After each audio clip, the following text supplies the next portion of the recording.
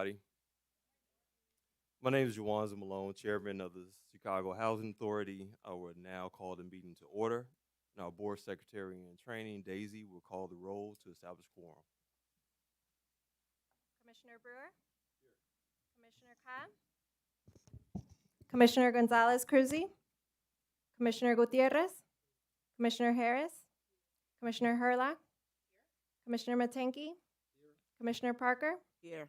Commissioner Washington? Commissioner Malone? Here. Mr. Chairman, you have a quorum. All right, thank you, Daisy. To our residents and guests who have joined us today, and to our remote viewers watching the meeting via live stream video, welcome to the July 21st board meeting. On an annual basis, the election of officers for the position of Vice Chairman and Board Secretary is slated for approval. However, the election officers will instead be considered at a future board meeting. At this time, I will present a motion to approve the order of agenda, which is as follows. Center and thoughts from Commissioner Harris, followed by a report from our CEO, Keith Pettigrew. We will then move to public testimony on general matters. After public testimony, we will recess from the regular board meeting so that members of the Real Estate Committee can meet. As a reminder, after committee presentations, registered speakers will be given an opportunity to comment on items listed on committee agenda. At the conclusion of the Real Estate Committee meeting, the regular board meeting session will resume with presentation and vote of committee and general items. We will then recess to meet in closed session. At the conclusion of closed session, we will resume the business portion of the meeting to vote on personnel and other closed session matters. The meeting will then be adjourned. Commissioners, may I have a second to approve the order of today's meeting agenda? Second. All in favor, say aye. Aye. Are there any opposed votes, abstentions, or recusals? Hearing none, the motion to approve the order of today's meeting agenda is approved. We will now have our center and thoughts by Commissioner Mildred Harris.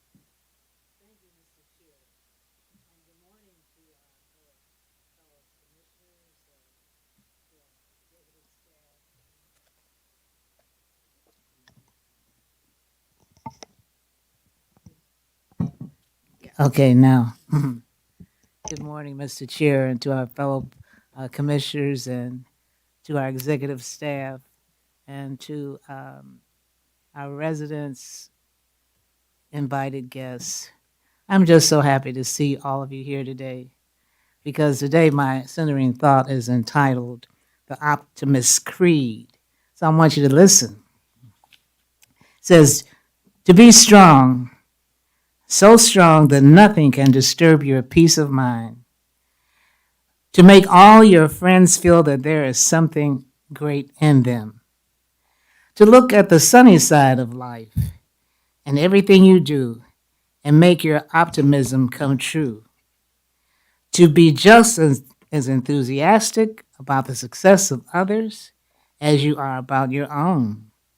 And to forget the mistakes of the past and press on to the greater achievements of the future. I'll say that again. Forget the mistakes of the past and press on to the greater achievements of the future. And then to give so much time to the improvement of yourself that you have no time to criticize others. So, you want to be too large for worry, too noble for anger, too strong for fear, and too happy to permit the presence of trouble. And you know something, when you think like that, I want to say to all of us, let us think only of the best, to work only for the best, and to expect only the best for our CHA residents. We have a responsibility, and I know with all of us here today in this room, we can say yes to the creed of optimism, that we can make a great happening for our residents and for this city of Chicago. Can we not do it? Let me hear you say yes. Yes. Oh, come on, a little louder. Yes. One more time, louder. Yes. Yes, we can do it. So let's do it. And thank you so very much. Thank you, Dr. Harris. Everybody, on Thursday, July 30th at 6 p.m., our very own Commissioner Harris will be honored by the Obama Foundation with a Phenomenal Woman Award in the category of religion. Thank you. Congratulations, Dr. Harris. Thank you. Under new executive and board leadership, the Chicago Housing Authority is undertaking a strategic direction-setting initiative to strengthen the agency's organizational health, function, and performance. This type of comprehensive planning effort has not been conducted since 2016. This strategic framework will help to strengthen alignment between CHA's board and staff and with the residents and community stakeholders we serve. From June 29th through July 1st, the Board of Commissioners held a planning retreat that launched the listening and learning phase of its new planning initiative. Consultants engaged internal and external stakeholders in facilitated dialogue as a means of uncovering the strategic issues CHA must address to ensure success. More information will be shared once it becomes available. At this time, we will hear our report from our CEO, Keith Pettigrew. Morning. Thank you, Mr. Chairman. So good morning, everybody. How you doing? Come on now, Dr. Harris already gave us that inspirational talk now. Come on, I need a little energy in this room. We do a lot of work around here. So, and we got a special group in the room today too. So I want to start off by welcoming the 2026 class of CHA interns. And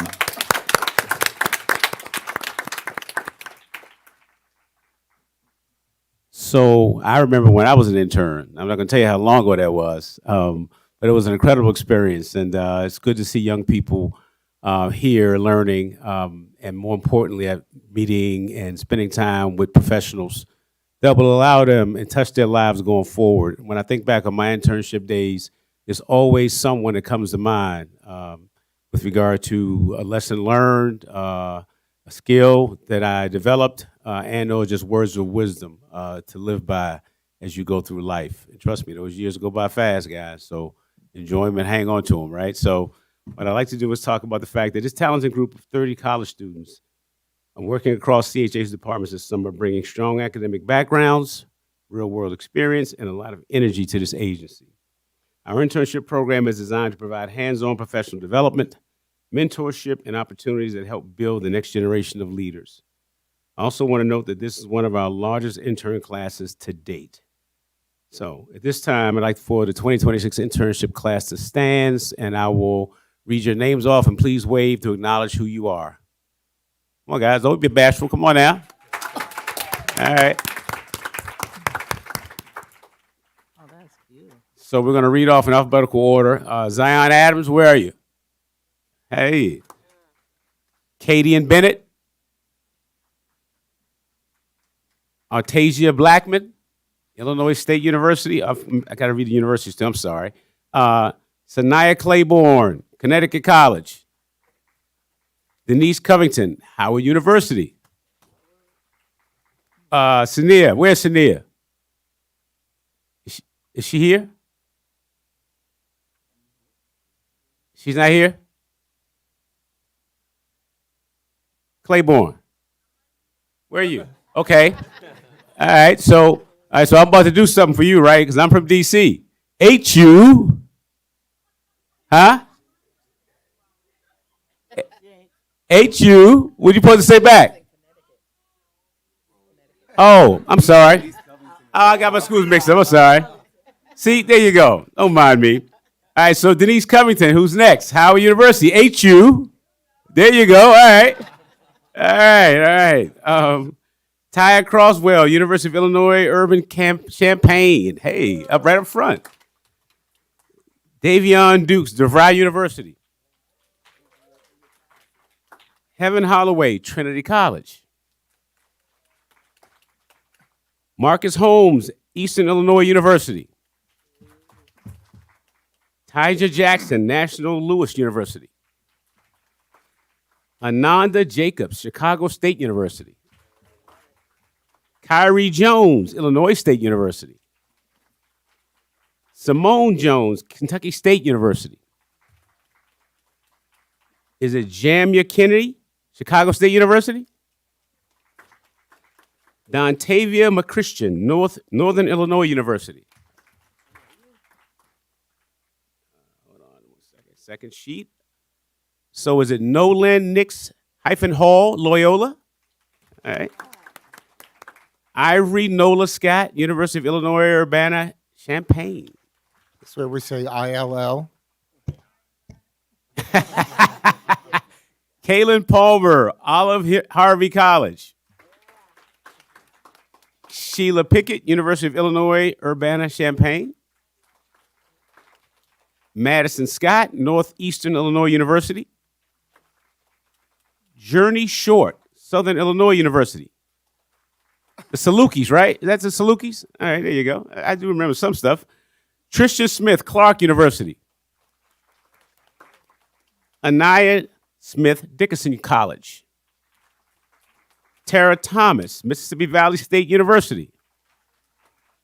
Devin Tift, Hope College. Marion Travis, University of Illinois, Urbana-Champaign. Kiara Williams, Oberlin College. Jaslyn Williams, Georgetown University. And Maya Wilson, Spelman College. Congratulations, guys. Welcome, and I hope you're enjoying yourselves.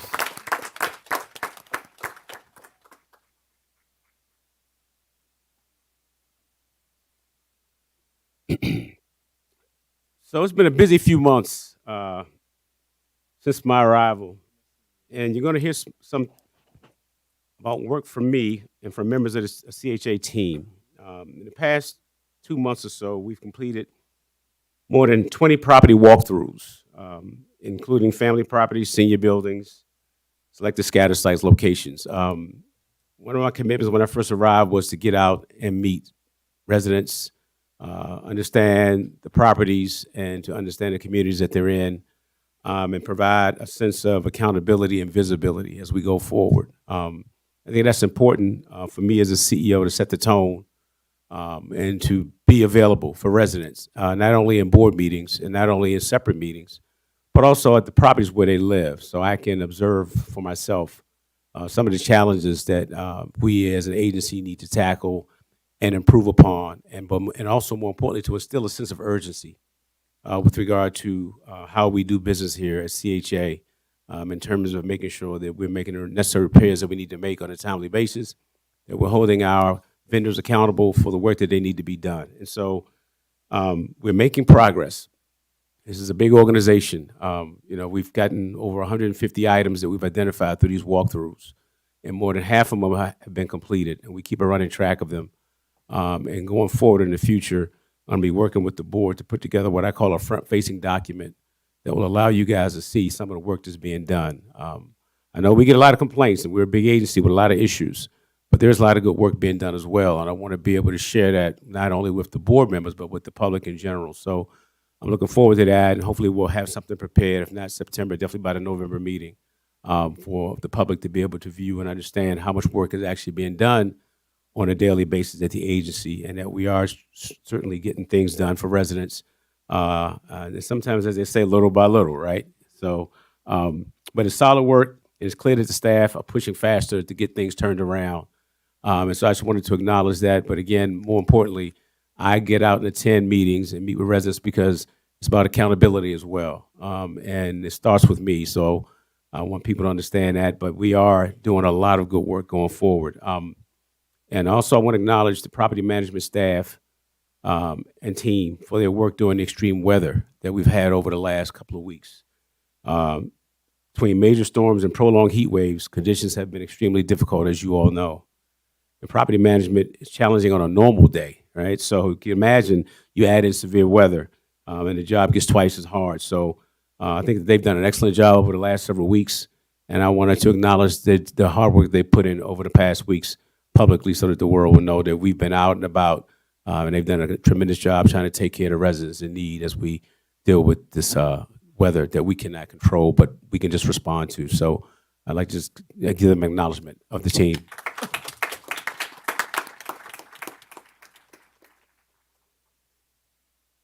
So I want to spend a moment talking about the vacancies and unit turns. I touched on that at the last board meeting, and I spent the last several weeks just meeting with the team and trying to get my arms around it, walking the properties, trying to see what we have.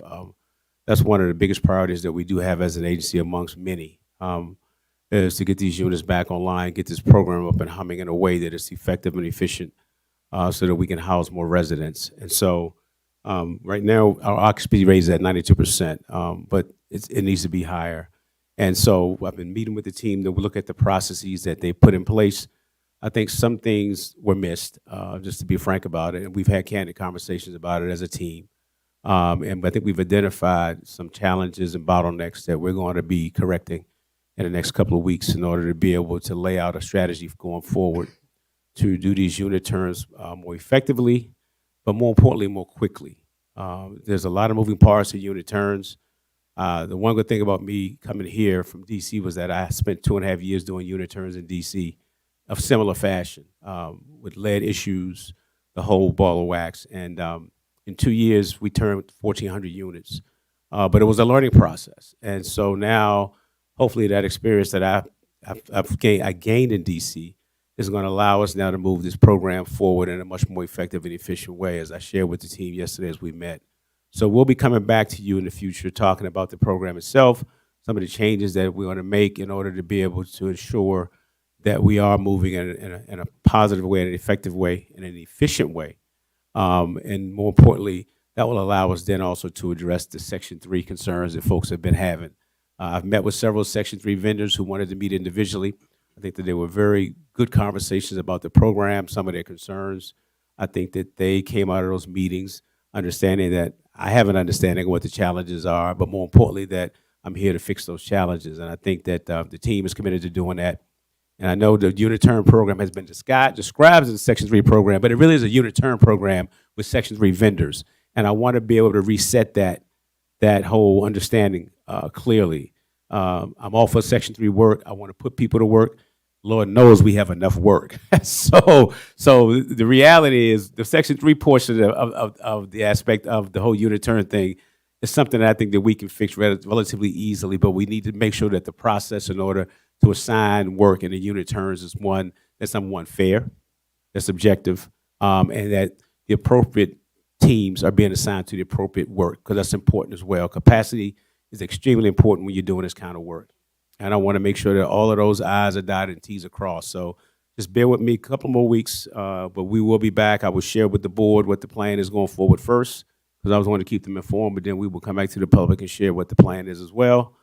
And again, my door is open for any Section 3 vendors that want to meet. Several have come to me and have met with me and some team members. So we're open to talk about any concerns you've had or challenges you have. And we're here to solve those problems so we can move this program forward and get people housed quickly. So at this point, having noted that, staff are doing a lot of good work, I think it's important that we do highlight the good work of staff as we go forward, just like we just acknowledged the property management team and their responses during the extreme weather conditions. Also, there's another group called let me make sure I get this right, Elizabeth. It's the Green and Healthy Homes team. Is that right? Did I get it right? All right. So I want Elizabeth Poole, the director of that program, and is Ellis Hagan, our sustainability manager, to come and talk a little bit about the Green and Healthy Homes team, what they do. I think it's extremely important. And when I met with them to talk about where they were with some of the activities they were doing, it made me feel really good about the fact that there is a lot of good work being done to help residents. And so I thought it would be fitting to highlight some of the good work that they're doing. So. Thank you. Good morning, commissioners. Thank you for having us. My name is Elizabeth Poole, and I'm the director of the Green and Healthy Homes program, which is located in the property office. This team is responsible for environmental compliance and environmental programming across the authority. Today, we'd like to highlight some of the sustainability projects that we've done over the last year to reduce energy and also improve green space across the portfolio. I'm going to turn it over to Ellie Hagan, who is our sustainability manager. Good morning. So the sustainability program's guiding framework is that a green home is a healthy home. Our program focuses on three main things: energy efficiency, renewable energy, and sustainable green space improvements. We prioritize resident health and well-being, economic opportunities for CHA and CHA residents, long-term asset preservation and modernization, as well as climate resiliency. Next slide, please. So a couple highlights for you. Since 2025, we have secured $2.7 million in external funding to complete 16 standalone energy efficiency projects. These projects include high-efficiency air conditioning upgrades to increase resilience to the extreme heat like we're experiencing now, lighting upgrades, and tune-ups to make existing building systems more efficient. Combined, these projects are expected to reduce over 1,000 tons of carbon dioxide equivalent annually.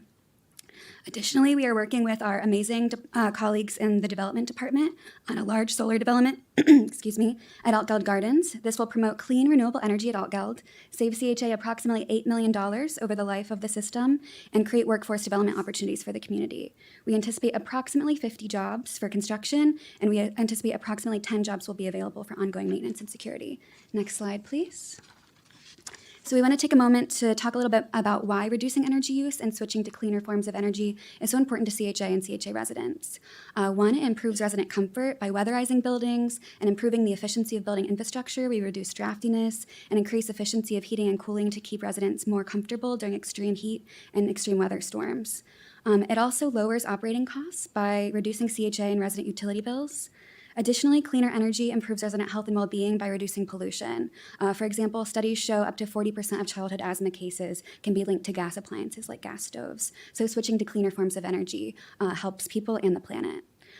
Fourth, it allows CHA to access external capital through several different state, federal, and utility company incentive programs. So on the screen here, you'll see some thank you notes written by residents of Lathrop Elderly. Earlier this year, we replaced old, dim, inefficient lighting with a brand new LED system. So this system improved visibility, helped residents feel safer, and is reducing utility bills actively. The upgrade cost over $130,000 and was fully funded through a ComEd program.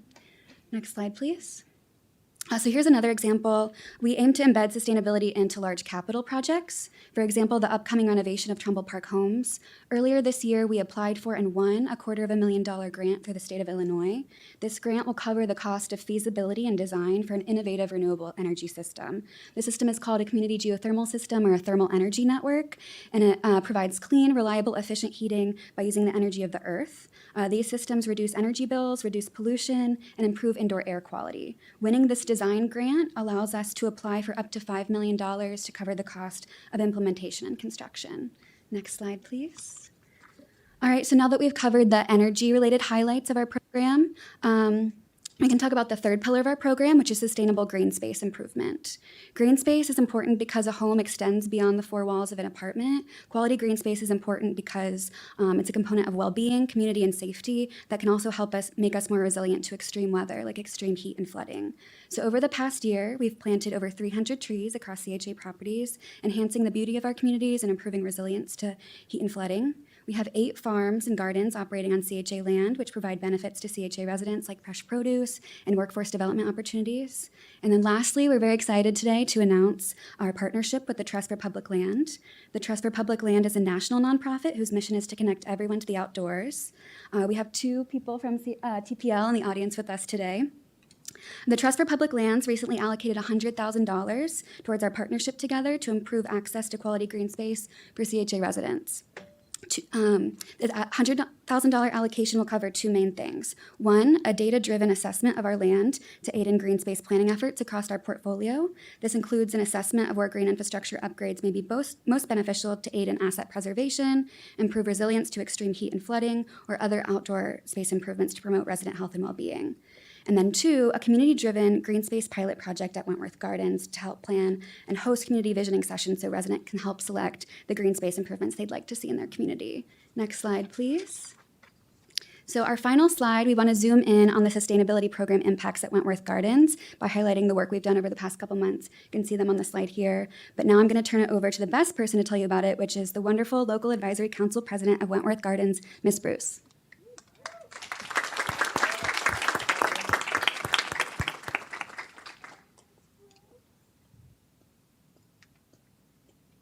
Good morning, everyone. Morning. My name is Evelyn Bruce. I'm the LAC president for Wentworth Gardens. I want to take a moment to recognize the great improvements happening here at Wentworth Gardens. All units now have new AC system, bringing real comfort to our residents, and we truly appreciate the work that went into making that possible. We also want to thank United Airlines and Open Space for helping plant new trees throughout the community. These additions addition brings beauty, shape, and a fresh sense of newer to our neighborhood. To everyone involved, thank you for your support and your commitment to making Wentworth Garden better for all of us. Thank you to the board, commissioner board, and everybody involved. Thank you, Mr. Pettigrew, for making all this happen. You know, in Wentworth, you know, you're really doing a lot for the Chicago CHA housing. And thank you, Mr. Langston, and everybody else involved. Francine, Thank you, Ms. Bruce. Thank you. Thank you.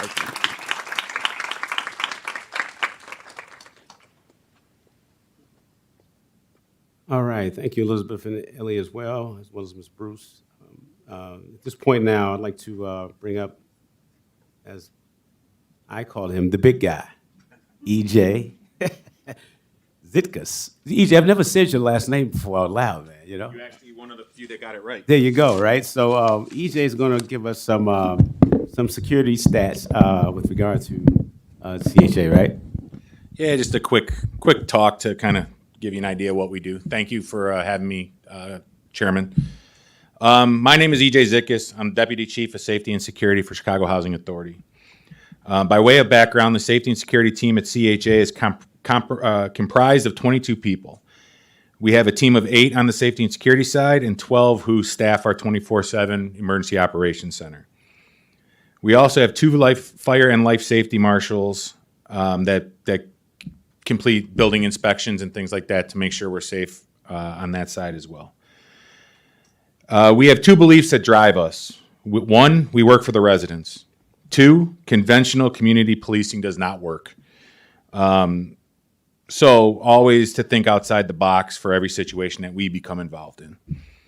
Our safety and security staff members are unarmed, non-law enforcement professionals whose job include video surveillance and law enforcement collaboration, daily security operations and contract compliance, data and intelligence gathering, and investigation of crime in our communities.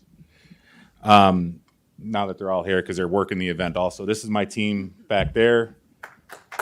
It's Greg, Javon, Natalie, Chris, and Miguel. Oh, I'm sorry. Chris, Jesse, and Dylan. Normally they're together.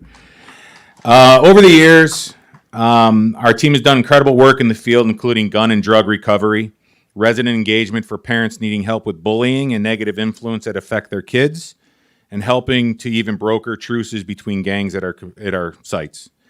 Our biggest challenge we face is not the danger of the situations we come across, but rather the development and earning trust from our residents. Without their trust, we could not do half of what we do because we need them to open the door, let us in, and talk to us. We use data and trends to deploy our own staff and our strategic use of third-party security firms to prevent unwanted activity. These efforts have led to dozens upon dozens of gun seizures, prescription opioid seizures, stolen vehicle recoveries, property recovery, daily source intelligence to share with law enforcement partners. Over the years, our team has worked very closely with law enforcement to locate and apprehend wanted fugitives, extremely violent individuals, drug dealers, individuals who extort our seniors, and some of these folks that you see back there even tracked criminals from site to site to close very complex cases of violence. I think if Dylan's actually solved a few homicides just by checking out video. So,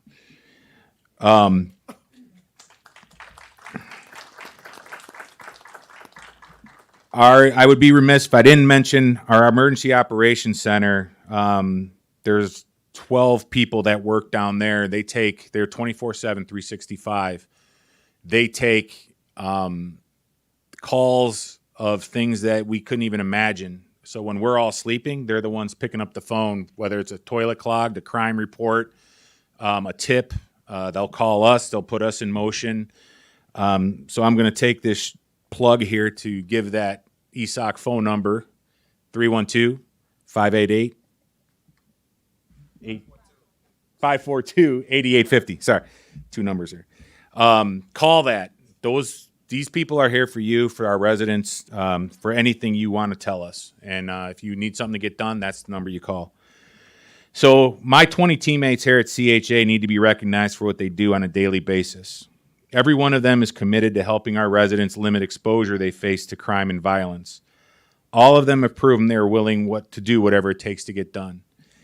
They do a lot despite the help from law enforcement. Law enforcement is spread so thin, as you know, throughout this city that we have to do what we need to do to pick up the pieces for our residents.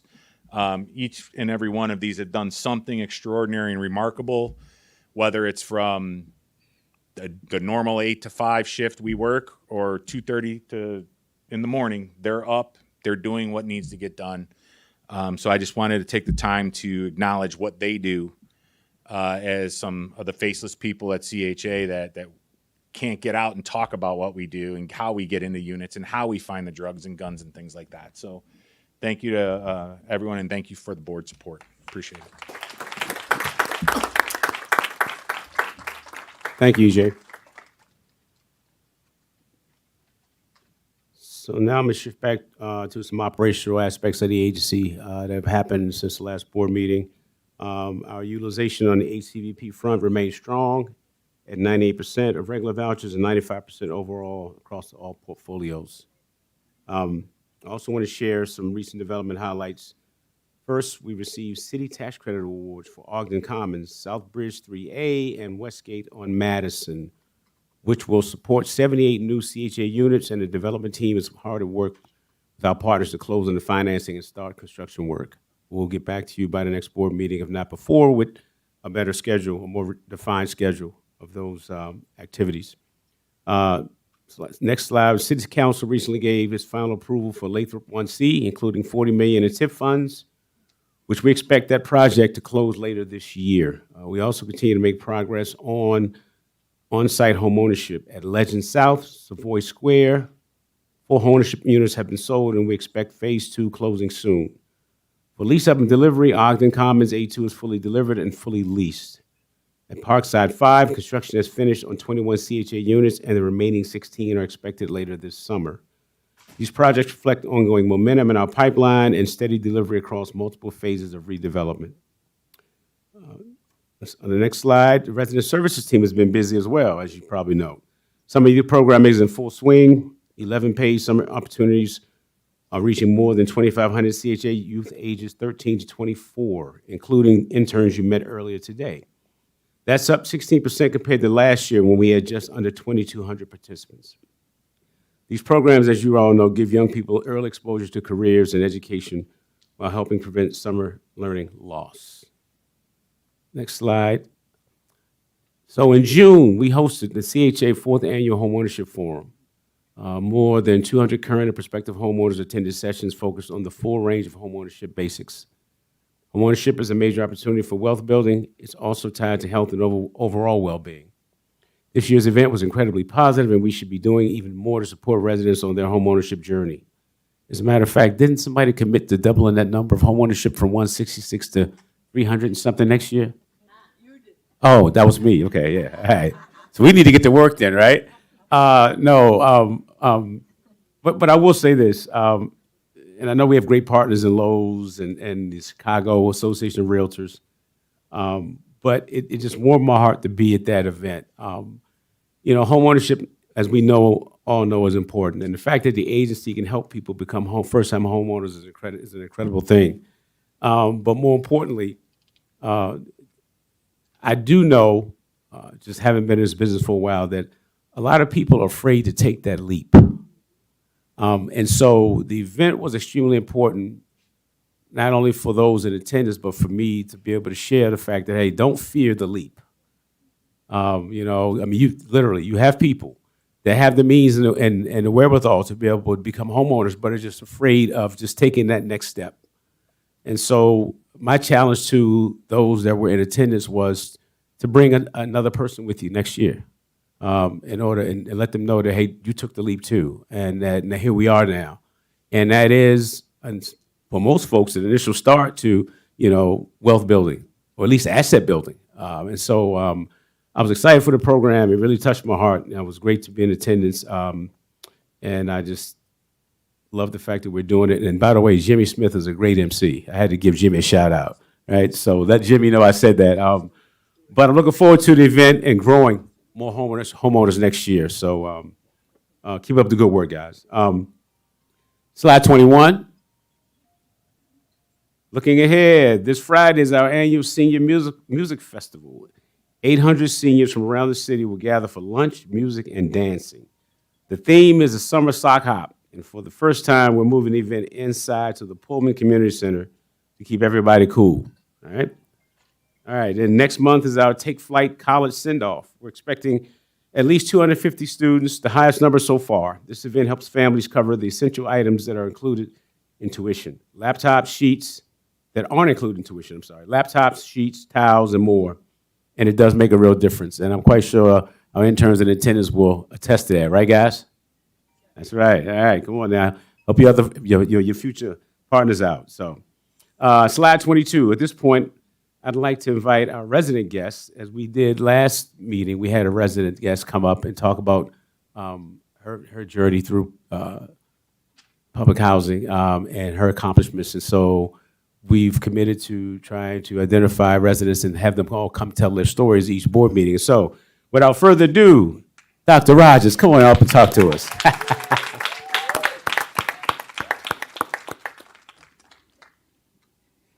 Good morning. Morning. Good morning, everyone. I'm Dr. Denise M. Rogers. Thank you for having me. I'm really excited and nervous, but I want to share this great journey with you. So I don't know where to start. Any specific questions that the committee would like to ask? What did you study and why? What did I study? And why? Okay, I studied adult education and leadership, and I studied that because DePaul University offered a program called School for New Learning for adults 25 and over. And so the courses that were offered to the students were life experiences. So I could use my experiences in life to complete a class and gain a grade to move to the next course or the next part of the program. I have a question. Thank you for being here and sharing your story. Can you tell us more about where you started, your path, your journey, your ups and downs, and how you overcame them and got here? Okay. I started, I want to say 55. I was in my 50s. And I didn't have a college degree. So when I started, I attended DePaul University's undergrad program. I started with the undergrad program. And then I moved on to the master's program. And by the time I moved into CHA, senior housing, I had graduated from the master's program and I had started the PhD program. However, in 2019, I became the president of the building that I live in, but I got sick a lot. I was experiencing a lot of health challenges. I had an ostomy surgery. Then after that, they took the bag off. Then I had a final surgery. So it took me a long time to graduate because now I'm just now graduating this year and I'm 75 years old. Thank you. And so those health issues really helped me back and made me I actually wanted to quit. But I had a professor that was in my head, and she was telling me how I had to go on, plus the fact that I am the senior member in my family, so I had to set an example of when life steps in and gives you a challenge, you have to keep going. If you start something, you have to keep going.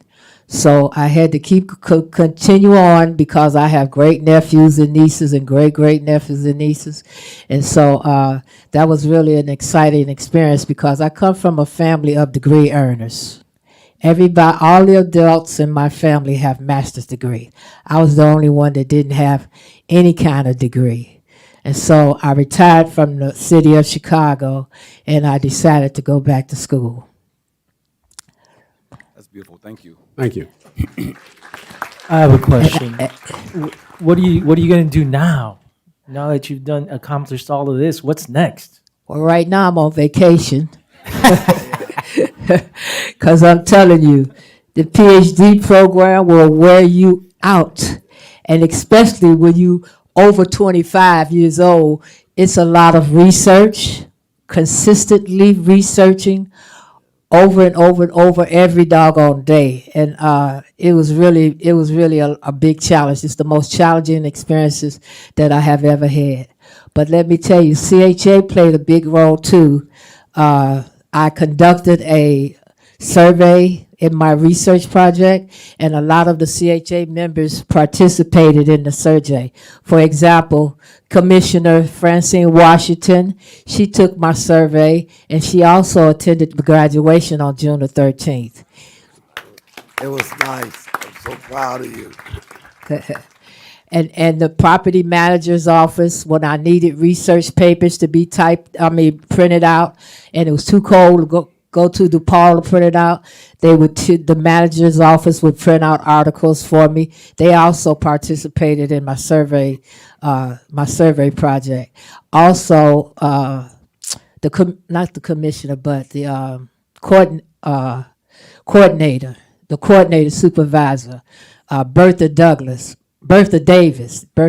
participated in the survey project, and her supervisor participated, and the coordinator in my building, she participated in the survey. So I got a lot of help from CHA, and I really appreciate it, because otherwise I would have had to go on out to find people to take the survey, and I had 35 research questions, and it was very good, very good survey, excellent. And so I'd like to share with you the title of my dissertation. It's called A Qualitative Study, How Does the Underrepresentation of Black American Contributions to American Society in K through 12 Curriculum Affect Black Students' Self-Perception?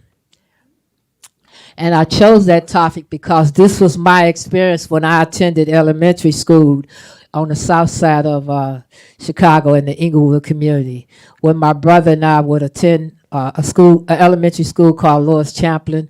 We never learned about Black history in our social study classes.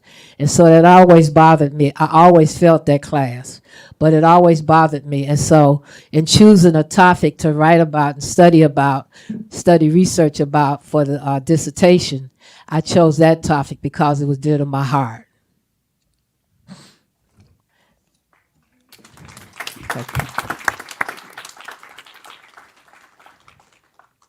Also, CHA has the college program, so I didn't use that college program because, as I said, I was already attending college classes when I entered into Chicago Housing Authority, and so this was my 13th year living in Chicago housing, and God, I just having a senior moment for excuse me. So, God, I guess I just lost my thought for a senior moment there. You gave up your building presidency to continue school because it was too much, remember? All right. Okay. Now, thanks, Francine. So, Chicago Housing Authority, this comment is to Chicago residents in the housing authorities. I would take advantage of their program. I wish I had, then I wouldn't have student loans to pay back. So I would take advantage of their student programs. I don't know much about it, but if someone's offering to pay your bills, then I think you should accept that offer. Amen. Any more questions? I just got one. Okay. Do you mentor or talk to other seniors or other CHA residents across the portfolio as it relates to going back to school and not giving up? I mean, I think we should be able to use you not use you, but you know. No, you said it right. Yes, user. We want to be able to use this knowledge to help motivate other residents, and I was just wondering, is you willing to take this show on the road, if you will? I would love to.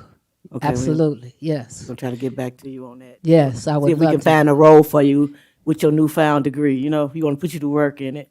Yes, I would love to. Yes, please get in touch with me, contact with me, and I would love to. You could get my information from Francine and or either from Francine, and I would love to get in touch with me, and I would love to go to building to building. I would go to each senior building and talk about going back to school, because you're All right. never too old to learn. Photo? Can we invite the board to take a picture with Dr. Rogers? Yeah. Take a picture with the doctor.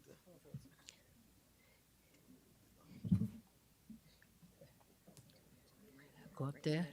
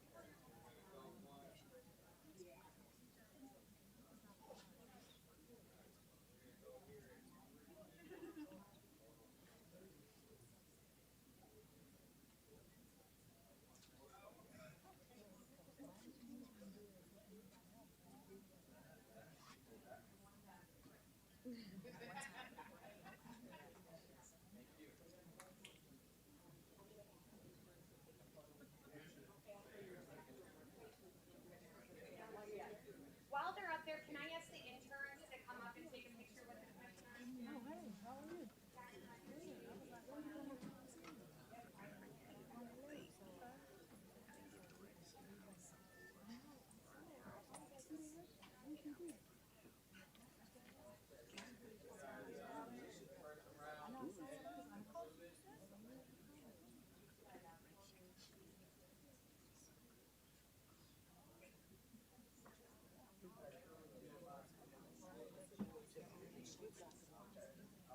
We can invite her to join us.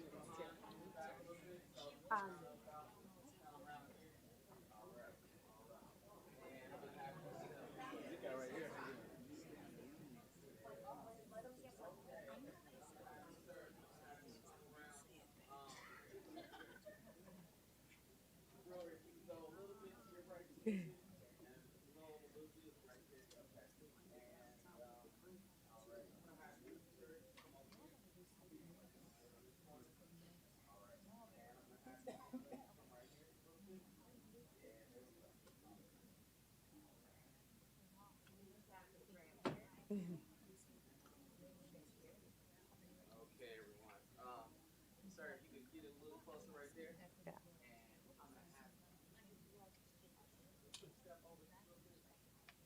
Thank you very much. All right, folks, we're gonna go in 3, 2. Hold on. All right, we're gonna go again in 3, 2.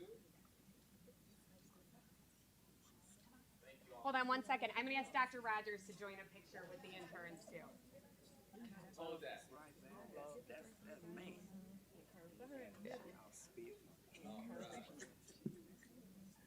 All right. We're going in again in 3, 2. One more again in 3, 2. Thank you.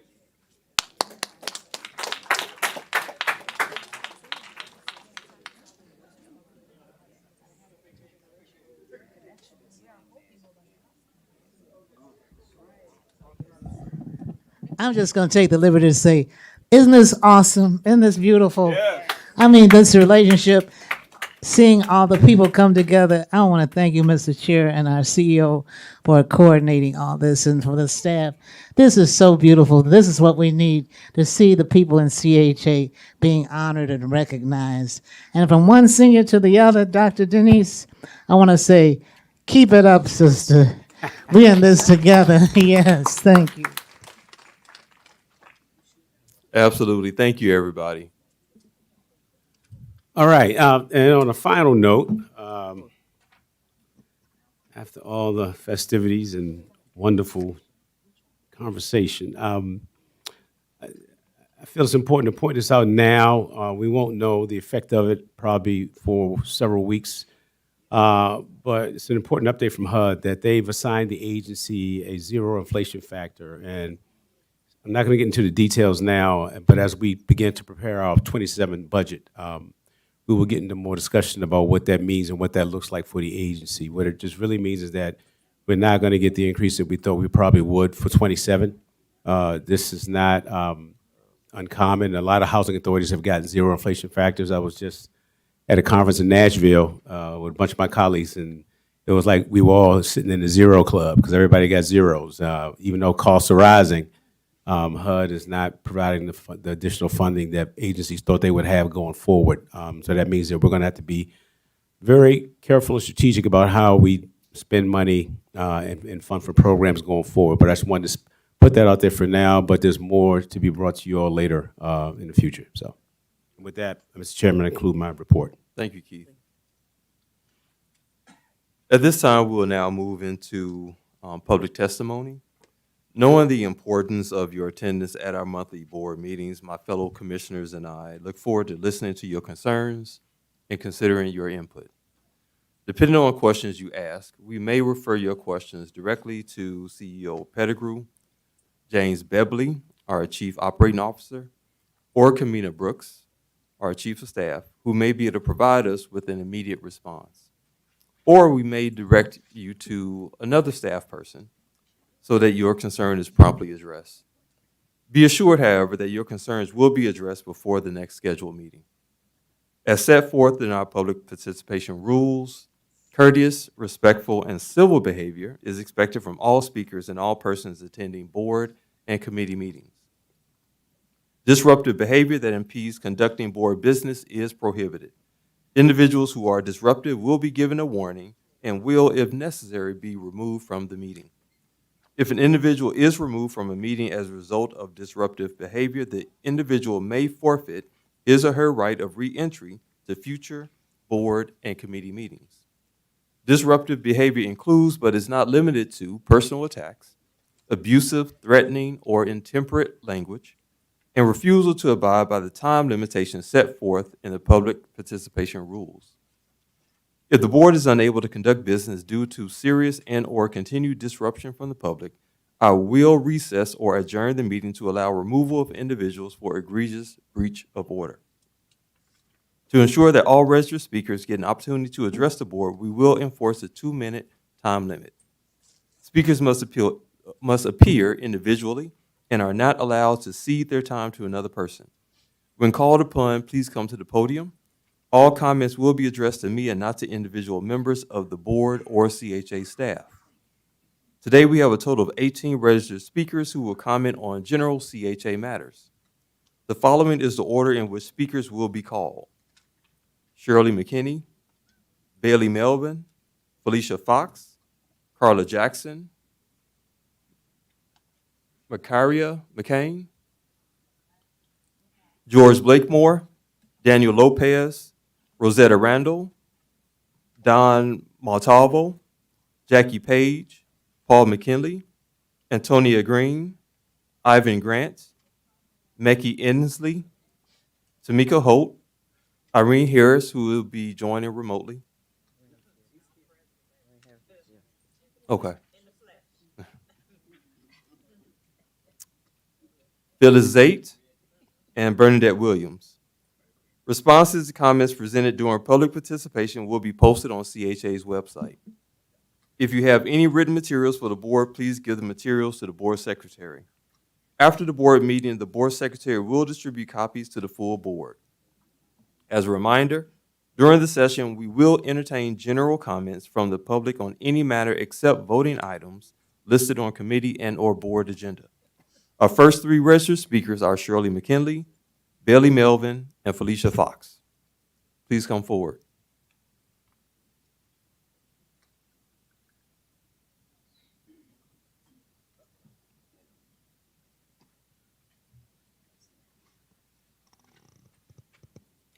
Well, I heard another speaker before me, but my name is Melvin Bailey, and thank you guys for giving me this opportunity to speak. I want to talk to you because I'd like to invite you guys out to our development. We're currently working with the City of Chicago building market rate and affordable homes. We're building around the United Center. We also building right now in Lawndale, and now we're going to develop in Garfield. And thank you for displaying our project. That's the Westgate. That's our project on Madison. We have several partners on that, and I would like to thank Kamina and also Mary from ABLA, because and Ms. Washington, we had opportunity to work with Related and possibly closing the deal on that property right in ABLA to develop some homes there. So we're looking forward to doing that. But really, we'd like to invite you out to our development so you can see the type of housing and the lives that we are changing. We are making sure we're getting the guns out these kids' hands, not kids, but young adults' hands, to put a hammer or a drill in their hand to give them some opportunity so they don't have to continue with this violence. And, and I've been doing this public comment, public speaking for years under Mayor Daley's administration. A lot of people already been knowing me, talking about opportunity, and thank God that this administration and the previous administration gave us opportunity to build houses. And we've been making sure that we've been making good on that promise to build market rate and affordable homes. And we want to make sure that you guys 30 seconds remaining. Get a chance just to come out. And I talked to Ms. Brooks. We just like to invite you guys out to see some of the type of housing that we're not using cheap material. We're not using cheap finishes. We feel that our community deserves the best, and we want to give our residents and property owners the best, so they won't have to call us back for repairs. Thank you. Thank you. Name of your company, though. You didn't give the name. Yeah, you can give the name of your company. Well, I have two companies. Under that company at ABLA, me and Kamal Murray, the tennis facility, that's what we're developing that, and the name of the company is MKB Business Strategies, LLC. So me and Kamal Murray is talking with you guys about ABLA. But then I have another partner, Westgate, with LZ and also James Webb, True Delta. So, and I'm MKB Business Strategies, LLC. Well, thank you, guys. Thank you. Up next, we have Carla Jackson, Makaira McCain, and George Blakemore. Good morning. Good morning. Good morning. Good morning. I want to take the time to thank God first. I want to talk about, came to talk about the caps on the rent, but I need to put that on hold to address an issue that was, we was in a conference meeting last Wednesday with CIM Living, and it was a couple of people from the staff was on the phone call, which made me feel unworthy of what I was going through in the building that I live in.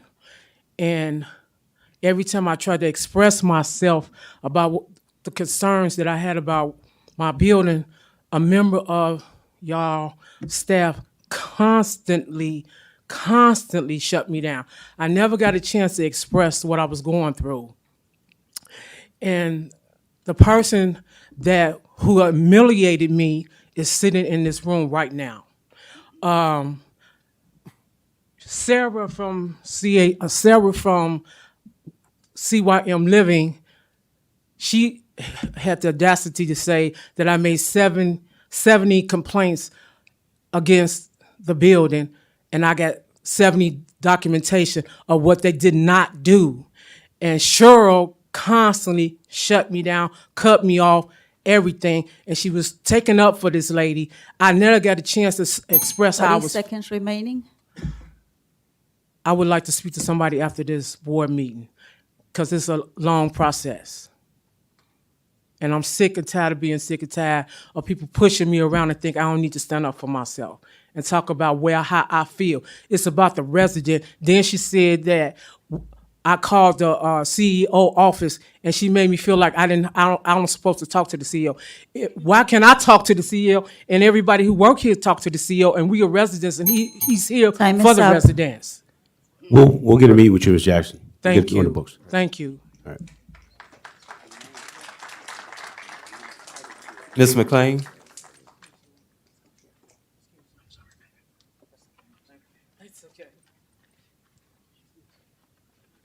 Good morning, everyone. How's everyone doing? My name is Marsharia McLean. I'm here in regards to several circumstances. I have been a victim of domestic violence. I am a client and an advocate at this point. CHA has railroaded me in so many different ways. I've been in 2 different locations where I have had property managers steal my identity, and those staff members are still currently working for CHA. My home has been broken into several times. My car has been vandalized. My next door neighbor upped a loaded firearm on me. I've made complaints, grievance to CHA, OIG. When I asked to speak to someone that's in upper management, my property manager, Brianna Hale, Angelique Berry, Shelly Miles Martin, Shawanda Crawford, Leonard Lingston, all of these people have put me at a threshold where they respond to have me go back to people that have insulted me, humiliated me as well. I'm at a point where I'm at a standstill. CHA has stop my transfers and move. When I asked them, can they please provide assistance to help me with someone that can gear me up or advocate to help me, I get corresponds shut down or silenced. At this present moment, the unit that I live in is unconducively, it's hazardous. I live in a unit that has mold and lead. I've reported this to CHA several times. They keep trying to have the property manager have janitors come out to clean the unit. 30 seconds remaining. That's not the place. They need contractors to conduct what's going on in these units, because whatever they're trying to clean in the units could aggravate, make you sicker than what it is. So at this point, I'm trying to figure out, why is CHA harvarding people that can help you? And when you ask to speak to representatives to get into upper management, which I've tried to speak to Keith Pettigrew, I've tried to speak to Ann Herlock, I've tried to speak to all the chairmen, anybody that's on the executive board members, all of CHA and Eastlake have been silencing me. Am I able to have a meeting with everyone this week, please? It won't be this Maybe week. this week, not this week. We'll get a meeting with you. Okay.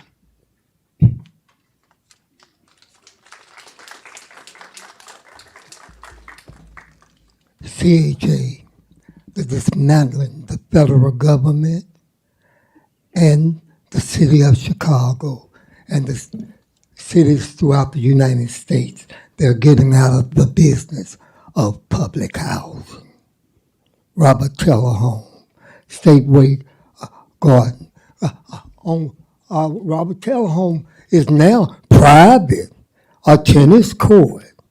The selling of CHA and public land. The government is getting out of housing black people under disguise of mixed housing. You got the right one with this mic. And sir, when you first got here, I heard you say, you was reading, I want to come to Chicago. I've been to Louisiana, I've been here, I want to get, why? Why would you want to come here?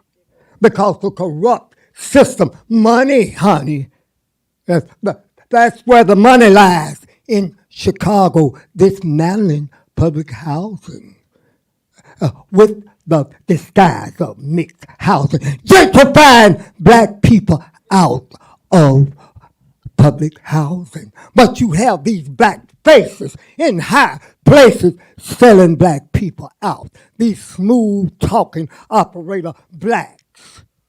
You got the right one who's spitting in the mic. I know exactly why you wanted to come here. With this 30 seconds of remaining. public housing, it's the money, honey, and I'm gonna speak again on real estate. And thank you. You got the right one. Take a good look. We'll now have Daniel Lopez, Rosetta Randall, and Dawn Vitalbo.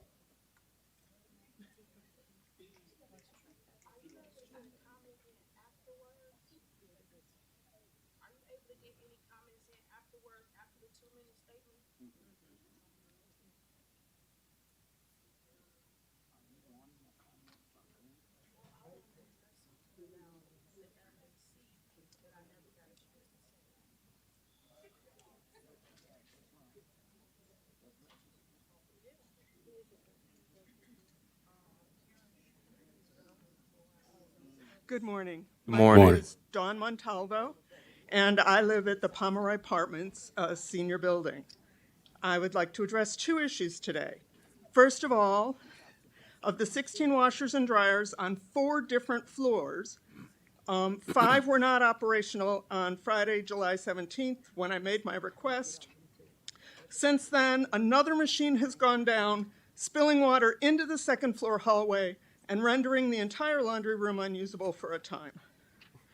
The property manager informed me that there is no current contract to repair the machines that are down, and she was not notified that the contract had ended until after numerous requests to have machines repaired went unanswered. The new contract does not begin until January 2027. This poses a hardship, thank you. This poses a hardship for seniors with mobility issues who have to travel from floor to floor, dragging sometimes wet laundry to find an operational or unoccupied machine. Since a third of the machines are not working within 3 months of the contract's end, I can estimate that by January, none of them will be. This is not acceptable. CHA needs to either replace the faulty machines with new machines from the new vendor or have a different contractor come in temporarily to repair the non-operational machines. Secondly, there is an issue with temperature control 30 in the seconds hallways remaining. and common areas. One part of the building is frigid, while another part is steaming. Once again, seniors with mobility issues may linger in the hallways, taking longer to get from one place to another, and this presents a health hazard for those with frail health. On one particular day, the hallway on the 9th floor was 86 degrees, while the common area on the 10th floor was 73 degrees. The inconsistencies exist in different parts of the building in both summer and winter. The antiquated and inefficient nature of the heating system Time is needs to up. be a focus. Thank you for your time. Thank you. Now, other than, we're going to her building. Oh, we're about to see you next week. Okay. All right.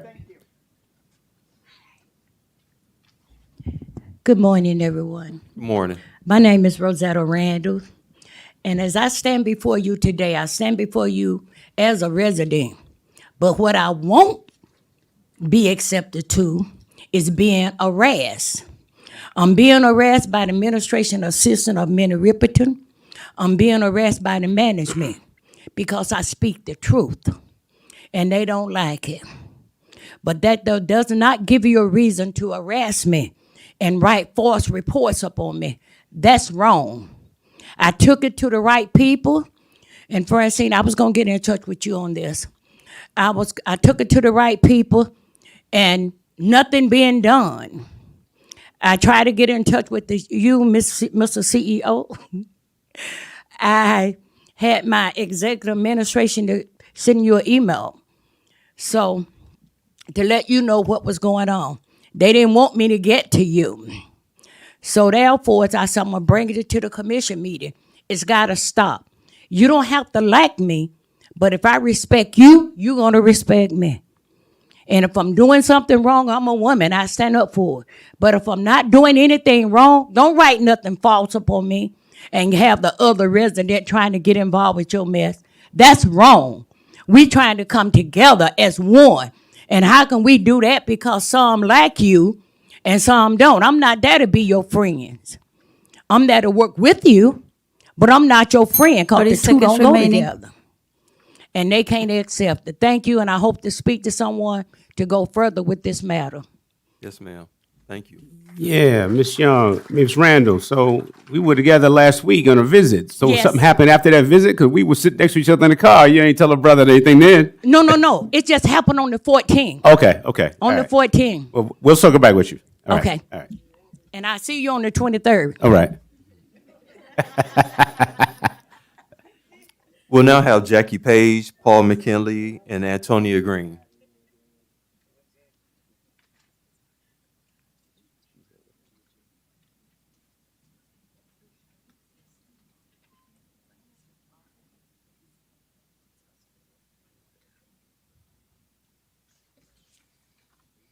Good morning, board.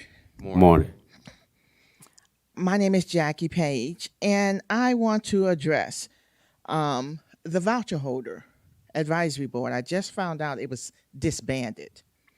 And I don't believe that's right. And I would like to speak on the matter. The Chicago Housing Authority Plan for Transformation was launched in 2000, and it was one of the largest public housing development initiatives in U.S. history. It was designed to replace Chicago's aging high-rise public housing developments with mixed income.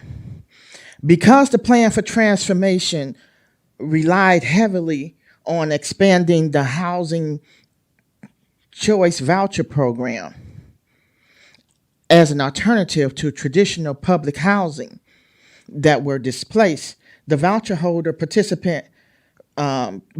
participation became an important part of the Plan for Transformation. In 2016, CEO Eugene Jones and myself, as an executive board member of the existing voucher holder program, met, and we disbanded our group that was duly elected in place of a new group that we were told would 30 have seconds remaining. elections. Come to find out, we were pushed out. Public housing residents have a site-based election leading to representations through the CAC. The voucher holders are dispersed throughout the city and no dedicated site. We require a different representation model and equal participation that does not and should not be identical to what public housing has. Time is up. It is against the regs for the voucher holders not to be represented.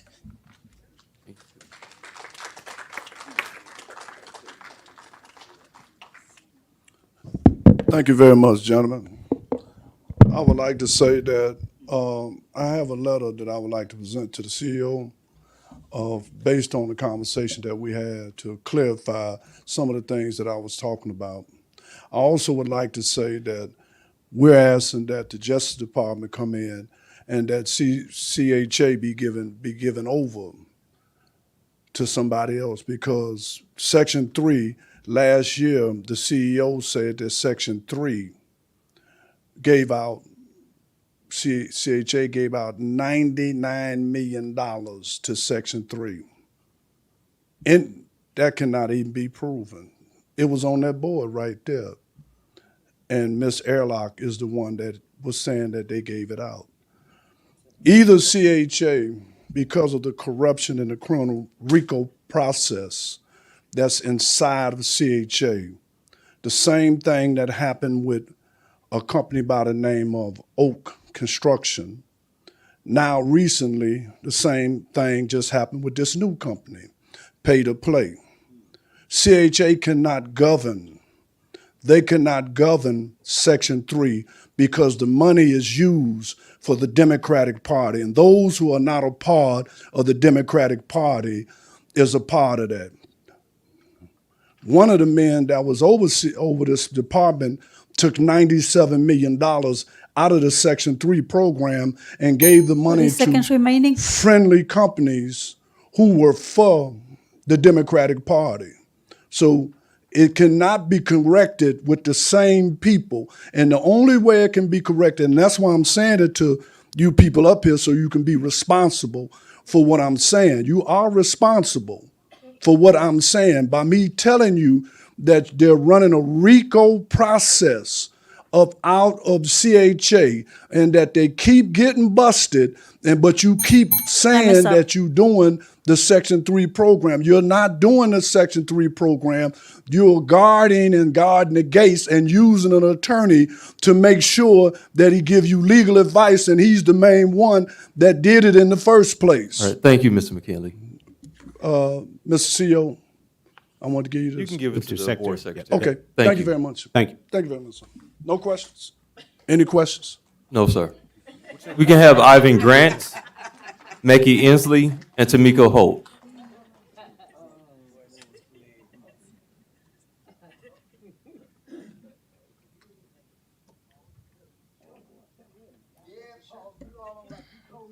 Good morning. Good morning, everyone. My Morning. name is Ivan. I'm a youth ambassador at Westside Rising, across generations and multi-issue social hub on the west side of Chicago. We bring people together to create positive change on the west side of Chicago through community organizing, civil engagement, and social justice. Today, we're here because too many young adults between the ages of 18 and 26 are falling through the cracks. Many are aging out of other programs or are trying to build stable lives but cannot find safe, affordable housing. Without support, many face homelessness or unsafe living situations. Annually, 12,000 youth experience homelessness. At any given time, 1,500 youth experience homelessness. Our campaign is asking the Chicago Housing Authority to set aside at least 50 units in a public housing complex in the Austin community for emerging youth 18 to 26, an independent housing program. When I turned 18, the expectation for me was to move out of my dad's house and live on my own. When I tried to move into an apartment across the street from my dad's house, I realized that I did not meet the financial requirements to move in. I was not financially or socially prepared to live on my own. I had to ask my dad if he could extend my stay with him. Legally, I am an adult and I should be able to move into my own apartment, 30 seconds remaining. but not without proper funds, the resources to help me have a sustainable life. Every young person deserves a safe place while they work, go to school, and build their future. Thank you. Thank you.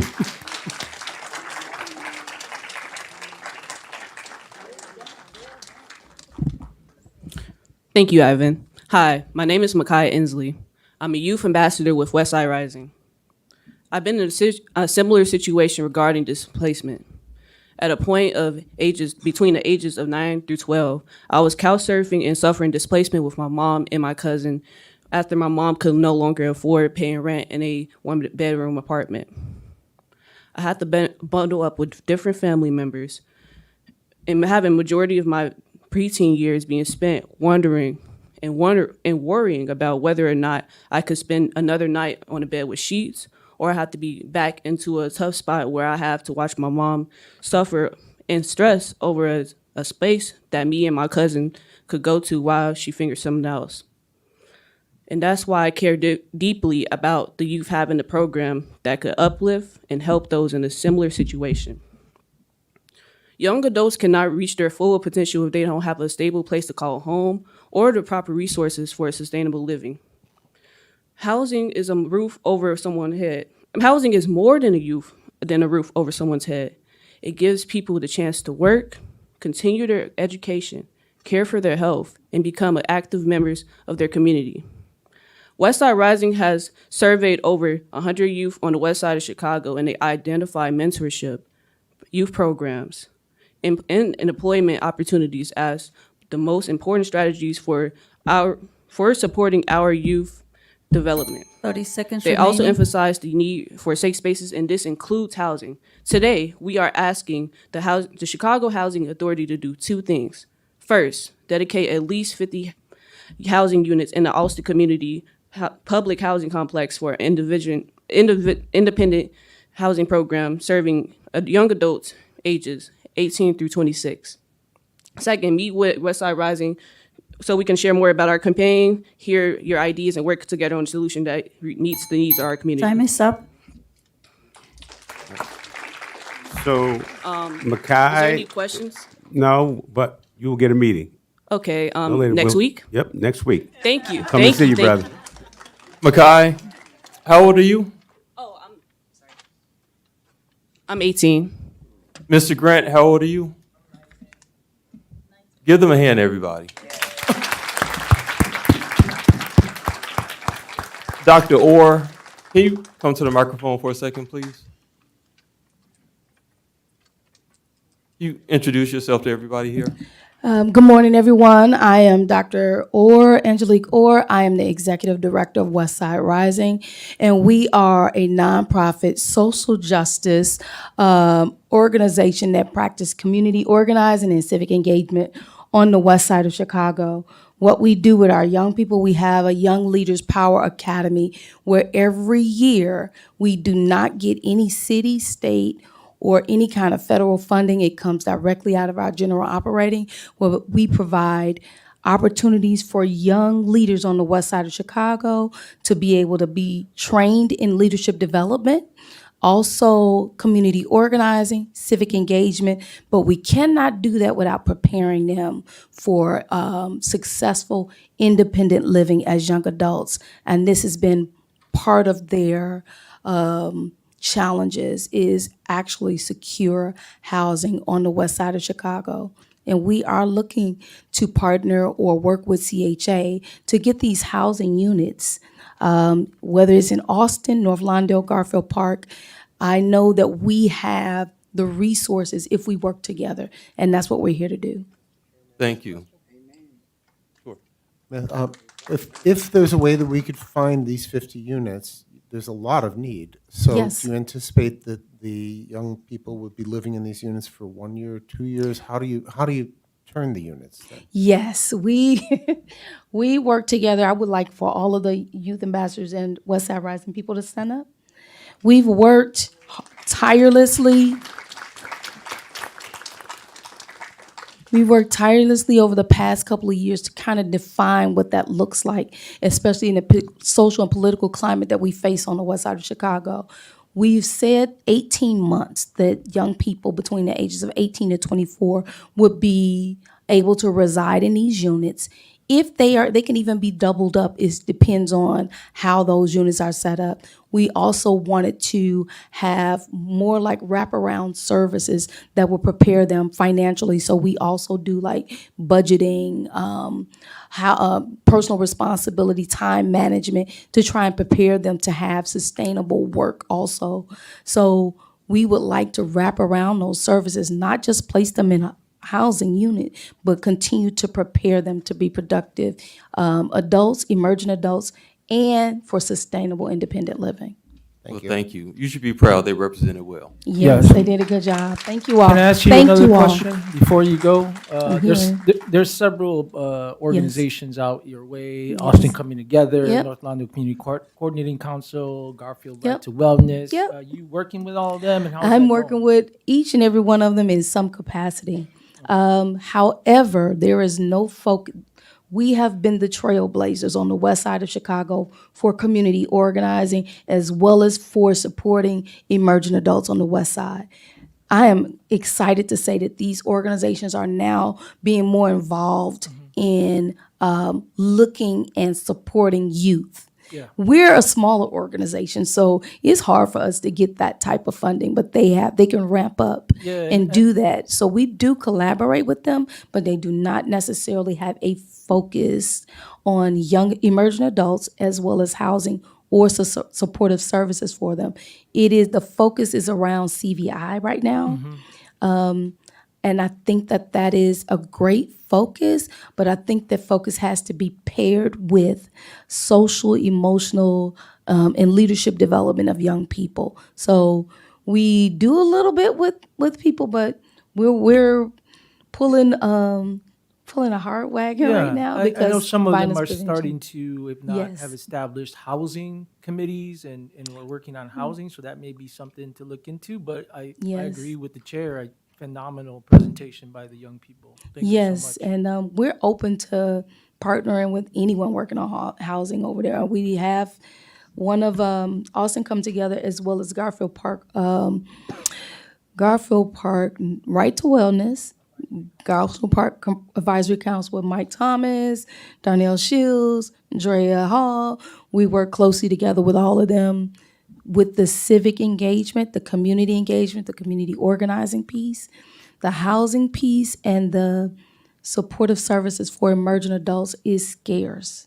And that's why we've really selected this issue to push on the west side of Chicago. And it's really hard. And I know my own young people have struggled even currently right now to have secure housing. Some of my young people couch surf. Some of my young people don't know where or how they're going to pay their rent or where they're going to live.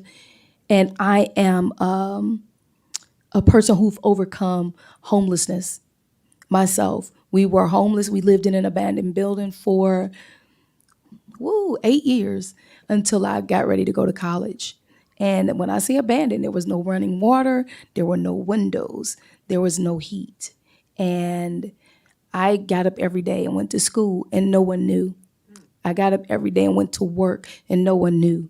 And we supported ourselves that way. We couch surfed, we walked the streets, we stayed with friends. So I understand what young people are facing because it's not a thing that people talk about.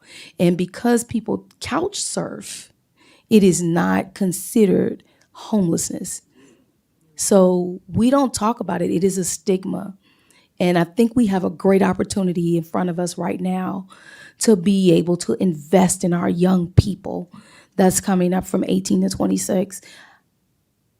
We put a lot of money in a lot of places, and we look over our young people. A quick question. I just wanted to, again, congratulate you guys for well presenting your ask, but I'm confused on the ask. Do you guys got a proposed location? You looking for like voucher when you say 50? I'm trying to see if you got a proposed location to house the 50 apartments or units. So we do know of locations. We do not know whether those locations are voucher or how your structure is for those locations. I think those logistics would have to be worked out between us and CHA or our partners in CHA, whatever you all have. We are looking for vacant locations that are not being used, that are sitting vacant.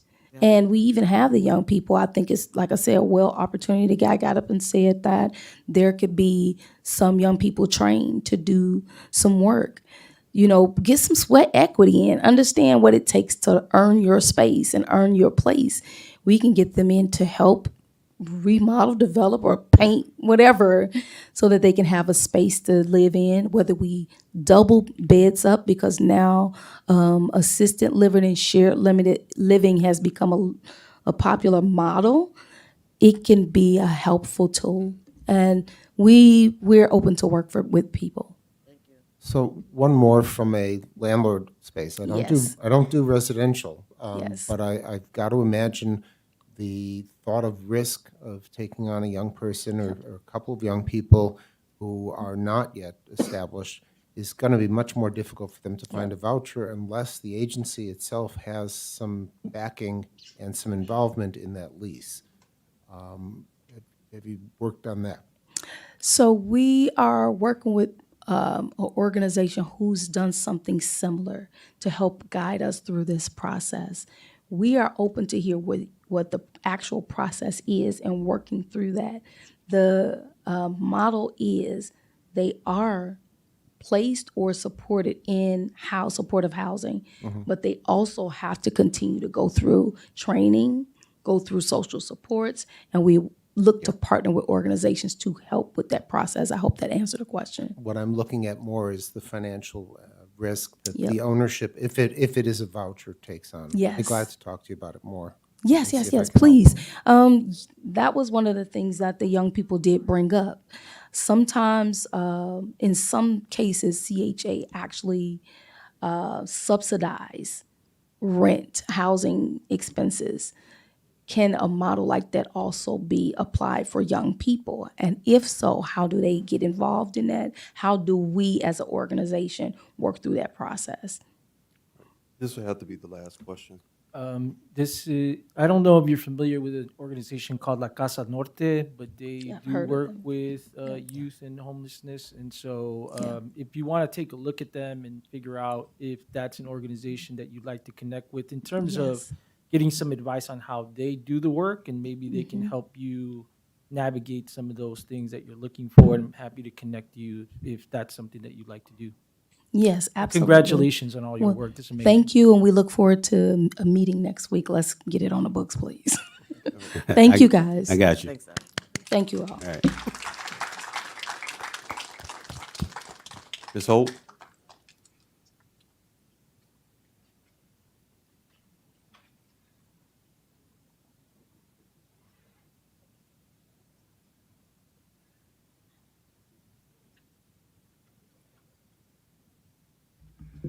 Good morning, everyone. Morning. My name is Tamika Holden, and before I get started, I feel like CHA should do everything possible in your power to help those homeless youth because you started the couch surfing long time ago when you were making parents put their children out where they was getting in trouble as juveniles.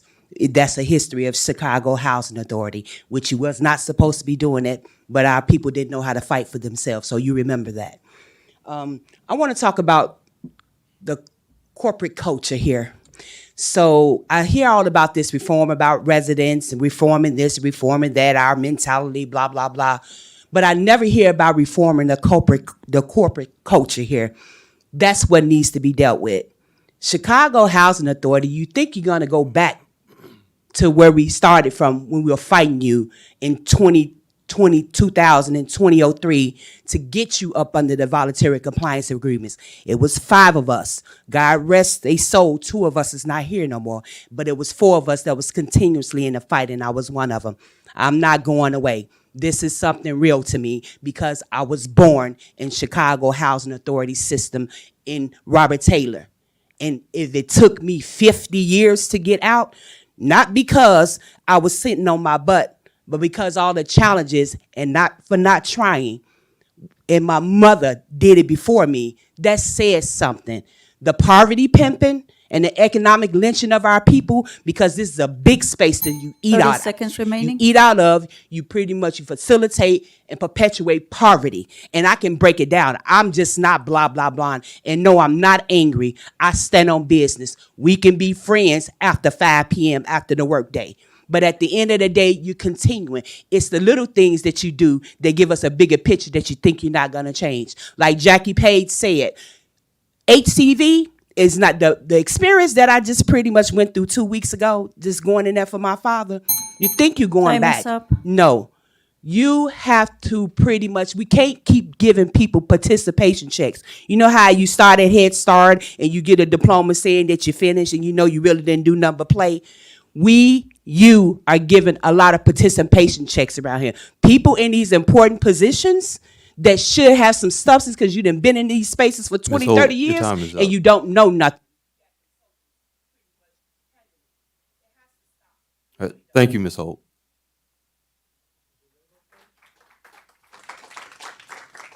We'll have Irene Harris, Phyllis Zate,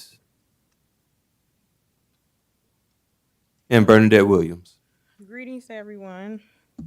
I am here to formally express serious concerns regarding unfair and biased practices within the Chicago Housing Authority that affect the integrity and equity of our operations.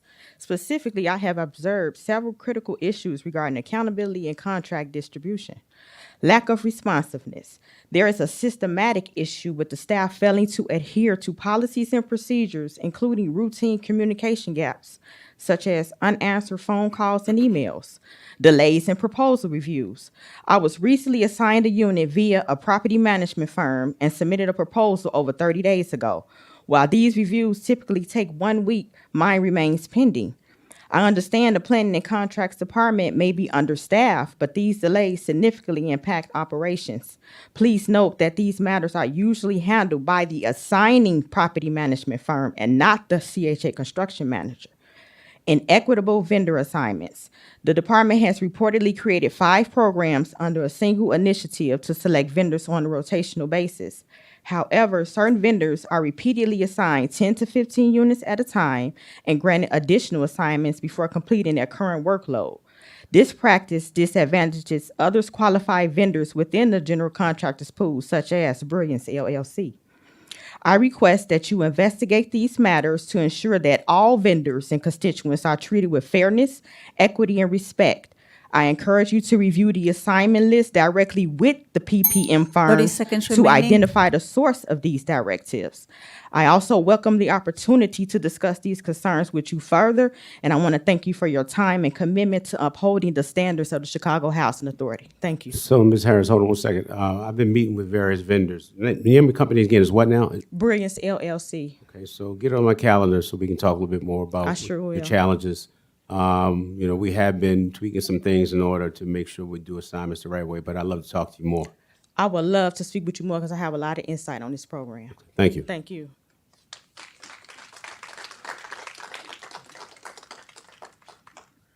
Good morning, everyone. Morning.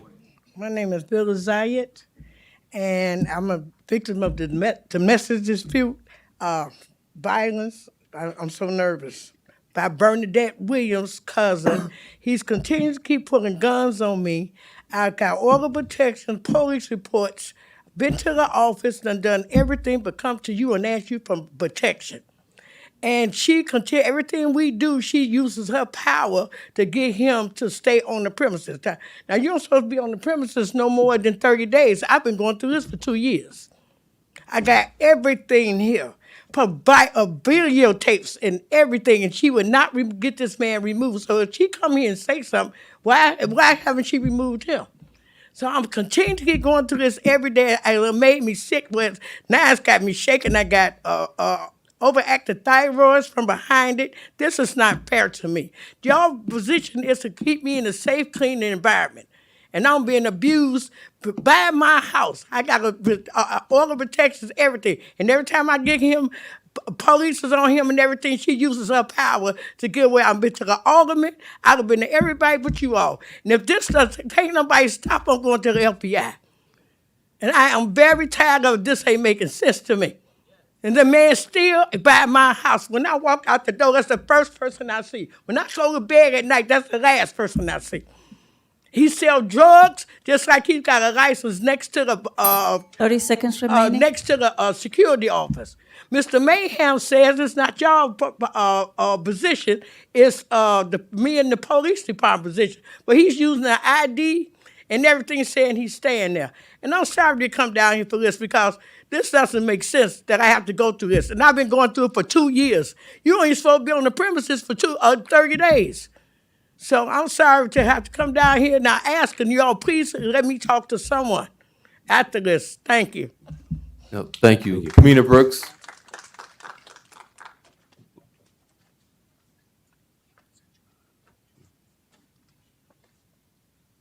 Bernadette Williams. All right, if you missed the deadline to register but have concerns that need to be addressed, staff are available to meet with you here today. I would like to thank our registered speakers for signing up to address the board. Responses for all comments received today will be distributed at the next board meeting and will also be posted on CHA's website. I will now present a motion to recess the regular meeting of the board. May I have a second? All in favor say aye. Any opposed votes, abstentions, or recusals? Hearing none, the regular board meeting is recessed. We will return at the conclusion of the Real Estate Committee meeting. I will now hand over the gavel to Vice Chairman James Matanke, Chairman of the Real Estate Operations Development Committee. Thank you, sir.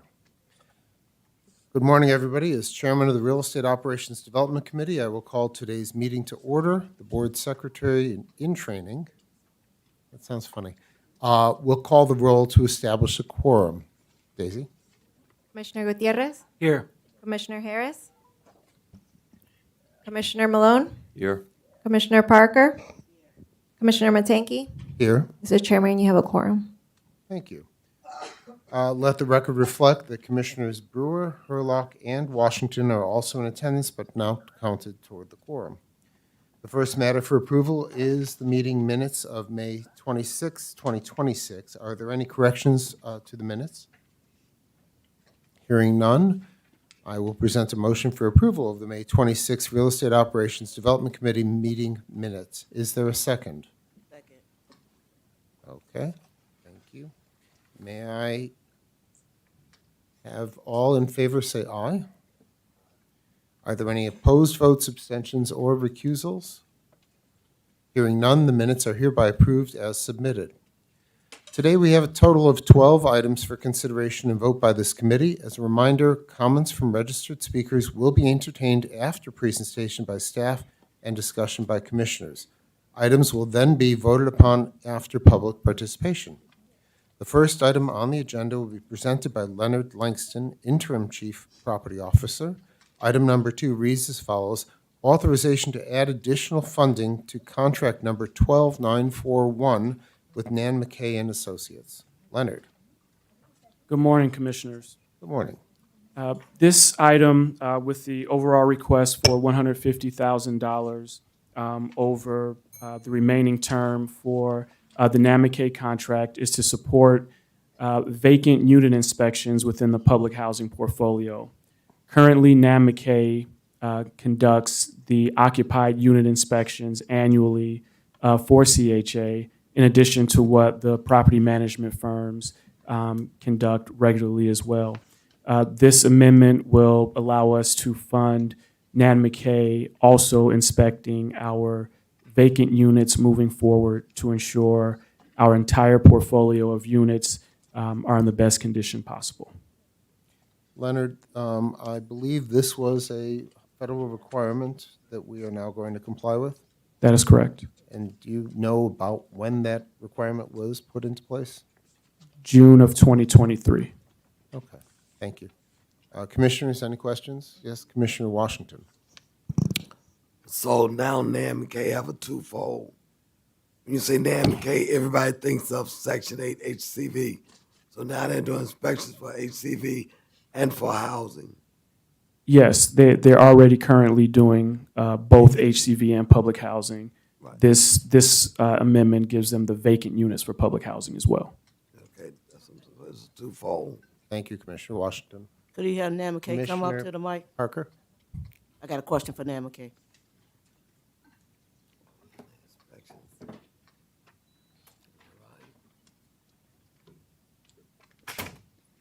Good afternoon, Commissioners. I'm John McKay. I'm the CEO of NAMICA & Associates. My question is, how you doing? You, in the past, right now, you got an ongoing contract, and this would add to the ongoing contract. I'm trying to see how you plan to fill, like, your Section 3 positions, or you're gonna add additional staffing. How can we get this done with your current work, staff? Absolutely. We will bring on additional staff to help out with this. We're already planning on that since we've been talking about this for almost a year now, ever since HUD started talking about this. Currently, 75% of our staff are Section 3, and our two local MBEs are both Section 3 MBEs. So we will continue to use, we will bring in our local MBE, who's also Section 3, to help out with this one, since they focus on the inspection department. So we will continue to use the Section 3 as much as we can. Another Thank question. you. Yes, Commissioner Washington. Okay. Commissioner. We've just met with Cheryl Burns on some items that's wrong with NAMICA, and some of them are still happening. We just met with some folks. Your inspectors, they have to do a better job. You cannot leave residents hanging. When you come to negotiations, you can't fill around when negotiations are done. Somebody needs to let the resident know what the disposition is. Residents call in the office, we call down there trying to find out whether approved, whether not approved, what's the decision. We have to let people know. The residents complain all the time, the secretaries hear about no one does nothing for them. My office do work with all Section 8. Section 8 do not have a service provider in your office. Was one that was on the Wednesdays or Tuesdays. You all need to hire a service provider. But Section 8, rather than complaints, they need to have someone to call. Okay. When they call the Section 8 office, they need someone to answer their questions. They can't tell them they're talking too much or too long. What does your contract require in terms of turnaround also? On that, one is communication, but what is the turnaround time You don't know. You don't know. for inspection? Let the gentleman answer, please. I'm sorry. If we give you a request for an inspection, what is the turnaround time? I'm sorry. It all depends on, I think right now, I think it's a 1 week turnaround time from the time that we receive the moving papers to then process the inspection. And I do also want to say I appreciate your feedback. Is Ms. Washington. the inspection result posted someplace so that? Yes, it's on the landlord portal.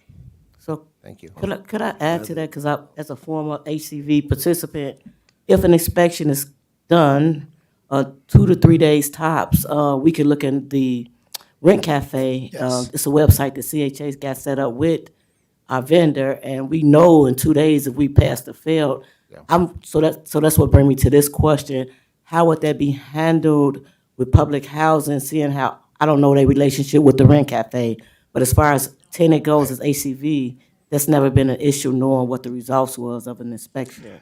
That's actually a great question. So the process on the public housing side is a little bit different, where it really creates a work order, right? Since you own the properties or the property managers are managing the property, creates a work order then for either the property management firm or the CHA to then go in and fix whatever needs to be fixed.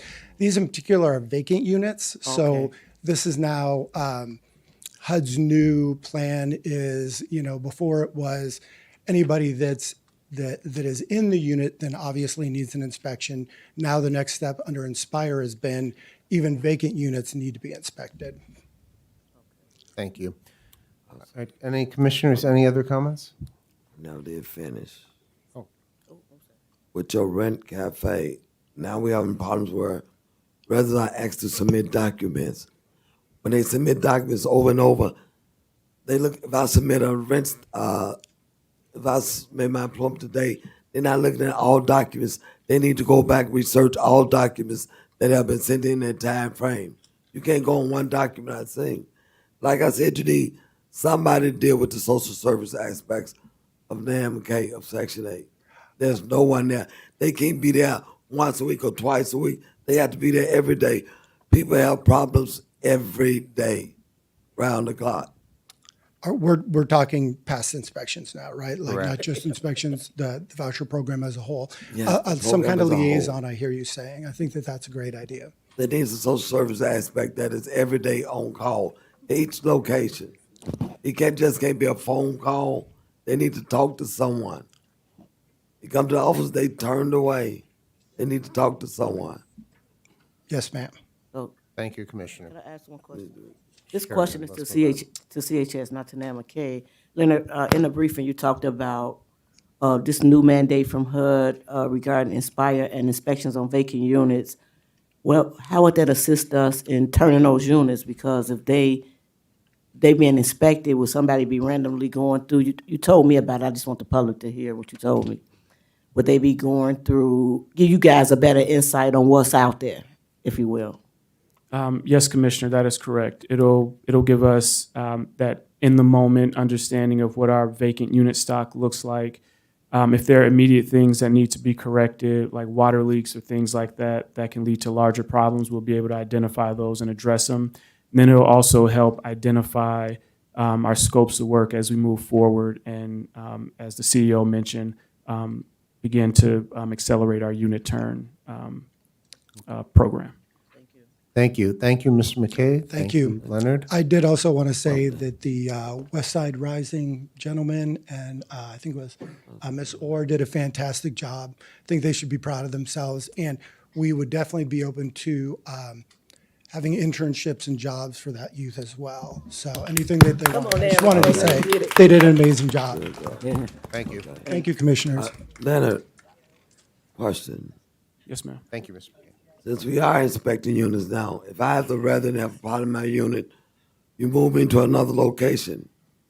Right now, what CHA is doing, they're going behind. I move out because I have a part of my unit. I'm moving out. They're going to go in there, rehab the unit, and move someone in. But they never look at the reason why the people moved out in the first place. You all have to start looking at the reason why the apartment is vacant. Yes, ma'am. I understand what you're saying, and these types of vacant unit inspections will help us get there as well. But you'll look at the problem beforehand because we move people out, and next thing you know, somebody moving in, they calling our office with the same problem. Yes, Commissioner. I hope you're looking at them. Thank you. Thank you, Leonard. The next two items up for discussion will be presented by Kamina Brooks, Chief of Staff. Item number 4 reads as follows: authorization for the Pomeroy Apartments General Partner to accept the assignment of limited partner interest from the investor.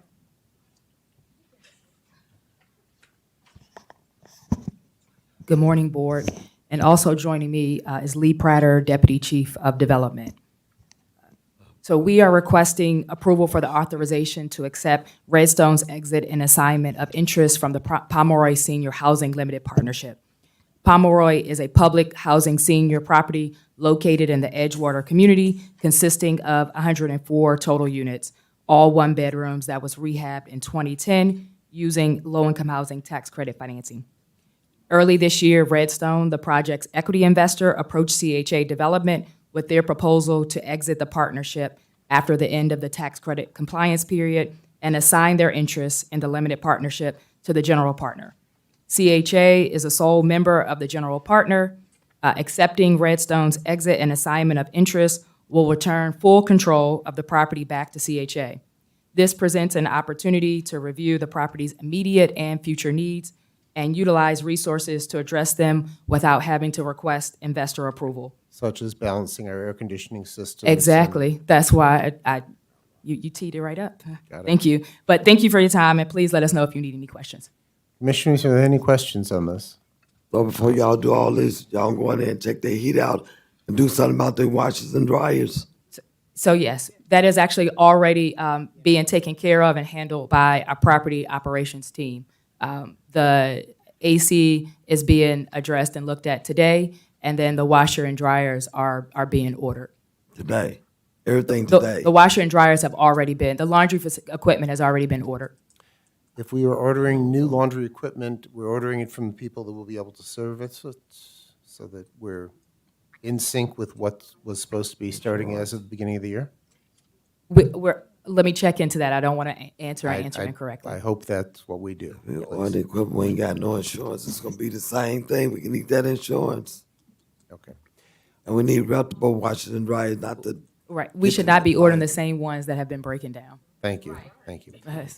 All right, item number 5. And I'm going to pass that to Rishabh Mahan, our Deputy Chief of Development, who's going to present on item number 5. No, I'm coming back. Item number 5 will be the authorization to take actions necessary for the closing of Humboldt Village. Good morning, Rashad. Good morning. This item requests authorization for CHA to get the HUD approvals necessary to close and begin construction on the Humboldt Village development project. Before outlining the item briefly, I did want to acknowledge the hard work of George Canoon, Senior Director of Development Implementation, and Andrew Stark, Development Specialist, who are the staff leads on this project. Humboldt Village is a 103-unit, 100% affordable housing development that will provide 61 new CHA units. The project will rehab the former Von Humboldt Elementary, Chicago Public School building that was closed in 2013 and is located just a few blocks east of Humboldt Park in the Westtown community area. CHA is not providing any capital funding for this project. Instead, we will get the 61 CHA units proposed by using HUD operating funding through the Restore Rebuild program. The project has received 2 previous approvals from CHA's board, first in 2020 for 27 project-based vouchers, and second in 2024 for 61 Restore Rebuild units after the project transitioned to be 100% affordable. The project has also received significant City of Chicago support. It has been awarded 4% and competitive 9% low-income housing tax credits, plus approximately $44 million in additional funds. Alderperson Jesse Fuentes has also provided a letter of support to the board, which should be in your materials. Although the project was previously approved by the board, today's item is needed to authorize a change in the proposed developer and property owner. Up to now, the project had been led primarily by RBH Group. With your approval today, the developer and owner would change to the Community Builders, Inc., or TCB. RBH initially brought TCB on board as a partner to assist with completing the project when it shifted from mixed income to 100% affordable around 2023-2024. And RBH has now ultimately made a business decision to have TCB take over the whole project. The Humboldt Village development design and CHA unit mix have not changed significantly since the July 2024 board approval. And if approved today, we anticipate construction could start by the end of this year, 2026. Thank you for your consideration. We're happy to answer questions, and we also have Charlie Jacobs and Shangwei Parker from TCB in case you have questions directly for them. Thank you very much. Commissioners, do you have questions? Should TCB come up? Yes, Commissioner Washington. What Get TCB at? TCB up.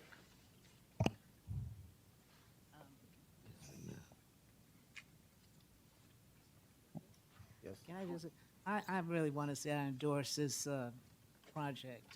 I really do. The commissioner really endorses the project, I and endorse this project since no capital is required. no capital is required, and it's all affordable housing, and we No, get we do have a 61 cheaper more units out developer, there. But they have previously worked with CHA. Yes. So it's okay. Thank you, Dr. Harris. Gentlemen, would you please introduce yourselves again? Hello, my name's Charlie Johnson. I'm with the Community Builders. Thank you, Charlie. And I'm Shangway Parker, Vice President of Operations for our Midwest region of Community Builders. Thank you, Shangway. Welcome back to the podium. All right, Commissioner Washington, you had a question? This is an old school building y'all rehabbing, right? Yes, it is. And even though there's no money coming from CHA, there's lots of money coming from CHA with the vouchers. That's gonna pay over half? Yes. That's gonna pay over half. We give you this money, we pay a lot, although we say no money's coming in, it's indirect, but it's direct. How big, I asked before, how large are these spaces? We ain't paying all this money, subsidized money, for y'all to give them Cracker Jack boxes. They gotta have some space. And we got 3 bedrooms, they gotta be spacious. They can't be in a Cracker Jack box. The laws have changed, the people's needs have changed. We need more space. What are the average can't put us- sizes of the units, I You believe? can't put us in those small units. And I can speak Yeah. to the square footage if you don't have it. I do have them. I can. So the average square foot of the 1 bedrooms are 763 square feet. 2 bedrooms are 1,229 square feet, and the 3 bedrooms are 1,873 square feet. That's a So nice they're size- pretty big. That's a nice size apartment, Commissioner Washington. And it is a nice size. It depends how you configure it. Don't configure it in no L shape, please. I mean, these are averages. It's a rehab of a school, or it's an adaptive reuse. So I think they are nice. They're big. How many handicap units do we have? Say it again. How many ADAs? Handicap units. Oh, do you have that in front of you?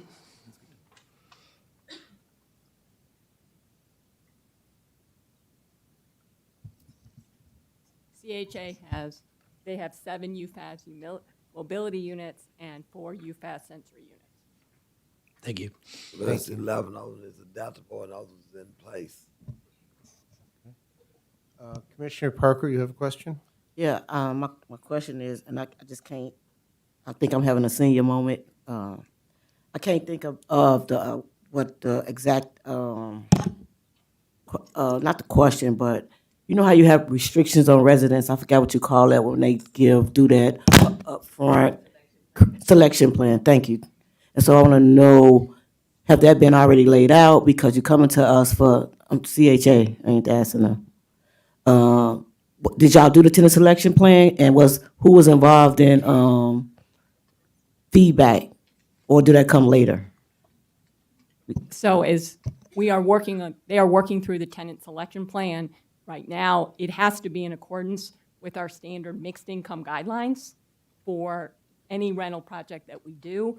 And that will be reviewed by the policy team as well as the CHA legal policy team as well. And we will be also having some conversations, I'm assuming, with some other resident groups. Normally they come with this ask. So again, I don't want them throwing in nothing, and you don't have to come back to the board. Once we approve this item, you're gonna do the tenant selection plan, and we had no idea of the restrictions because that is a gentrified neighborhood, and just didn't want those restrictions to be put in place. And this is kind of like not putting the cart before the horse. You going out up front without bringing to the board a tenant selection plan. I thought that's up front. I want to see that right now. Like, I don't want to see that after the fact, if I see it after the fact. After you get my vote to approve this item, then you come with some restrictions where some of our residents, most of them probably wouldn't even qualify to live in this area with some of these people from the area they came from. I just want to, and I'm all for Alderman Jessie. She's a good leader over there, and I know she want to build more affordable housing, but I just don't want the restrictions put on our people. So the restrictions can't be any more, just to be clear, on than we have in sort of the mixed income as well as our admin plan. So we just would not allow that. So we know sort of what those restrictions are going to be, and that's where the legal team will be reviewing. In terms of, we will not have any additional restrictions than what the board is saying.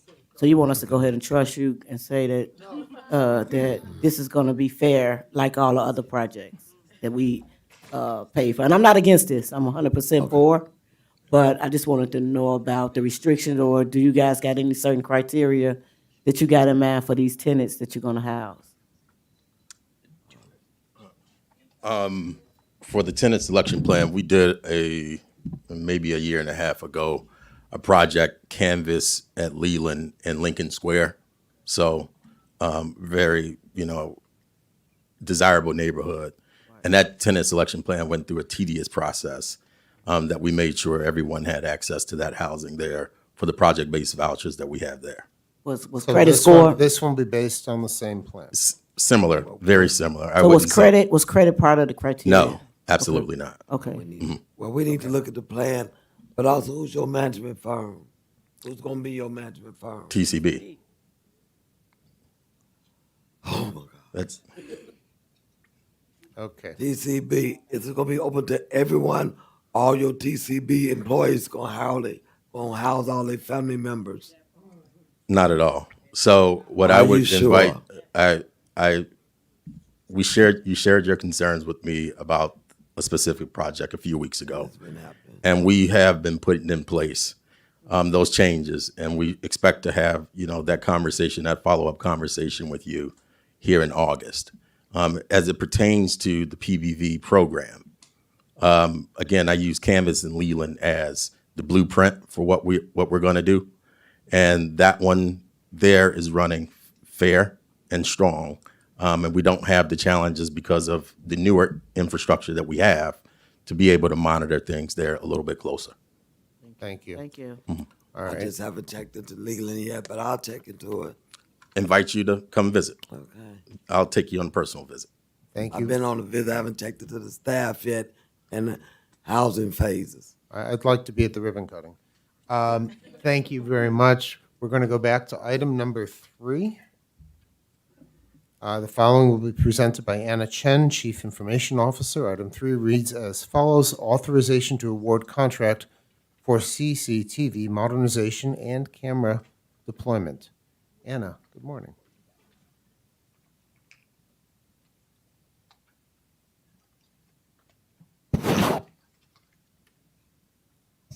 Good morning. I'm here with Patricia Domask, our Director of IT Infrastructure and Security. She will be presenting this item to the board. Thank you. Thank you, Anna. Good morning, Commissioners. Thank you for having me. I am here to present the CCTV security camera upgrade and modernization. This will enhance our system reliability, strengthen visibility, and ensure consistent operational performance. I would also like to note that we do have our partners from Motorola here to join us, Pat Hughes and Maggie O'Brien. Thank you. And I'm available for any questions you may have. Commissioners, do we have any questions from the right side of the podium? So, Nothing? Okay. Yes, Commissioner Washington. so we're not getting all new equipment, we're just upgrading our equipment. The upgrades are new equipment. It's all new. Okay, it's all new equipment. So are we adding any additions? We are not adding additionals, but we do have an LOI in place for this year, and we will do an RFP for all the additional cameras that we need in the beginning of 2027. And all additional cameras you need for 2027, will you ask us or will you take it upon yourself to do it, decide where we need them at? Will some of the cameras that we're getting all new cameras, will some of them be changed, the positions be changed? Because some of them not conducive to where we live at. You can't see around the corners under the breeze. You have to put them where we can see it And some of them are up when trees grow out, you can't see nothing through the trees. They take up space. So the LOI that we have for the new cameras to be put in place, we're going to have an architect working directly with our security team to view positioning, to view location, to make sure that they are in the optimal locations for the best viewing and the best recording. Will these architects be going out personally, or will they be doing it from their desk? No, If they ain't are. going out personally, it ain't gonna work. They'll be going out to each site. They'll be going out to every single site. They'll be doing a site survey. And like I said, they will be working in conjunction with our security team who best knows what we need in those buildings and how to protect our residents. They go out with the security team, they know the difference. That'll be great. They go out by themselves, it's not gonna work, but they got to go and see, cause some of the cameras just not sitting in adequate places. Yes, they will work with the resident leadership as well. So they're not going to work alone by themselves. They're going to work with the property, like the EGS team and the, CAC, LAC as well. Okay. Yeah. Thank you. Commissioner Parker, do you have a question? Question from the right side of the podium. My question is, American Hoist, this is, I guess, their second contract. They got a current contract, right, with CHA? We, Is that Motorola? Motorola? Okay, I thought you went back almost 6. I'm sorry, we went back. Motorola, three. this your first contract, they first contract. So what's their Section 3 plan? Like, you got any internships, any proposed job positions for our college students or our residents? And please introduce yourselves. Yeah, I was gonna say, good morning. My name is Pat Hughes, Vice President Motorola, oversees public safety operations in the city of Chicago. If you're not aware, we're headquartered here off of Madison and Canal with 800 employees that work and live here in the city. We already partner with 6 different BB-Weeby contractors to do a lot of public safety. 2 of them are Section 3 vendors of yours today. We've met with them. We're going to partner with them to use your Section 3 requirements. Our plan is to train them. We do a lot of the cameras here, but removal, install the cameras, and maintenance of it. So we're going to train them to do that with our cameras, and then partner with your Section 3 people to train them also to do that work. Can I finish, please? So when you say, I see Section 3 contract, and I'm talking about any potential job opportunities for our residents. So Section 3 is a twofold, got resident hire. Absolutely. So Within the company. within Motorola, yes, and with our subcontractors, yes, also. Remember, we do a lot of business throughout the city, not just Chicago Housing. We only provide your radio business today. We're looking forward to partnering on your video business and using those employees throughout the company and other projects throughout the city. So how many to set aside? I was just asking a number, like if you could, off the top of your head, how many people you think you're gonna take along for this $12 million project? Well, it's difficult to give you an exact answer because it's a 5-year contract that we're looking at. So it depends on how the skill set goes, how quick we install the cameras. There's 5,000 cameras that we have to replace and change out. So it probably depends on how quick you want to move. We may have to ramp up quicker and do more employees sooner, and then it may dial down, or it could ramp up later in the project as we start to do more cameras, as we get the inventory to replace those also. I don't have a specific number today. Could you guess and tell me if you started today, would you take 1, 2, 3? How you gonna start out? How you gonna roll that out? You gotta have something in your head about how your plan. We do. We estimate we can change out 1,500 cameras to 2,000 a year. So we got 5,000 to do. So estimate 3 years to go change them all out with the current staffing, subcontractors, employees we have today. And you're mandating that your subs hire, because I'm used, you're not answering my question. I'm asking about employees. Yeah, I mean, I don't know exactly how many specific employees it is. That's 6 subcontractors plus Motorola employees. That's I get it. probably today, I would guess at least 20 would be the number. Oh, that's pretty good. And it could ramp up to 40, could go down to 10, depending on how quick we do all the installations. Pat. Commissioner Washington, you had a question? And you all will maintain these cameras as long as we have them. No, Motorola and RCA was the first ones I knew about when it came to television and radios and what have you. Y'all supposed to be good. So y'all will maintain the cameras, if they're going to glitch, y'all will repair them. That is correct. RCA, that's a good one. I would say yes, that is our plan. Some are under warranty now. As they come out of warranty, we'll replace them. As they break, we'll replace them. But yes, our plan is to maintain the current system, upgrade it over 3 to 5 years. Currently, our cameras just take the pictures. Will they have voice activation or will they pick up sound? That is not the plan today. You guys can tell us that requirement. If you change that, we could get cameras that do that, but that's not the plan today, just video. Video. Okay. Sometimes we need sound. Sometimes we really need sound because certain things be going down.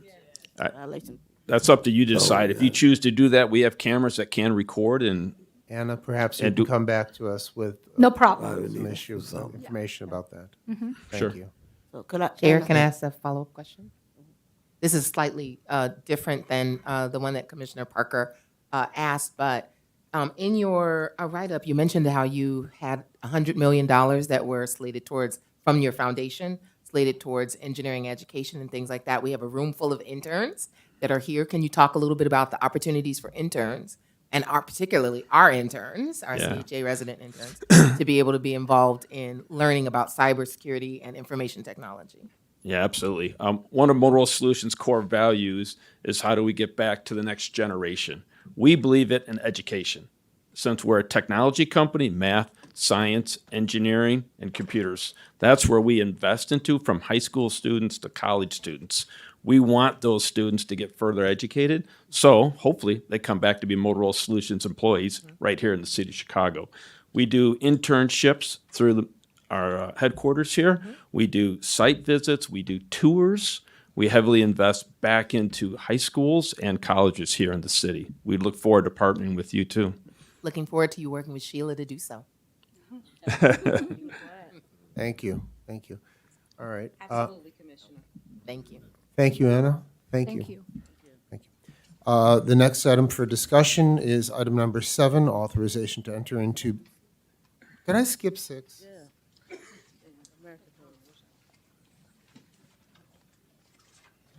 Okay.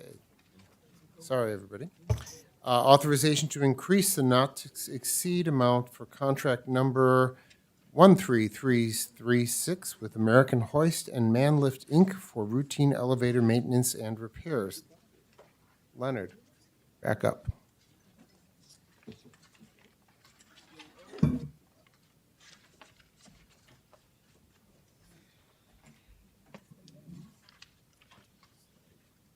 Good morning again, Commissioners. Good morning. So for American Hoist and Manlift, I want to bring you all back to November of 2025 when we presented this contract for initial approval to the board. During our conversation, we noted that over the years, it had been difficult for CHA to truly assess and maintain its elevator stock because of the patchwork of elevator contractors managed by various other entities across the portfolio. We had no single method of managing this critical equipment. So American Hoist and Manlift began their work in January of this year. Over the first several months of this year, they visited each of our properties multiple times, and they've had the opportunity to put together a thorough assessment for us to truly understand what types of repairs we need, and they've been able to put estimated dollar values to that. So far this year, we spent nearly $400,000 on repairs to our elevators that were either from poor maintenance over the years, components wearing out, or for other work that was previously not done properly. For the base term of this agreement for 3 years, we underestimated what our repair costs would be, and when we executed this agreement, we included $500,000 for the first 3 years. So as you can imagine, being able to have a single source of data, a dedicated elevator contractor, we're now able to have better insight into what needs to be done. And we are here today to request the resources from the board to ensure we get this work done in a timely fashion. Thank you, Leonard. As this has been an ongoing issue before I got on the board, I would really love to see the report of what you found and what is most important to remedy first along the way. Can we get that? Yes, we'll have that sent through the secretary. Thank you. Okay, board, questions, comments? Yes, Commissioner Washington? Do you have warehouse where since you've been here since January, you should know what some of the problems are. We have certain parts on the elevators that's constantly breaking down. Do you have a stock on hand? Yes, ma'am, we do. We have a local vendor here, GAL Innovation, and we do stock items. There's a few properties that have intermittent problems, so that it takes a while to diagnose. Also, there's other properties where the past modernizations, the cross ties between both elevators when they talk to each other have an issue. So if I take one elevator down, it'll send the other elevator into a fire service type situation. So I can't take that elevator down to diagnose it without the cross ties being addressed. But as far as parts, some of the parts that take a little bit longer to get there's some obsolete equipment out there. So then I have to take those parts and send them out to different vendors to get rebuilt. And that's just because of the age of the equipment. And even on some of the new modern equipment that you have, they now require software upgrades. So Of the elevators that we have, how many of them have not been replaced in the last 8 years? You have that offhand? I don't have that number, but the majority of them have been upgraded. Some of the big repairs that we have seen is a jack, which is the cylinder under the ground that you can't access for maintenance. We had a failure on one of those, which is a big expense out of that budget. It's probably near $100,000 of that budget is just that one property. If you could also, in your report that I get, I want to see when the unit was put into service. Yes. Thank you. Yes. We have hired a CHA resident on the OEO program out of the Dearborn Homes. Ms. Sutters, she's a active reservist. She's got 5 children. She has been a great addition to our team. We promised to pay $22 an hour, but we were so impressed with her. We started her at $23.50. Full insurance and benefits for her come with that. She has shown up every day. We got her on a program to try to enter into the elevator program. So she's currently enrolled in Louisville, Kentucky. Trying to get in to take the test to qualify. We suggested that so that she has another opportunity. Chicago's coming available in October. So we're trying to prep her so that she's successful, if not in Kentucky, here in Chicago. So at least she knows the program. And once she enters in to the portal for Kentucky, she's already in the system for Chicago, which would make her in a better place to be successful to get into Chicago's program as well. Yes, Commissioner Parker. Ask about that. You said she got 5 kids. She's from Dearborn? Yeah, she's a Dearborn resident. So how she end up way in Kentucky? Is that for her? No, it's all online, ma'am. Oh, okay. You can confuse me a little bit. Okay. Yeah. So with the additional 4.5, you plan on doing that again, or you gonna just try to ride out the? No, well, per the contract, the base contract, we were gonna try to make one resident successful, depending on how the system goes and how long it takes her to get into the union. And then on the second 2 extensions, we were gonna hire another resident. But it just all depends on how fast and when the union takes their applications. Some of that I don't have control over. So I just want to commend you for, like you said, not only did you hire, you're getting her trained so that she could go to the next level. So even if you guys are not around, she's developing a skill where she could take her career to a higher level. So Thanks for that. Oh, yeah, no problem. Commissioner Washington had a follow-up question. Okay. You said that some parts are obsolete and some parts you have to send and see rebuild. Parts you know that are not obsolete and the parts that we need you have to have rebuilt. So are you sending for those parts now?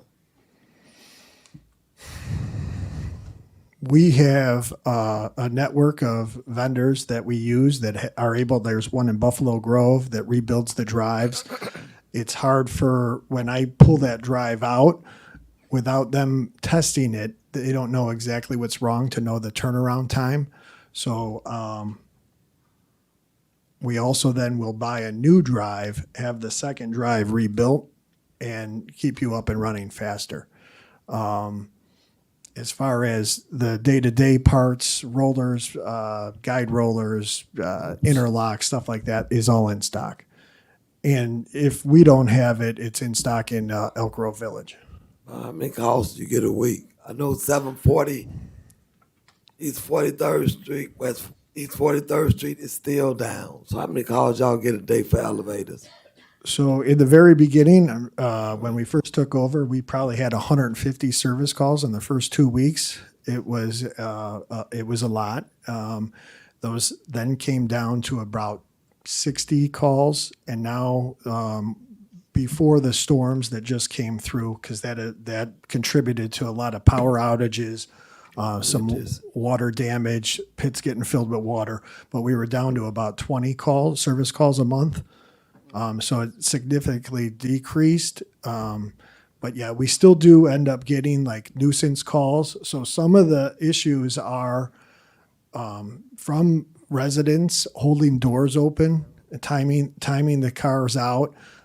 Your cars get unbelievable amount of traffic.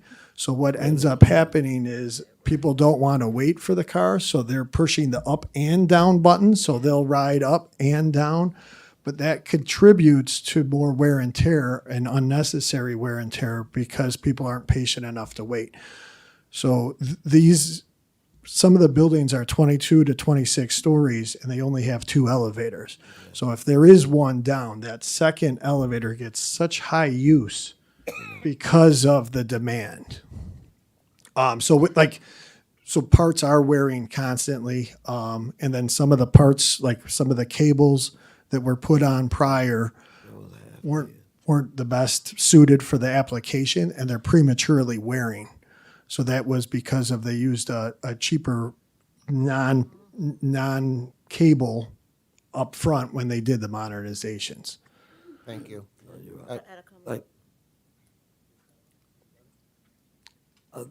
Thank you, and I'm glad you said about the cables, because when I told them that, they told me I know what I was talking about. I told them the cable's not sufficient when they put in some of those cables. But Right. who am I? I'm not an engineer. I don't know. Right. So a lot of the units were replaced with Torin drives. Torin drives have a smaller sheave than what a Hollister Whitney is. So the diameter is smaller. So those cables flex. Right. For It's the wear, tighter. yeah. So when they get the amount of runs that you guys experience, and if they didn't use the higher quality cable, they're prematurely wearing. I know.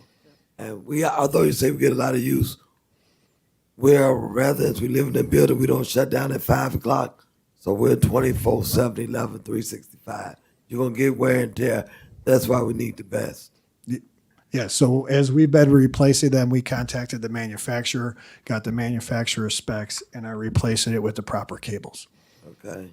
Thank you. Commissioner Parker, you have a follow-up question? Yeah, so, because he kind of went right into what I've been hearing from some residents in these buildings with elevators is that our residents is contributing to the malfunction or the service calls. Is it any, like in your expertise, is there anything we can do to combat that? Like, is it alarm go off when they holding the elevator too long? How do you know when you get there that it malfunction, maybe due to? So the new controllers are pretty sophisticated and smart. It'll show you how many runs that are in that the elevator took. It'll show you if it was a door lock. It shows you if the doors were timed out. So, I mean, with being elderly and wheelchairs and walkers and stuff, we've tried to set the door close speeds a little bit longer so that wouldn't happen. But a lot of times you get people congregating and talking and holding where you'll have an issue, or sometimes move in and moves out. So if the elevator's not put on independent service where they take control of the elevator and people are moving the furniture, clothing, and holding the doors open, that causes unnecessary callbacks.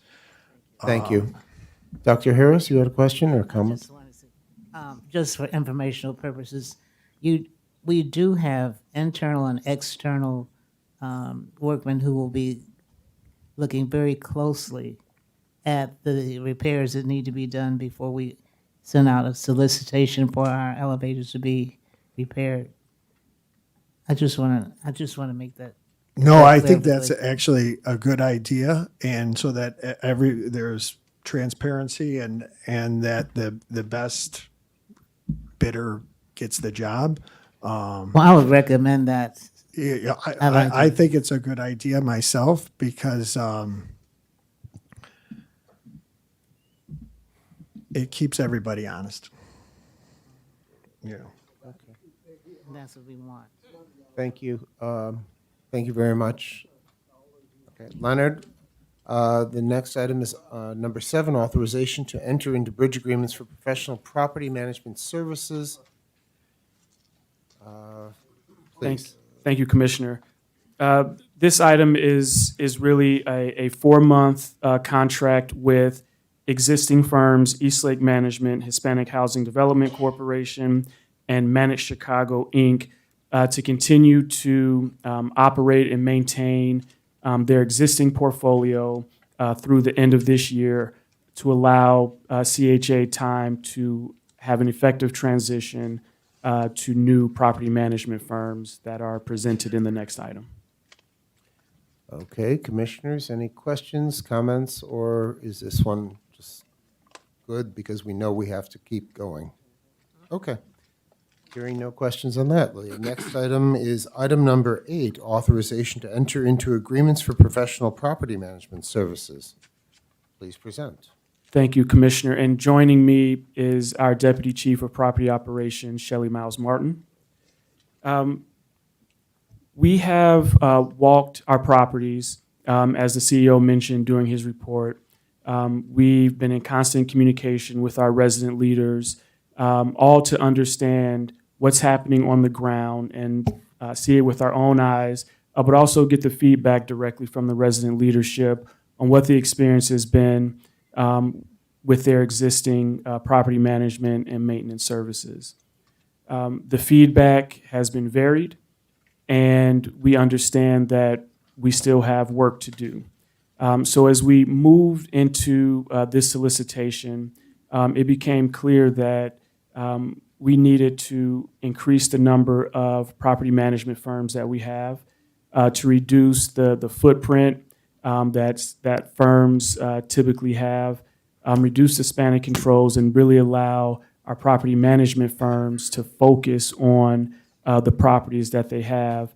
And also for CHA, this reduces a bit of risk for us, as you know, we're not put in a position that if we were to lose a contract with any property management firm, that we'd be put in the position have to quickly transition thousands of units at a time unexpectedly. So going this route makes the most operational sense and also reduces the risk for us as an authority. So today we are recommending entering into contracts with 8 property management firms, 4 of which are new to CHA. 5T Management Services, Inc., Eastlake Management Group, Full Circle Realty and Property, which is new, Gilead Management, LLC, which is new, Hispanic Housing Development Corporation, HR Legacy Commercial, LLC, which is new, Universal Management Services, Inc., which is new, and lastly, Wind Managed Properties, LLC. These property management firms will be assigned to various properties across the portfolio, taking into account their approach, their work plan, and how they plan to manage various properties, whether it's family, senior, or scattered sites. What I'm going to ask Shelley to talk about now is our transition plan, because again, we have until the end of the year to have an effective transition plan, and Shelley Miles Martin and her team will lead that. So I'm gonna turn it over to Shelley now. Good morning, Commissioners. Good morning, Shelley. Nice to see you again. Good morning, good morning. Thank you. So you have told us about your experiences and what you want to avoid going forward. Why don't you explain that to us, please? Sure. And so my team, which is the Property Operations Management Team, they have been enthralled really on the ground, going into units, talking to residents, meeting with building presidents and such. And what we need is more attention. We need more attention given to our assets and our clients. And so with this group that we're looking to get awarded, we're looking to achieve that. We're doing a strategy that is staggered as it relates to bringing the firms online, whether they are new firms or existing firms, starting with September. September would be 2 packages where there is no transition necessary. The awarded PPM firm is the current PPM firm.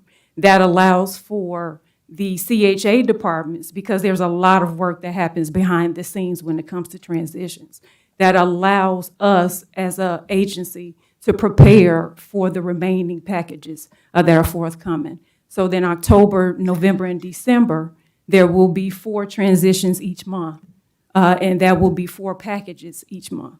And again, we're looking to give our residents and our assets the attention intentionally that they deserve. Thank you. You're welcome. I noticed that we've been asked as a board to allow you to assign or reassign properties in the interim. I didn't see it in the resolution. Does that mean we'll still get some information before you do it, or how will that happen? Yes, as we finalize the assignments, the board will absolutely receive that information before the contracts are final. Okay. And one more question. In terms of turnaround time and in terms of accountability, can you explain how these contracts will either be the same or differ very generally from what we've been using? The new contracts will focus on the backstory. The current contracts have everything to do with metrics, 98%, 90%, things of that nature. We want to focus on the work. So even if you don't meet a metrics, we want to know that you did what you were supposed to do and there's a reason for it. Other than that, we don't win. An example I can give you is, let's say rent collection is mandated now to be at 98%. However, if you have a group of residents in legal, you can't collect rent. That will impact your metric score. Or the opposite, let's say you do meet 98%, but we dig so far deep into your reports that we still want to see, did you do what you were supposed to do with the residents that didn't pay? We want to be able to hold firms accountable even when it looks like on the surface they did what they were supposed to do, but as we dig into it, you really didn't. And so that's what the new contracts will focus on. It won't be about sanctions. We will continue to serve warning notices and defaults where it is accountable, where it is eligible, where it is needed. But we want to see that you're doing the work. Thank you. Yes. Commissioner Parker, you have a question. Would you have the management teams come up? Could you name who's here, if they're here? Yes. Would you like a representative, or would you like them to just stand, Commissioner? No, they could all come up because they all might be talking on that mic.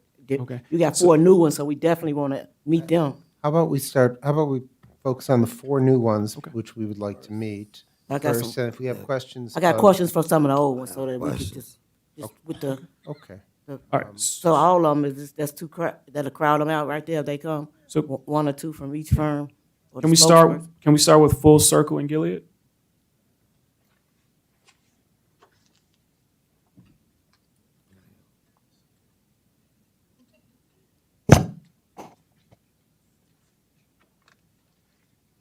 Good morning. Would you very briefly introduce yourself? And Good morning. I'm the Reverend Richard Tolliver, president of St. Edmund Redevelopment Corporation. Gilead Property Management. We discovered years ago that the best way to manage our developments at St. Edmunds was to personally manage them. And therefore, we set up Gilead Property Management. St. Edmunds Redevelopment Corporation is one of the principals of that entity, and it is located in our building. I have with us, would you come forward, please? This is Sophia Porter, who is Director of Administration, who would be the hands-on, intimately involved person who would oversee the management contract that we hope to get. And I also have with us Deborah Peters, who is also one of the principals of Gilead Property Management Company. Thank you. Commissioner Parker, you have a question? And the other person, is she from somewhere else? I just want both of them to be introduced so that I can know who they is. My name is Deanna Hodges Walker. I'm the president of Full Circle Realty and Property Management, LLC, and I will be leading the compliance part of our proposal package. Okay, so Gilead, I see you guys and I see that you kind of started them off, they knew with a smaller package, only 252 units. So, Mr. Tolliver, I'm so sorry, Tolliver, well, why did you just take the smaller package? Why didn't you try to go?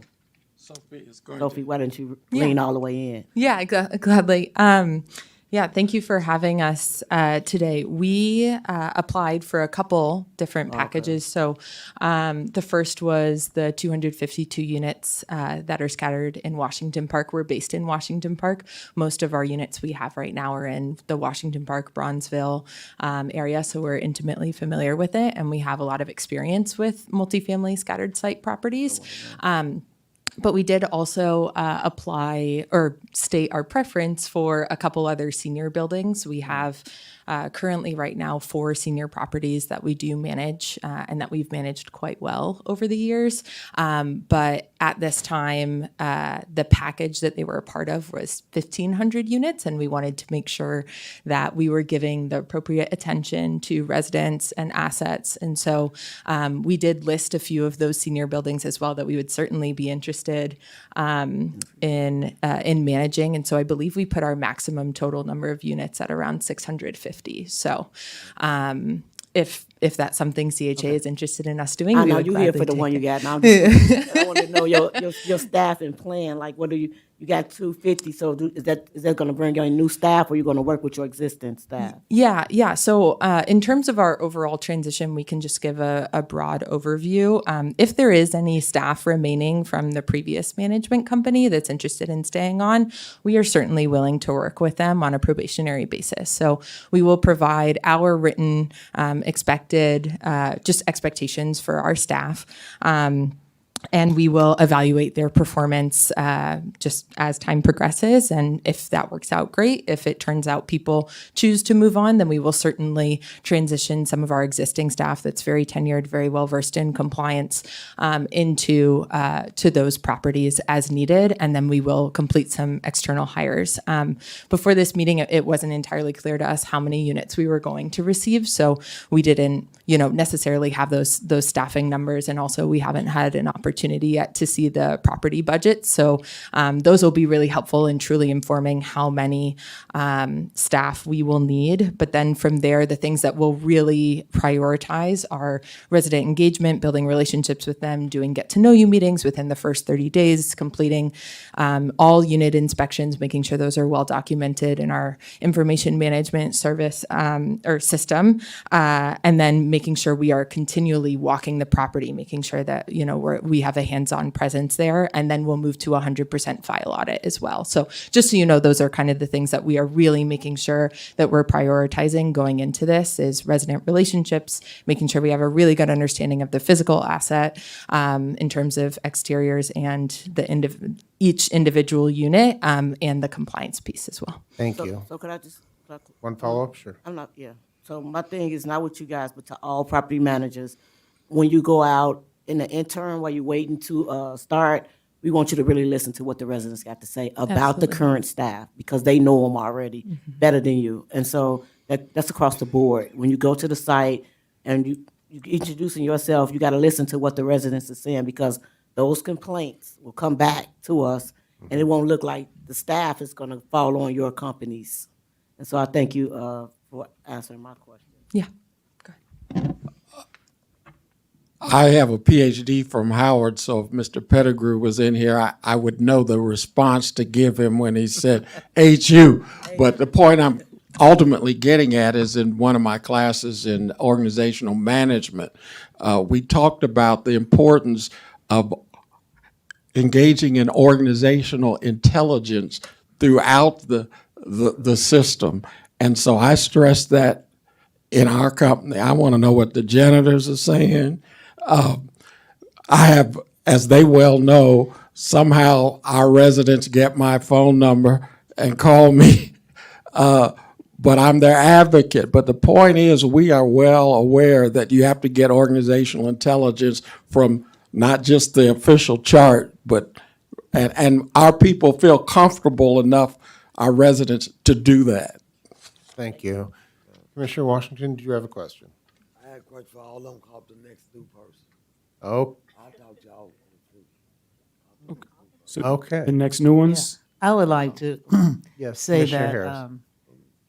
it's nice to see a faith-based leader represented here today in this capacity, as you have been within the city for years. Been watching you, but I just want to say that we certainly want to make sure that they're covered, with the transition, that they're covered properly with what you need. But thank you so very much, Reverend Tolliver. Thank you very much. Thank you.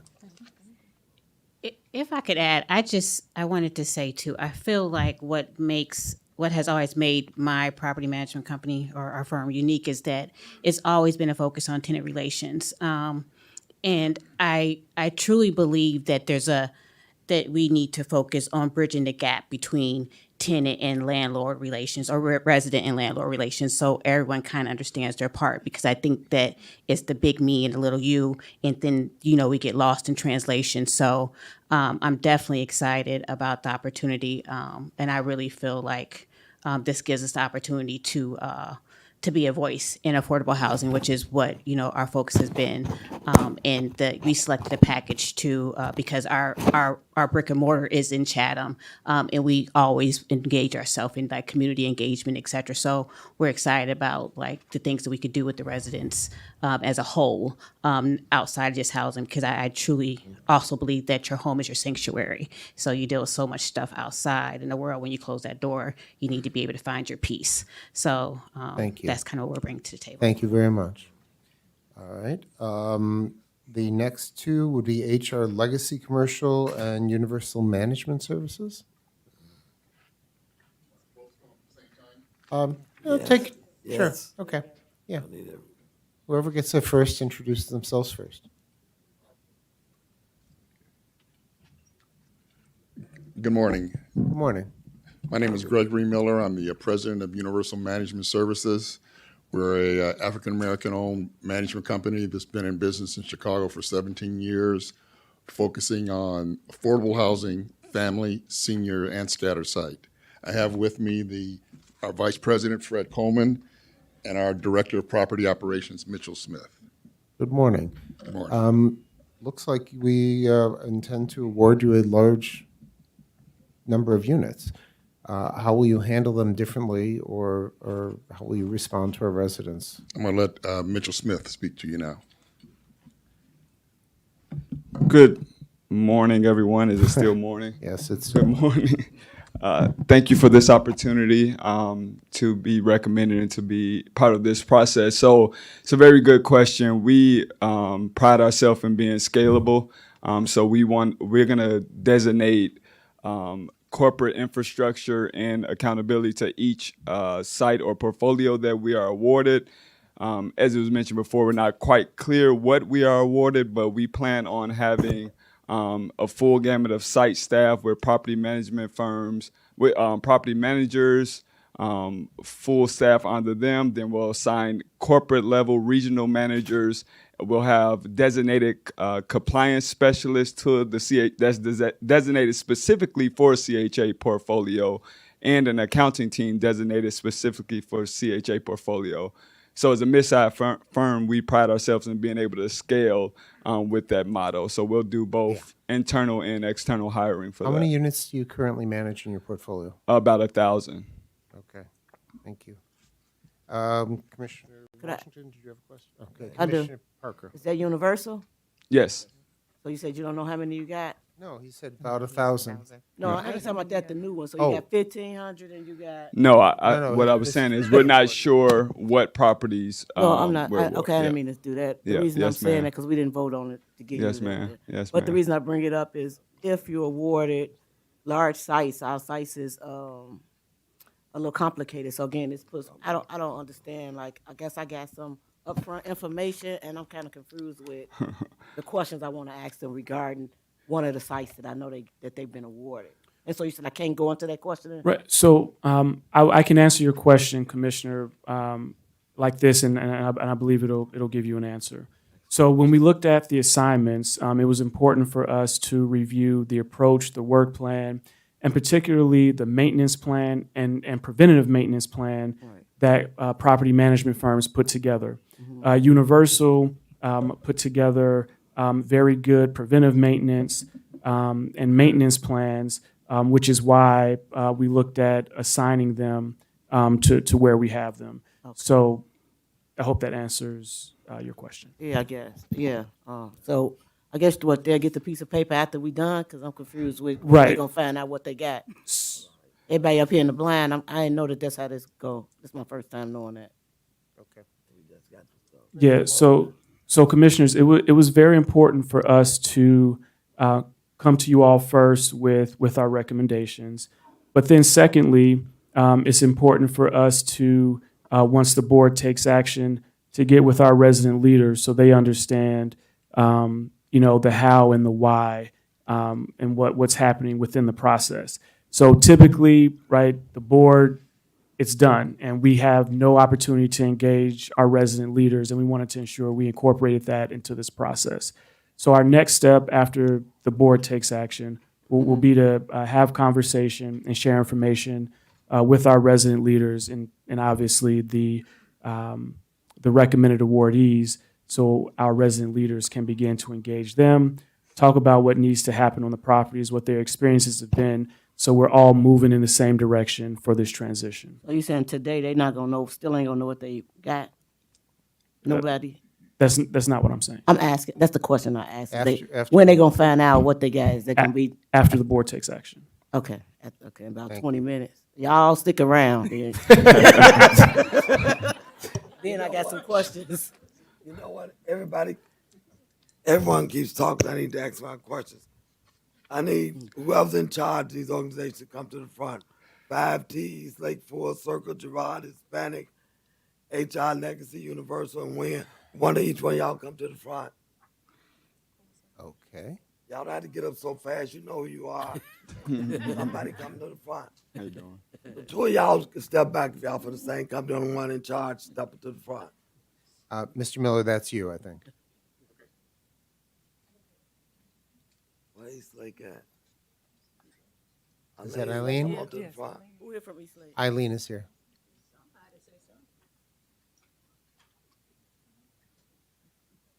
Good morning, everybody. Good morning. Yes, Commissioner Washington. I'll introduce ourselves first. Good morning. I didn't ask for a presentation. I asked you to come to the front. No, I'm ready for any questions. So I didn't know if you wanted to ask questions or you wanted to give us to give a brief overview. I have a question. I know each one of y'all is going to be our management firm. Some of y'all old, some of y'all new. How you doing, Eileen? Some of y'all old and some of y'all new. And I don't know if y'all want this job or not. Even Mr. Pettigrew, you have not worked until you have worked for the Chicago Housing Authority. I don't care what your resume may say. Okay? First of all, there are people that's already worked for the authority. I know y'all gonna think y'all gonna get some of those folks that's already working. Some of those folks, I'm talking to everybody, old or new. Some of those folks that worked for CHA for years, they have They have used up all their usefulness. They are no longer wanted. Some of them, we got residents are putting on the list those they don't want. Not because they weren't nice to the president, but they treat the residents horrible. They don't do anything. They don't leave their desk. They go by what their staff say. You have people work for some of these agencies, they take their staff work around and investigate. You have supervisors trying to coerce residents. You have some people that hire all their kinfolks and they don't do nothing. We don't mind you hiring your kinfolks, but they gotta work. If they don't work, they got to go. So if some of y'all think y'all getting some CHA staff, y'all ain't getting some CHA staff.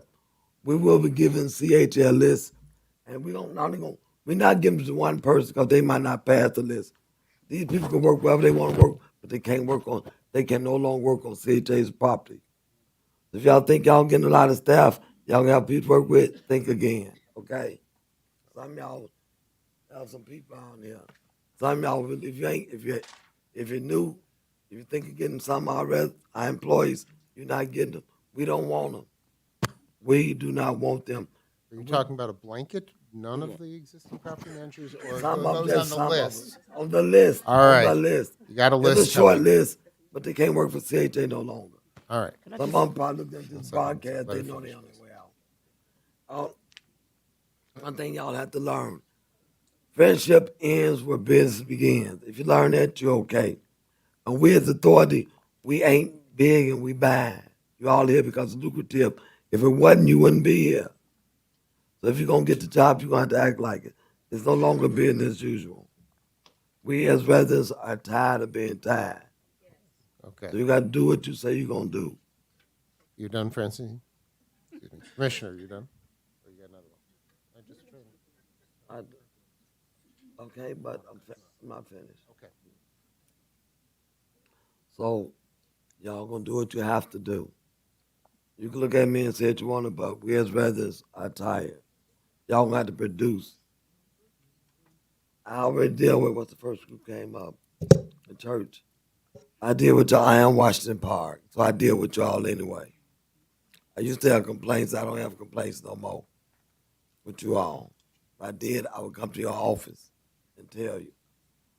All I'm saying is, don't expect to get a lot of people from CHA. If you didn't bring your team with you, then you can forget it. You got to have a team.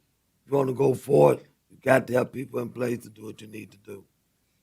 It's not everybody we're getting rid of, but some managers have to go. It's not personal, I'm telling you. It's for how they treat our residents, how they sit behind their desk, how they get up and do nothing and dictate like they're kings and queens on the throne. They're going to have to go. And they can't work nowhere in CHA. So if you apply for a job with CHA after the fact, and they lowball me, yes, we did. So all I got to say, you got to do what you got to bring it on. And I don't want your A game. You got to bring your S game for superior. A's no longer count. It's S. So you're talking to a resident. Besides all the people, you're talking to a resident. And we look for your S game, superior, not A for average.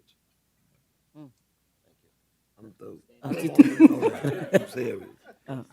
I'm glad to hear what you've got to say, I'm Francine. serious. I appreciate that. And Leonard, you want to be the only one. We're going to give out Shelly, Leonard, Liz, Beverly, Betty Group, Malone. All of y'all getting a list so everybody will be on the same page and can't say they didn't know. We don't want. I would like to see that list too, please. Okay. If Thank Malone give it to you, you can get it. But everybody be on the same page. Don't come back for jobs at CHA once we kick you off the list. All right. Could I say one Yes, thing? Commissioner Parker, you have a question? It's not. It's just more like a comment, and I just wanted to say, I know sometimes we feel like that, and this is for the old folk. I mean, the ones that been here for a while, and then this is for the new too. You might hear a lot of complaints, but we really, really do appreciate the service that you provide for our tenants. And so, just like we want our tenants respected, we want you guys to feel respected too in your day-to-day operations. We don't want you to feel uncomfortable in your sites. And so if there's anything that we could do as a board, feel free to reach out to us, because sometimes everything don't go right with your direct contact. You could, because you're gonna be the one held responsible, don't wait till you are being heavily scrutinized to let us know that something ain't going right for you. And so we want to let you know, this is a partnership, and we appreciate the partnerships that you bring to the table. We appreciate our people been here with us 25, 30 years. We know, I'm a former resident, and I live from housing to Section 8, so I know sometimes we can be difficult too. And so just have a little empathy, and we really appreciate you guys for working with us, and know that this board, I ain't talking about the CHA staff, because when she says CHA, I think she's talking about property management staff, which is not CHA. And so this board is the oversight for the CHA staff. And so if you having issues, don't wait till it's too late to bring those issues to the forefront, because we're here to listen. And even if it's just individuals, we got people in place that want to hear what you guys got to say, because y'all on the ground too. So thank you guys for being a part of our family for so long, and the new ones that's willing to take the risk. Thank you, Leonard, for going out finding firms that's different, because again, we was always dealing with the same group. And so I was really concerned about bringing some of those older folks with us, because they're part of the family, right? And so now we got some newborns, if you will, right? We want to know y'all too. And so thank you and welcome aboard. It ain't all, we ain't gonna beat y'all up like that unless we have to. Thank you, Commissioner Parker, and I do agree. Thank you for your continued service. Commissioners, any other questions or comments? Hearing none, thank you all, and we look forward to working with you. Thank you. Okay. The next item for discussion is item number 9, authorization to award IDIQ contracts for architectural, engineering, and professional services. Thank you, Commissioner Matanke. This item replaces an existing pool for the same purposes. We use the contractors in this pool for architectural design services, engineering, and other professional and contract administration services. These contractors in this pool directly support really the planning and design phases of our capital construction program, and are vital to our success, to have good design, to ultimately have good construction projects and sound homes for our residents. So we'll open it up to any questions. Thank you. May I say that we have 32 different firms that we are putting on our list, and I do not want them all to come up today. Yes, sir. Okay. Thank you.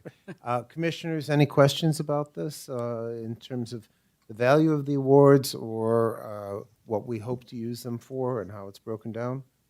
If not, hearing none. But it's what Oh, yes, Commissioner Is Parker. this was the environmental group, right, with the NEPA? Not yet. Oh, okay. Not yet. No. This is, okay. That's the next one. All right, thank you. Hearing none, let's go on to item number 10, authorization to enter into professional services agreement for environmental services. Thank you, Commissioner. And joining me for this item is our Director of Green and Healthy Homes, Elizabeth Poole. This is a new pool for us, so I will ask Elizabeth to provide a brief overview. Thank you.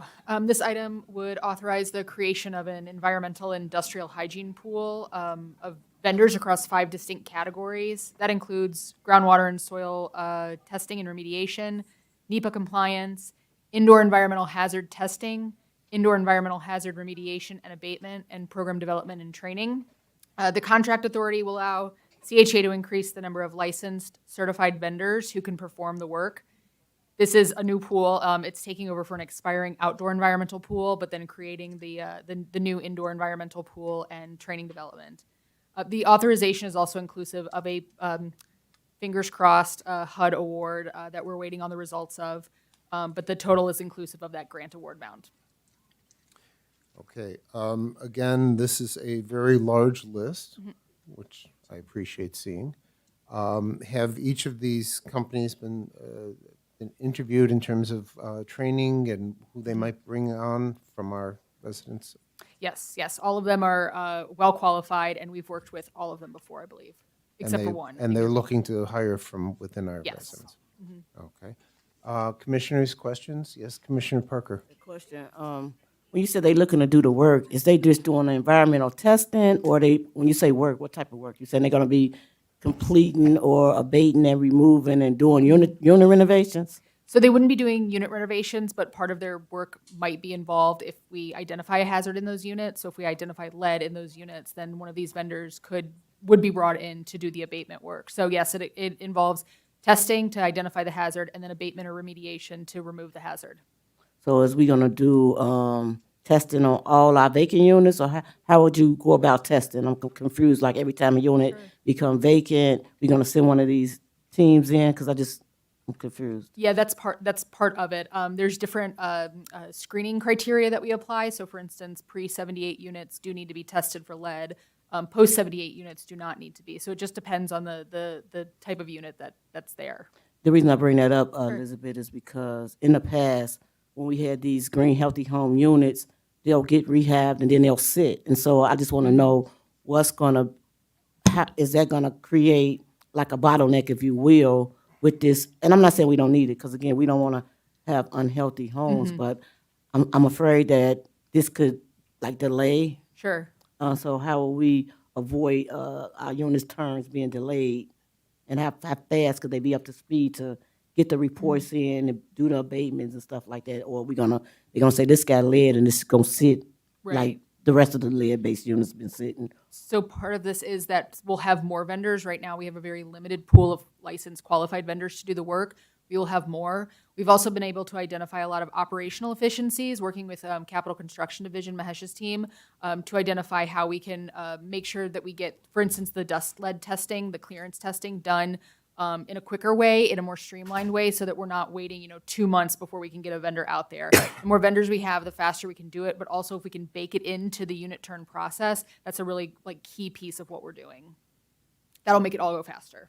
So I'm saying, if it's an occupied unit and it may be having these deficiencies, what are we getting, like complaints, or we might be saying it's mold present or something like that, and then we'll send that team out to check and see and come up with a remediation plan? Yeah, so it doesn't have to be vacant. Yeah, I'm saying it doesn't have to be vacant. Yeah. Okay.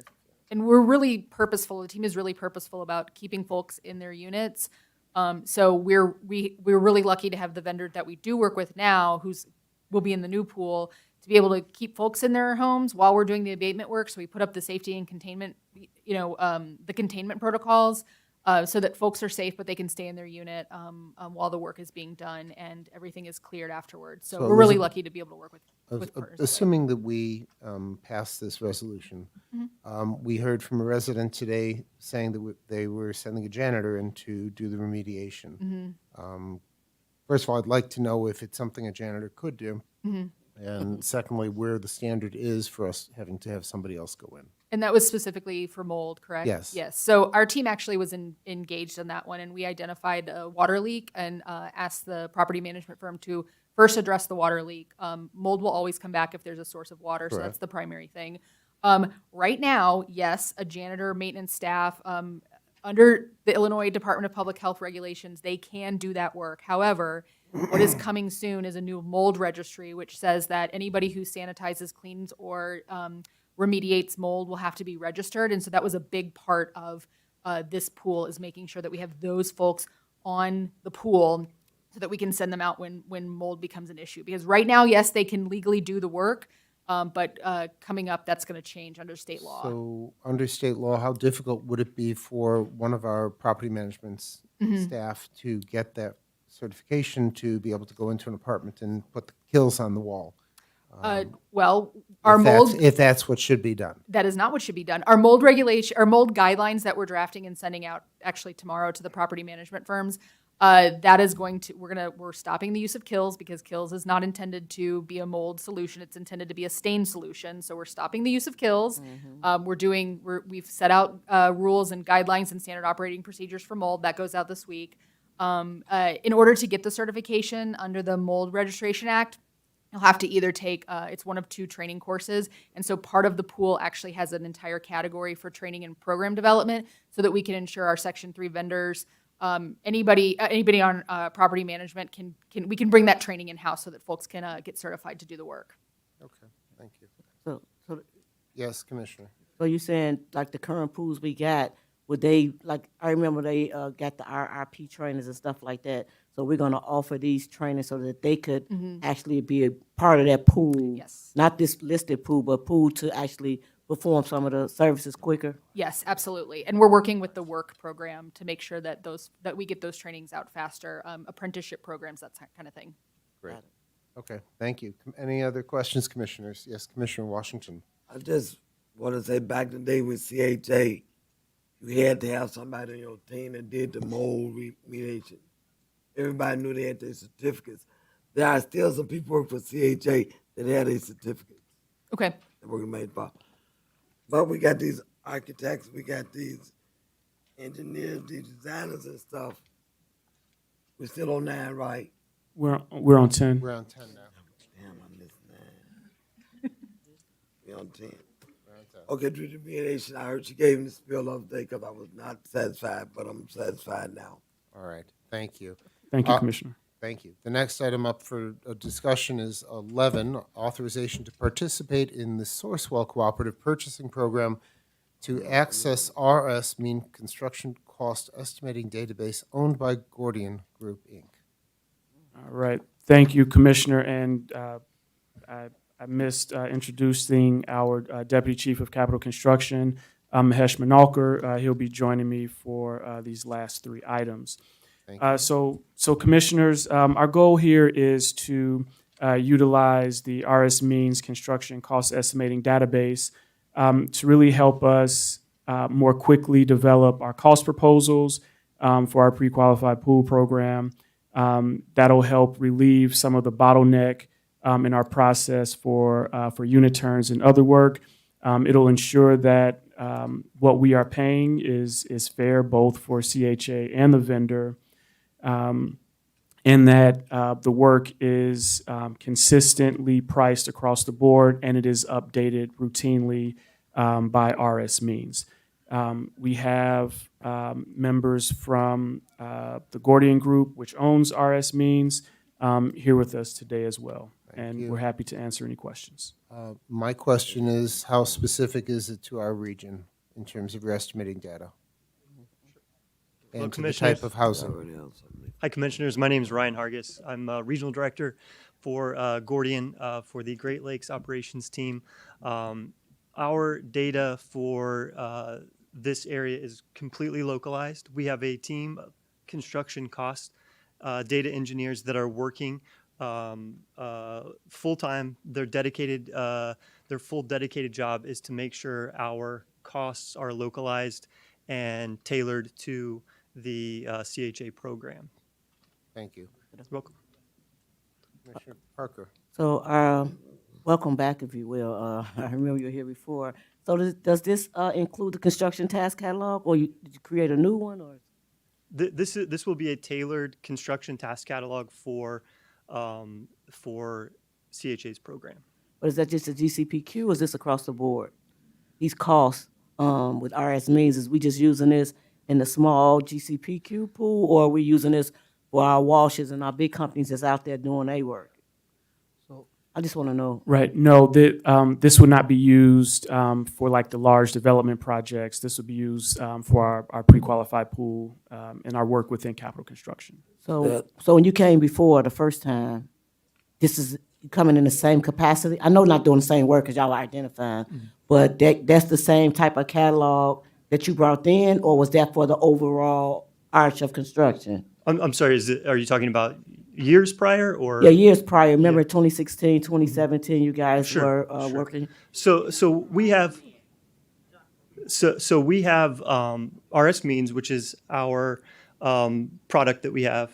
We also maintain all of the data across that program. We're using the same information and the same data that you'll be utilizing for this task-based program. With the cost of inflation and all that, is all that been considered too? Yeah, so we will be updating those prices to address inflation as we go. Absolutely. Okay. Let's get my question. Washington. Are you estimating on cost of how much it would be to do a unit or buy the materials? Sure. So this data includes material, equipment, and labor to complete the in-place construction task. And I ain't trying to be fun, I'm just being straight up. Since you're doing materials for us as residents, we're gonna pay y'all 3.5 years, $3 million. Wait, The materials that you pick for us is so inadequate, so cheap, so skimpy. We don't want something that looks good. We want something that's durable. If you're gonna pick the materials been picking, we've been getting, then we don't need you. We can pick our own materials. Sure. Commissioner, And I'll, you can't pick Ask the a- materials may I- for may I- us. We have to pick our own materials. Clarifying comment that the chair needs to make. They're not picking the materials. He just said it. They are pricing the materials that are picked by the people sitting over there. So our questions I know what you're saying. I know what's been doing. They price it and that's what they go with. Don't tell me. I know what we getting. That's what we getting, I'm telling you. I know what you're saying, but I know what we've been getting. We don't want something that's skimpy, something that ain't gonna last. Want them damn shades that you let up and they fall down and tear up. If you're gonna pick us something, you pick us something that's durable. It don't have to look cute, but it have to be durable. If you can't do that, then you don't need to be here. sure, yeah. Commissioner, this is Leonard, absolutely, yeah, I just want, absolutely agree with you wholeheartedly. That's part of the work that Mahesh and his team set with you and other CAC members to go through the entire MRO. So we're very open and transparent on the materials that are being used for unit turns, and then obviously even taking that feedback and making adjustments based on that conversation. So when they come and pick and say, we're gonna do this, you let us know about it first. We don't want stuff that's gonna fall apart, so we put our hands on it. Yes, ma'am. Absolutely. So be careful what you pick. Are we going into unit terms with turns with the specified selections that we were trying to develop the unified selections, or are we still using a mishmash of all sorts of different things? No, we have an MRO standard, Commissioner Matanke, and we can share that And that's, to the and that's board what as well. Commissioner Washington is also talking about. Yes, and she has reviewed that with our capital construction staff. Okay. All right. Thank you, gentlemen. Thank you so much. The next item on up for discussion is item number 12. Wait. I just hope that man had from what we told. If he did he in trouble? We gave him some ideas, some suggestions, went over some stuff. I hope he did and wrote it down. Absolutely. Okay, yes, ma'am. We'll see. Okay. Don't want to be in trouble here. Next item is number 12, authorization to enter into a contract for building modernization construction work at 735-737 South Independence Boulevard. And please make the introductions. All right, thank you very much, Commissioner. This recommendation is a result of a public invitation for bid, where for 735 South Independence, there were 5 total bidders. Cordos Development and Associates LLC, they were the lowest responsible bidder. This is the recommendation, again, directly from that IFB. This is directly to completely renovate this vacant building in our scatter sites portfolio. Obviously, we have a focus on returning vacant units and vacant buildings online for public housing, and this is part of that continued push. We're happy to answer any questions. I have a question. Yes, Commissioner Washington. First of all, Leonard, we said, and I was so adamant against it, you put in our minds that people do one item at a time. Is Cordo still working on ABLA? Yes, that is correct.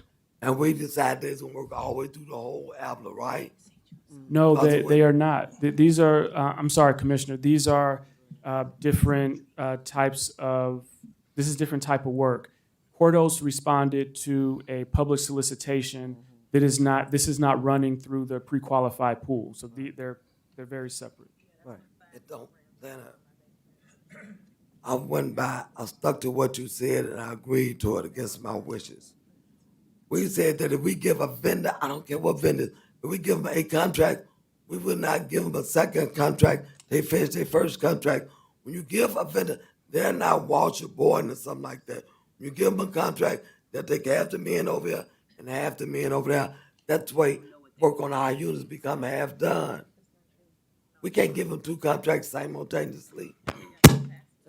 We cannot do it. That's why all the vendors in the pool can't get to work. We said again, we can't do it. I refuse to do it any longer because I see the devastation they have on residents. You gonna have half your men over here, half of them over there. They up over here, he's over there. That do not work. We said it don't work. We proved it don't work. Look how many apartments is falling apart with one person doing 3 and 4 contracts. The people spread it thin. You got a copter doing a plumber's work. May I? I'm sorry.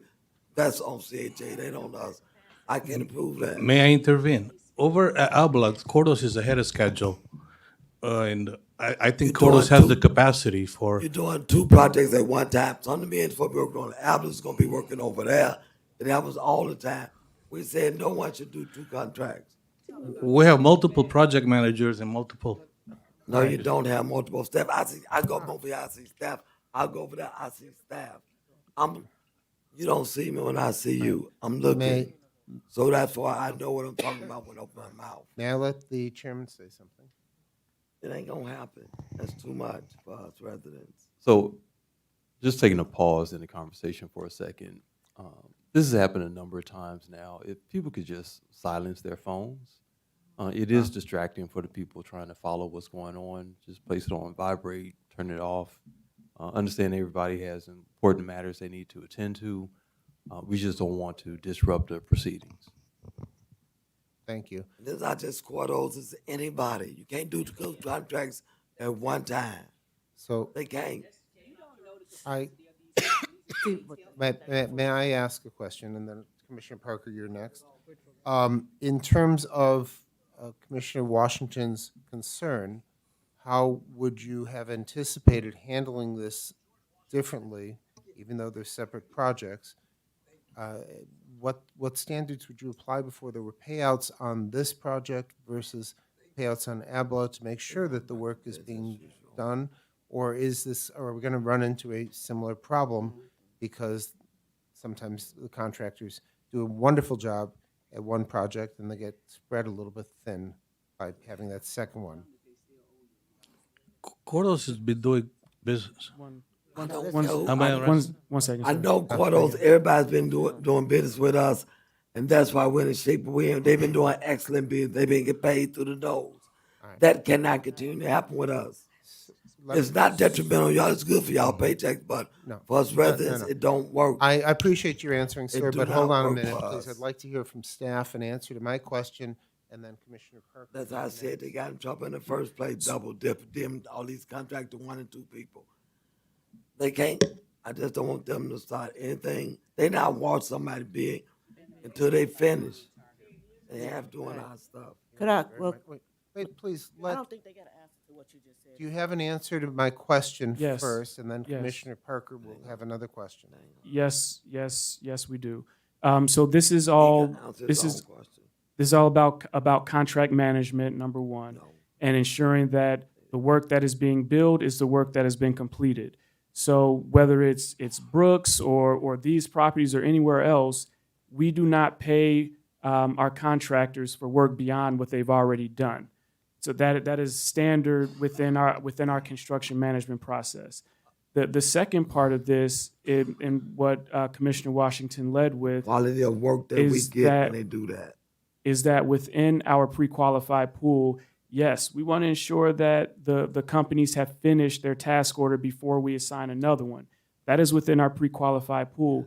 However, when it comes to public solicitations like this IFB, we don't have those types of limits that we can put on contractors as long as we can confirm that they in fact have the capacity to do the work. Thank you. And that is what's important. We have to manage them, yes, but as long as they have the capacity and we're managing them, we won't experience those same issues that were in the past. Yes. So that was Commissioner Parker. that was kind of to my point. We cannot stop people from competitively bidding on jobs and being awarded the job. Again, they all got goals to meet, they got standards to meet, and that's the same as we just had a group of vendors that's got 20 properties. What's the difference? They can't manage Allgale because they got Cabrini Green? No, if they was awarded the contract in fairness and bidded it, lowest bidder, responsible bidder, I don't see no reason why we should be having this conversation in terms of what their capacity is. They know their limits, and so I know, like you said, you're gonna be out in the field monitoring and doing weekly whatever, but this wouldn't be the first successful job that Cordos has done. I know Cordos, and I just want to say this because I know that they've been hiring our residents, they've been mentoring other businesses, and they've been around for a while. So I just don't want them to feel like because they coming in here that we're trying to limit your capacity. Because me as a commissioner and the rest of us want to see you do as much as you can and the best that you can. And so we don't need to back and forth. And I know Francine said back and forth. It's not just Cordos, it's anybody. We said we wouldn't do that. We said, and you set that in our minds. Now we do. I don't care if it's a different contract. They're still working. They had limited staff. They can't work. I'm telling you what's going to happen. We don't say they don't monitor nothing. Us residents monitor then. We get blamed for something that we done saw. They don't monitor nothing. They said they going to monitor. The monitor be sitting behind their desk drinking coffee or tea. So that's a staff issue. It's not Cordos, it's anybody. You ain't worked on 3 and 4 projects. When we moving up, us residents moving them units, our shit be falling apart. Right. Because somebody half did something. Right. They had to complete the unit, they're running back and forth, not knowing they left off at, it would have been done better. I very much agree with you, Commissioner I'm Washington. serious. And I ain't going for that. Okay. Can we move to, I have a couple of questions on the work, whether or not they get the contract. I ain't going for that contract because it's going to suck. I'm telling you, they need to learn how to finish something, do it right. So my question. Not just Cordos, but Yes, everybody. no, I very much appreciate that, and I hear you, and if we do vote for this to go forward, hopefully I will be on top of it with you and with the staff. All right. The cost of getting this 6 flat back up and running in much better shape, obviously, is it's not a complete gut renovation, but it's some serious work. We are at $187 a foot based on 13,000 plus gross feet, but we are delivering 6 apartments which range between 1,200 and 1,400 square feet. They're nice-sized 3-bedroom apartments in a beautiful 1920s, 1910s building. In your opinion, are there some things in our request for cost for the work that you would have possibly changed? I want to hear some feedback from you as a contractor who did respond to this. They're switching the entire project, the entire 6 flat from gas and electrical to electrical only. Yes. I believe that's the way the new designs are coming. A lot of buildings are switching to 100%, and that's overloading. And you get all new electrical services, which is very large for a 6 flat, 1,200 amp. A typical 6 flat that uses gas would only use a 400 amp panel. Electrical, you could do some savings in the electrical. The electrical package for the lighting is over $35,000. Wow. So the architects picked some really nice fixtures. If we were to have modified it to maintain it still, I don't know if we're required to go to all electric by regulation. We are not required by regulation. However, this is part of our sustainability strategy and long-term planning. Okay. But if we looked at the size of the building and determined that the increased cost might not warrant this, as opposed to if we were doing a much larger building, converting that whole thing where the extra costs get spread out to units, approximately how much do you think, rough number, might we be saving that we could put into other housing? That's my question. It could be in the magnitude of $150,000 maybe, working on the lighting package and keeping the gas. Electric and keeping the gas. All right, so it's not a huge amount of the contract value. It's less than 10%. Correct. That was my question. I was looking for just that differentiation. Thank you. Any other questions, commissioners? Yes, Commissioner Parker. The upgrade's gonna be to the land, okay. You said you're doing landscaping as well as the interior and exterior of the building. Is that any tuck point or that's just? what's all being done? It has a landscape, it also has a landscape, correct. Okay, thank you. It has landscaping, exterior, Fence. renovation. It's quite a bit of work, not just the interior, but Okay. the MEP is being changed, so it's quite a bit of work that goes into that building. It's a complete renovation. Thank you. Okay. Commissioners, any other questions on this one? All right. Thank you. I know, Francine, I hear you. I would, how about we go on to, thank you, gentlemen. Thank you. Thank you.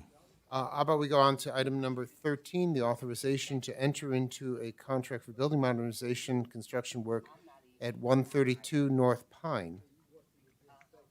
All right. I will now say good afternoon, Commissioners. Good afternoon. This recommendation is the result of a public invitation for bid. CHA received 6 responses for this solicitation, and Alpha Chicago Construction, Inc. Was the lowest responsible bidder. Again, this is a full gut renovation of an existing vacant scatter-sized building. Again, all in support of our goal to bring these units back online and house more Thank you. people. Before we go any further, is Alpha part of our construction pool? Yes. So I'm registering your complaint and your concern immediately. You read, I ain't even spoke yet, so go ahead. Okay. I'd like to know if there are any questions on the units and what we're doing in here and how many units we're getting put back into market. It is roughly the same cost per square foot, but we get more units because the building has less common area. Right. Yes, sir. Yes. So how many units is it? 8 units. 8 units, is they what, 1 bedroom, 2 bedroom? Yeah, these are all, mostly 2 bedroom, 1 Can he bath. speak for himself? He's standing there. I'm sorry. Speak for yourself. Oh, I guess I was asking CHA. Good afternoon. There Good are morning. 2-bedroom, 1-bathroom units. I'm sorry, please introduce yourself. My name is Wes Kahn. I'm the president of Alpha Chicago. Hi, Wes. Okay, go ahead. So I'm just looking at, I actually looked at this and I looked at the competitors and I believe they are way lower than they really was the lowest bidder, but I'm trying to see how much did that add up to per unit, because it's more units and it's they really affordable, if you will, according to the other bidders. And so that's what I was trying to see, what went into you being able to deliver this service at this price. I'm not saying go higher, but I'm just saying it seemed lower compared to. It was others. $230,633 a unit if you only look at unit, but you have to look at the square footage of the building because we're ripping so much of the building apart, and not just the livable space. It includes basements, it includes utilities, it includes common hallways, and that's $174. That's why I'm saying it's so cheap. It's cheap to me. So how was you able to do that? Renovation. I'll start by saying it's been a slow year, so we definitely Oh, were you say you looking need the for money. some work. Yeah, so oftentimes you're going to see the best deals when we want to keep our people working. On top of that, I think we have an advantage on the VRF systems. We do those in our private development, and what I noticed is many of the prices on the street were very expensive compared to what we were doing them for on a private sector work. Other than that, essentially, we wanted to be competitive and give CHA a good deal and win the work. Okay, thank you. That's all I have. Watch this. Commissioner Washington. Alpha, I'm very familiar with your work. You know that, right? So you know your work suck, right? I'm familiar with your work. It looks good. Your presentation is excellent. Everything looks like it's okay. It's in place. When you start living out, stuff begin to fall apart. This your last shot. You got to do a better job. When people move in and stuff fall apart, we ain't giving you no more contracts. For real. Your work look good. Your presentation is excellent. But when people move in, shit fall apart all the time. The floors, the walls, the vanities, The cabinet doors, everything.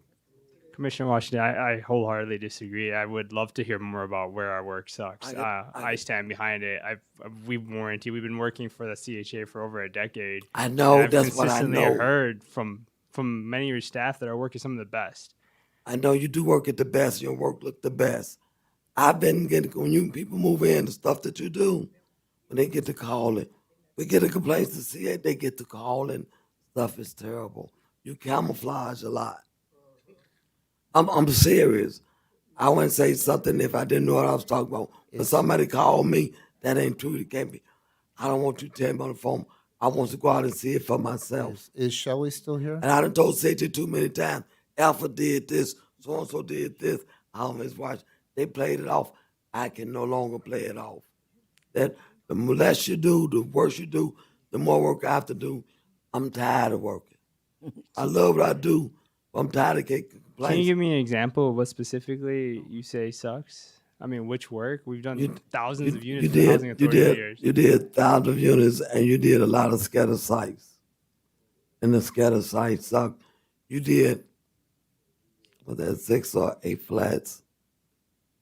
I had to go in and look at 2 of the apartments that was falling apart. You did, over the years you've been doing a lot of stuff. Are you sure you're not confusing us with another company out of the hundreds of companies that are doing work I for know the what housing every authority? company do. I know what every company do. When they do something, if I see them working, I'm gonna go in there and look at them. I'm gonna talk about residents move in, they start complaining. The CHA, they management don't do nothing. They call us. First thing I said, who did this apartment? How do we I find out who the handle contractor was. How do we handle warranty work? It's a And that's why I wanted to hear how Shelley has experienced it. They don't have warranty. Let me address. They don't hire one. It's 1 hire- year. They don't handle warranties. Thank you, Commissioner. Management have to do it. That's what So I'm let me start because there is a common thread with both the contractors. So from the CHA's perspective, we have a pretty stringent construction management team. We have a dedicated project manager who would be looking at these individual buildings. There will be a weekly construction meeting that will be held at the site, engaging the LAC president and the building president who will be present for these meetings, Well, they making sure that the construction progress is identified in terms of how the contractor is performing, what kinds of materials are being introduced and installed and implemented ahead of them installing. So there is going to be a lot of engagement. That is what has been constituted. There's a good example, ABLA is a good example for that. And that is all we're going to keep following in terms of construction management. As far as, just having the two procurement processes, definitely in the pool is something we can look at based on your comment, Commissioner Washington, on repeat work. That's something we can look into. But where there is a public solicitation, that is the lowest responsive bidder who comes to the table that we look at, A, the capacity, and B, can they perform the work? Mahesh, how is this different in terms of your project management meetings and the supervision meetings versus what used to happen when perhaps things were not working like ABLA? Absolutely. And I think Commissioner Washington did point out that people not showing up to the job site, this is all prior to my arrival. I don't know that, but seems like that's the experience that the board has and the commissioner has, and that everything is in the mode of change. It is changed already, and I believe for CHA and the construction management and capital construction, it is important to make sure that the contractor is delivering on their commitments, but we're also monitoring not only the progress, the construction, the schedule, the budget, and even the risks associated with what's happening in terms of environmental, NEPA, and so on. Permits, that's a great example to look into. So I think it's really looking into all aspects of construction, making sure that residents are getting a quality product, and in terms of making sure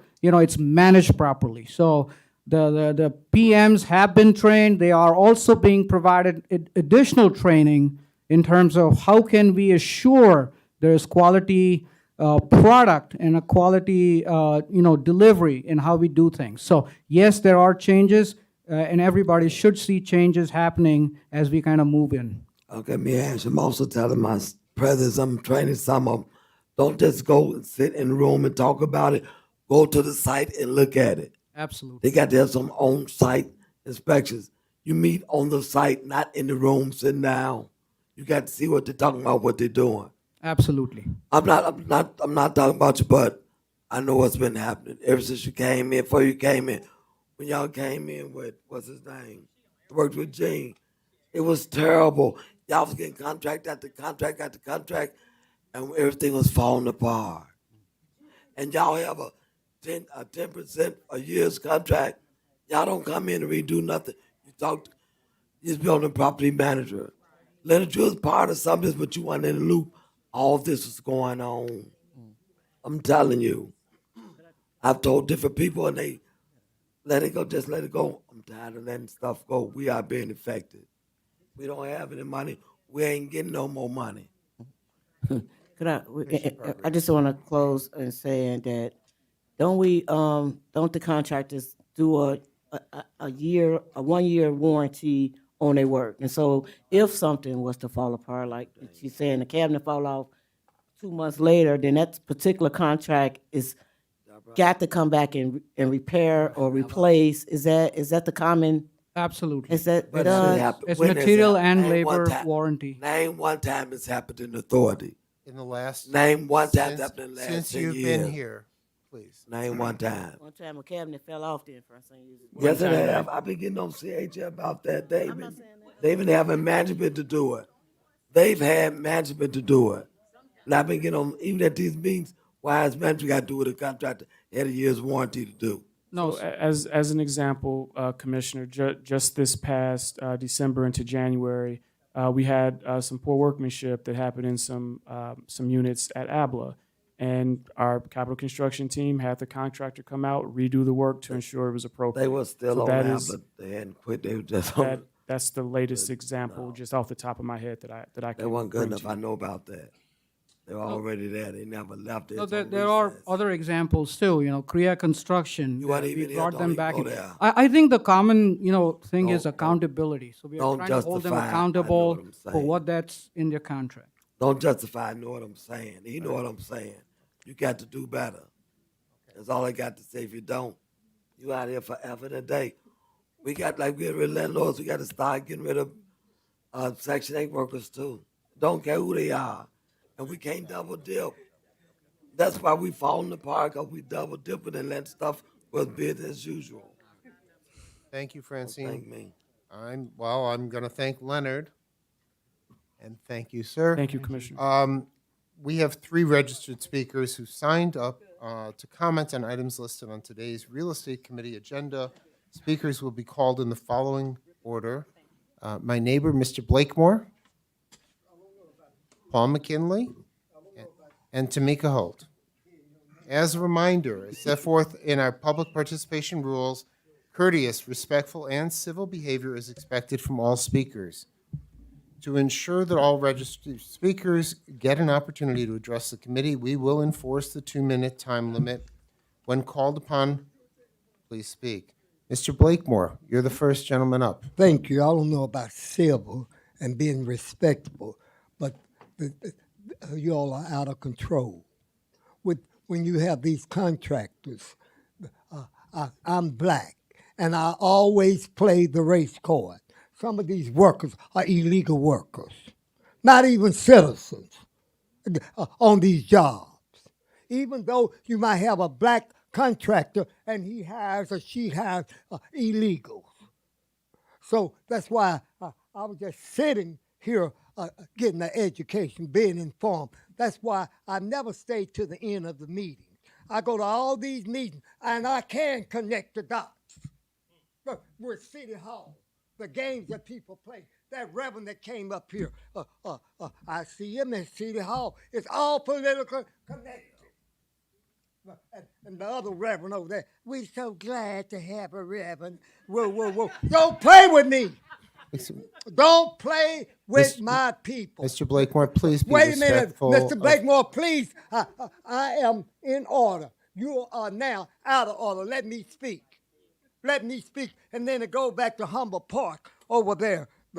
Who's going to be the tenants? The Puerto Ricans are being moved out. So that Alderman is smart. She's going to get her people there. It won't be a lot of black people or white people. She's going to get all her 30 people. seconds remaining. I can use that. Racism is still alive, and don't deny me of that. Now, if my minutes are going up, don't treat me like that. Don't treat us like that. I'm a thinking man. She is looking out for her people, and I'm looking out for black people. You understand this? I want my people to get these good job contracts and service and not get gentrified out of this city. Now, go with that. Thank you, Mr. Blakemore, for your comments. Next is Mr. McKinley. Is Mr. McKinley still here? All right. And the last registered speaker is Ms. Holt. What did you do to your knee? I think I went back to work too early, even though they told me that I could. So, and I have a setback going on. Let me say this, and I would really like to meet with you, Mr. Pettigrew, because I heard you've been meeting, even though I've been sending emails, and they said that you haven't been meeting yet, and as soon as you set something up, you will be meeting. But I heard from the other people that you've been meeting, so I would like to set something up with you. Let's talk about word salad. Do you guys know what that is? Let me break it down to you. It's the intentional use of intense, confusing jargon and manipulative free association to avoid answering a direct question or to confuse the listeners. People often use the descriptive and rambling corporate and political speeches that says a lot but means absolutely nothing. Okay, so I've been listening and I hear you talk about how the property management employees are and all these other employees that work for the companies that come up here and get millions and millions of dollars. I'm gonna need you to practice what you preach here at Chicago Housing Authority with your own employees that's on staff here, right? So you hear a lot of jargon, you ask questions, they really ain't telling you the answer, and they come up here and they start to be able to come up here with blanket plans and all the information is not there for the public. It seems like some of the information is not there for you. Let's talk about CVR. CVR is doing inspections for public housing now. Do you look at the record that they do as far as Section 8? Why didn't that contract go out for bid to somebody else, right? What do your 30 asset seconds managers do in cooperation with your property managers? Think about that for a minute. They supposed to exchange data, right? About what's needed to be fixed in the units and all of these things, right? And the data's supposed to come to CHA. You constantly throwing money at stuff that people are already supposed to be in place doing. I'm trying to understand that. Let's talk about RS memes. That's why this public comment session is so discriminatory when people are speaking out about these contracts you're giving out. RS Memes was bought by Gordian. They started grouping tasks together. That means you started doing, what do you call it, sharecropping tactics, right? Okay. Even their pretty much factor wasn't even a Chicago factor. I remember all of these problems. You remember I was on the front line for all of this stuff. Thank you, Ms. Holt. Your time is up. Thank you, Ms. Holt. Okay. All right. Commissioners, you have heard comments from our registered speakers. Do you have any additional questions on item number 2 through 13? Hearing none, I will present an omnibus motion for approval of items number 12 through 13. Excuse me, 2 through 13. Is there a second to the omnibus motion? All in favor say aye. Are there any opposed votes, abstentions, or recusals? I recuse on number 12. Recuse, not, okay, not opposed. Got it. All right. And that's only 12, not 13, Commissioner? 13, I Okay. So just 12. Hearing none, items number 2, 3, 4, 5, 6, 7, 8, 9, 10, 11, and 13 are approved. And please, 12 is also, but with one recusal. All right. If there's no further business to come before this committee, I'll present a motion to adjourn this meeting. Is there a second? Second. All in favor say aye. Are there any nays? The July 21st Real Estate Operations Development Committee meeting is now adjourned. Thank you. Thank you, Commissioner. And good afternoon again, everybody. Good afternoon again, everybody. Good afternoon. Appreciate you. All right, so we're back from our recess meeting in person via our live stream video broadcast. We are now ready to start the business portion of our board meeting. Our board secretary will take the roll to establish quorum. Commissioner Brewer? Commissioner Cobb? Commissioner Gonzalez-Cruzy? Commissioner Gutierrez? Here. Commissioner Harris? Commissioner Hurlock? Here. Commissioner Matangi? Here. Commissioner Parker? Here. Commissioner Washington? Commissioner Malone? Here. Mr. Chairman, you have a quorum. Thank you, Daisy.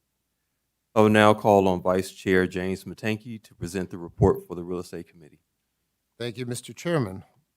The Real Estate Operations Development Committee held its meeting earlier today. I chaired the meeting, and the following committee members were present as well. Commissioners Gutierrez, Malone, Harris, and Parker. Commissioners Brewer, Hurlock, and Washington were also present. However, they were not counted toward the quorum. Committee members then discussed and recommended for board approval the following 12 items. Item number 2, authorization to add additional funding in the amount of $150,000 for contract number 12941 with Nan McKay and Associates. Item number 3, authorization to award contract for CCTV modernization and camera deployment for a total not to exceed amount of $25,601,456. Number 4, authorization for the Pomeroy Apartments general partner to accept the assignment of limited partner interest from the investor. Item number 5, authorization to take actions necessary for the closing of Humboldt Village.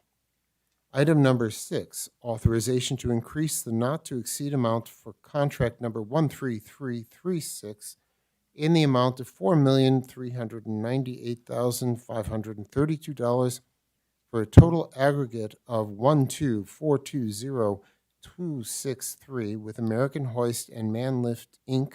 for routine elevator maintenance and repairs.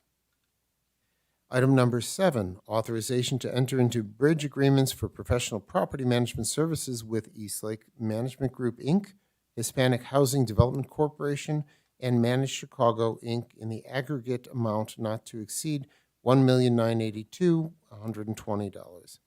Authorization to enter into agreements for professional property management services with 5T Management Service Provider, Inc., Eastlake Management Group, Inc., Full Circle Realty and Property, Gilead Management, LLC, Hispanic Housing Development Corporation, HR Legacy Commercial, LLC, Universal Management Services, Inc., and Wynn Managed Properties, LLC, for an aggregate not to exceed the amount of $50 million. Item number 9, authorization to award 32 IDIQ contracts for architectural, engineering, and professional services for a program amount not to exceed $35 million. Item number 10, authorization to enter into professional services agreement for environmental services for an aggregate value not to exceed $18,240,000.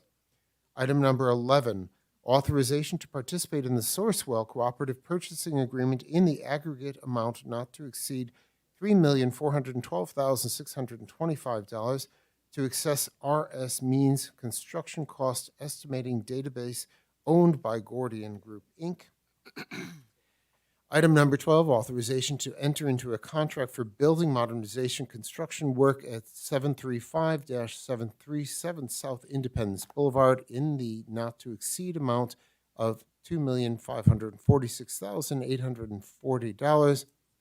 Item number 13, authorization to enter into a contract for building modernization construction work at 132 North Pine Avenue in the not-to-exceed amount of $1,829,400.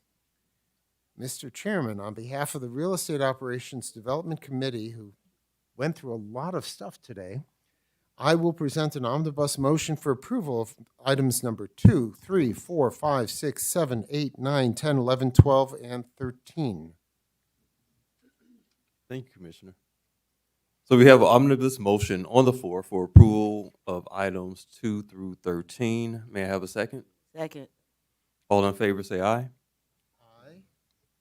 Are there any opposed, recused, or abstentions? Yes, Chairman. I want to abstain formally for items number 8, 9, and 10. Although I am very appreciative of the staff doing collective bidding, like getting these groups together so that we can reassign them in another life that I live. I have relationships with some of those groups out of those 30-something groups. So I'd rather abstain to not have any cause for any thought of Thank you, impropriety. Commissioner. There you go. Was there another? I abstain for number 11 and 12, the Gordian Group and Quartos. 12 and 11 13. 12.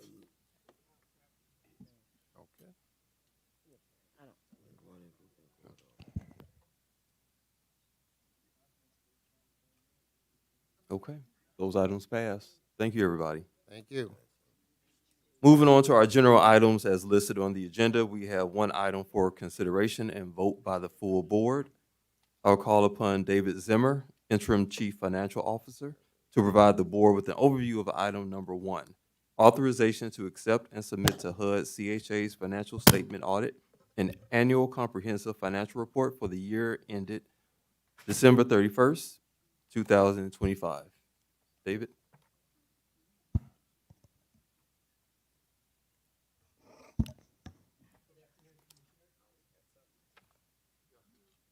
No.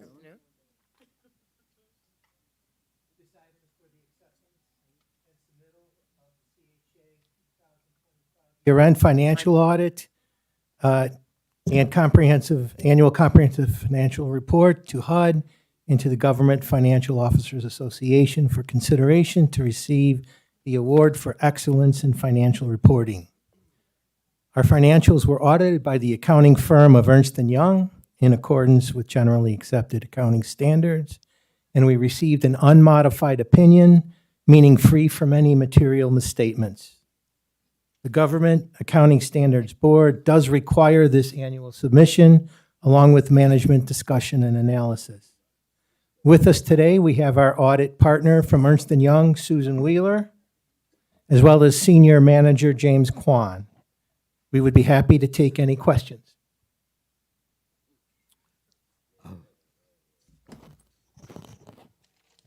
Commissioner Washington? David, we do have Anna Chair from tax support. So when you send us anything, have them increase your font. You don't have to change the page, but the font they can increase. My staff can do it, so CHA staff can do it. Yes, and I believe, Ms. Washington, we Just make submitted. copies, but you just wind the paper, but the print was still too small, like a 6, not even an 8. So the staff can increase the font on your computer to print out any size. It can be the regular size paper. Understood, will do. All right, thank you. Other commissioners? Commissioner Parker? One for Ernst, and now, so this is a clean, no finding audit, right? Correct. The financial statement, is it on? The financial statement audit, we issued an unmodified opinion, and we did not identify any misstatements, either corrected or uncorrected. Thank you. Wow. But one question. I don't know why you did it, but I don't think it was right. There was some question. There was some findings. But you all didn't find them. I don't know if you want This is to the or financial whatever. statement audit. The uniform guidance audit isn't complete yet. We plan on wrapping that up in the next month, so our issue date's currently planned for in August. Okay, so in August we should get the findings. Right. Okay, 'cause I know it's some up there. Yeah, this is just the financial statement piece. Okay. And we do Not get that great, I'm looking- we do not- get great cooperation from management, so we do appreciate that. But not that I'm looking for findings, but I know some findings that need to be corrected. If we got findings, we can correct them.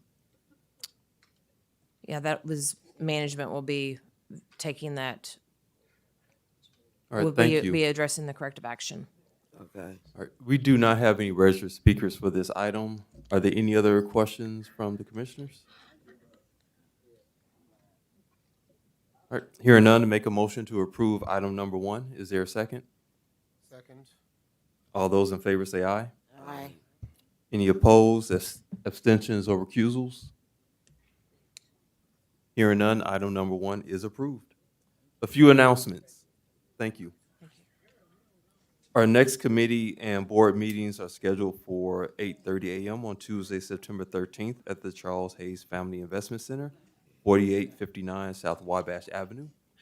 Persons wishing to comment at CHA committee or board meetings must register in advance by calling the board secretary's office at 312-913-7282 or online at board public comments, all one word, at thech.org. Request to comment will be accepted up to 10 a.m. on Monday preceding the meeting date. However, if the Monday preceding the meeting date is a holiday, request to comment will be accepted up to 10 a.m. the Friday before the preceding meeting date or as published. Visit our website or call the board secretary's office to stay abreast of information on board-related meetings or to receive a copy of the public comment process or 2026 meeting schedule. I will now present a motion to go into closed meeting for approximately 1 hour. In addition to items listed on the closed session agenda and in accordance with the Open Meetings Act, the board may discuss matters under the following exceptions: personnel-related matters under C1 and C2, purchase, sale, or lease of real estate property under C5 and C6, pending, imminent, or probable litigation under C11, review of closed meetings under C21, and audit reviews under C29. May I have a second? Second. All in favor say aye. Any opposed? We'll now go into closed session and be back in approximately 60 minutes.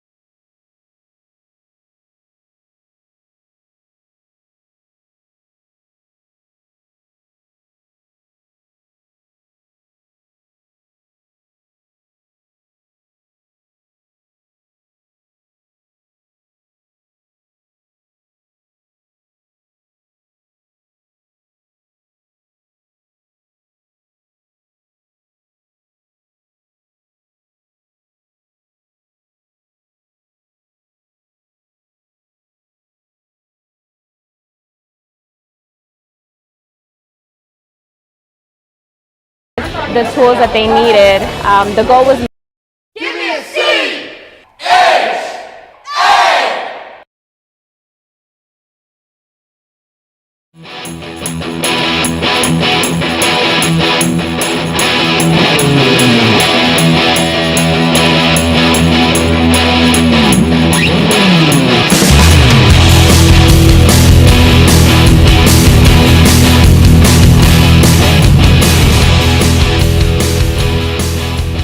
I think today was successful, I would say, because the students or the participants who attended have given us feedback that this was great. The format was great. There were 4 different workshops throughout the day.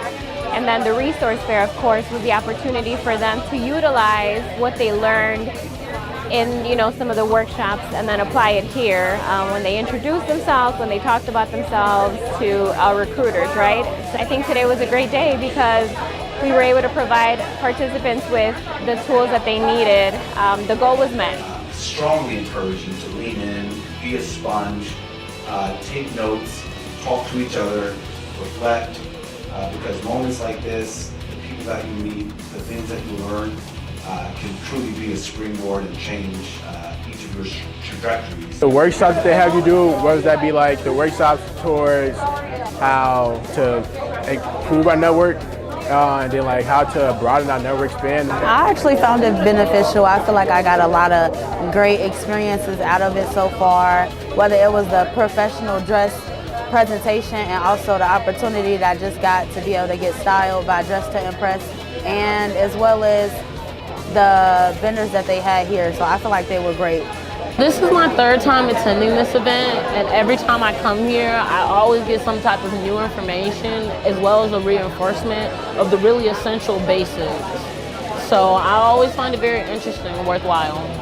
Definitely, as an African American woman, especially in Chicago, I feel that we don't get as many opportunities as we could. And this is just an amazing one with a lot of diverse companies, and I always enjoy talking with them and seeing what type of jobs they have. Thank you, CHA, for just putting people in position to do this, and then also just caring about the CHA residents. I would just like to thank them and just tell them how appreciative I am for them to actually think of us as a community and think of this generation as the next generation, and knowing that we kind of need help in that way. So I like that they opening doors, and I appreciate it greatly, especially for the CHA community, because we need it. So I would just say thank you so much for hosting this event, and please keep doing it. It's so helpful.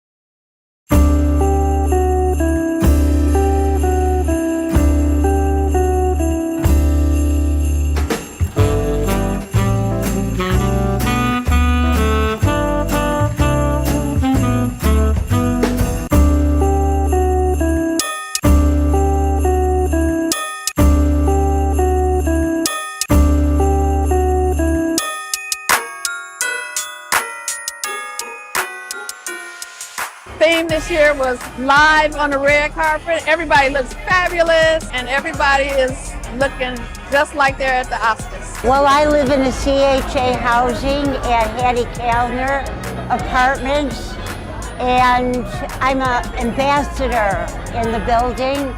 Therefore, I was gifted a ticket to this wonderful event, and here I am. And it was a wonderful, wonderful afternoon.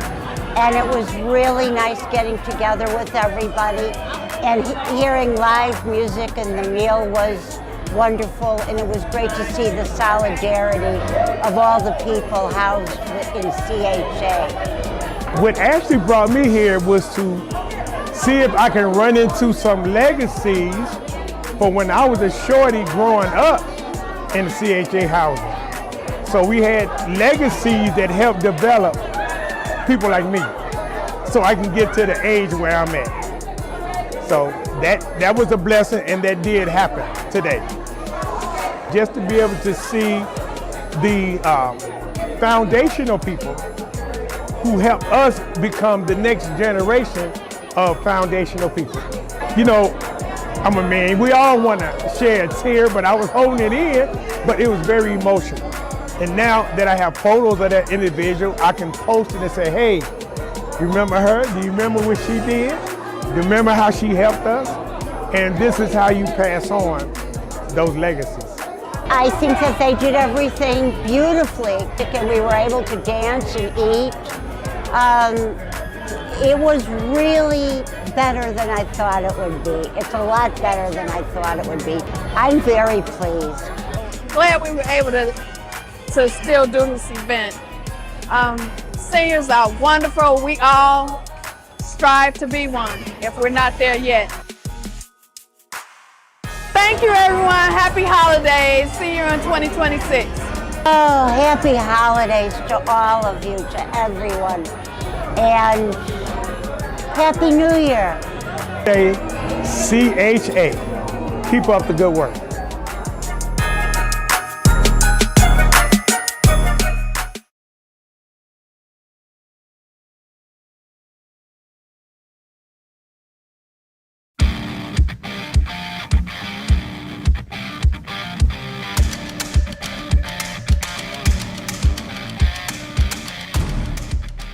This is our 18th annual CHA Operation Warm. We are distributing 5,000 brand new coats. We expect over 2,000 CHA families from throughout the city of Chicago to be here today. We also have our resource fair. We've got 32 different groups and organizations represented. In addition to the 5,000 coats, over 13,000 books, we have a number of different services. People are getting their flu shots, their COVID-19 shots, other vaccinations, and it's just a festive environment. I received a library card for my son. I signed up for the Chicago colleges to see what programs they have to offer, because they were telling me that they would assist you with college classes for free. So if I can get some assistance for going back to school, I'm all for it. It's our largest event every year. And it's not only a partnership with the Chicago Housing Authority, but we've also got our corporate sponsors, and we've got a Chicago Family Foundation who help pay for the 5,000 coats that are here. A lot of stuff here. I seen free phones with internet, help with ComEd, electric, healthcare opportunities. They look for more information. There's a bunch of different stuff for families. If you need help and you're scared, don't be scared. Just come out and see what they have to offer. It's an even better opportunity to continue giving back to the CHA families that so many of us have served for so many years.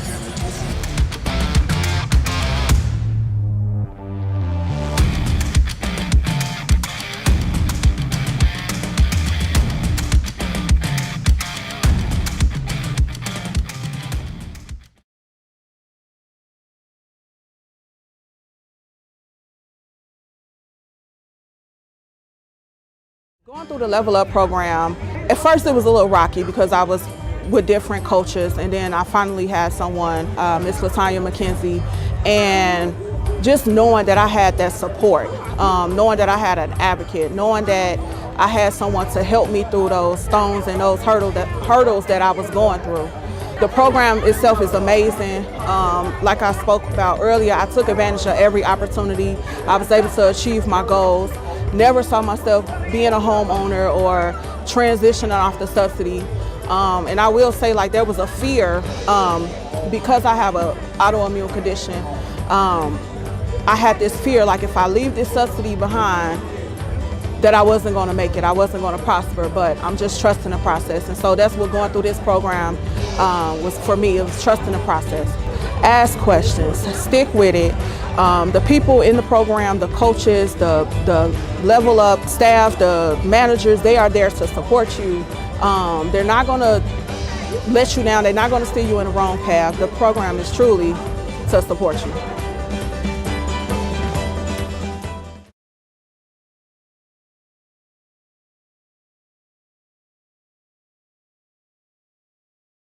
I've been in this program for a little bit over a year now. Before I started the program, I had a lot of doubts. Like, you know how you just got that little voice in the back of your head telling you you can't do something.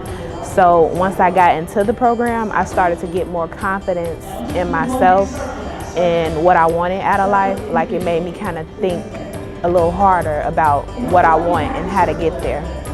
If you want to improve your quality of life, and I feel like that's anybody's goal. It should be anybody's goal, you would think, you know. But for me personally, I wanted something more out of life. And I'm like, how can I take steps in order to get to the next level? And this program was definitely a huge help in getting to the next level and like actually starting and then knowing at the end it's a reward. I love how they didn't make me feel less than as a person. They always talk to me regular, not demeaning. always been encouraging, you know, even if I only talk to them once a year. Anytime I'm checking in, it's always different ways of pouring into me. That's what I got from my coaches.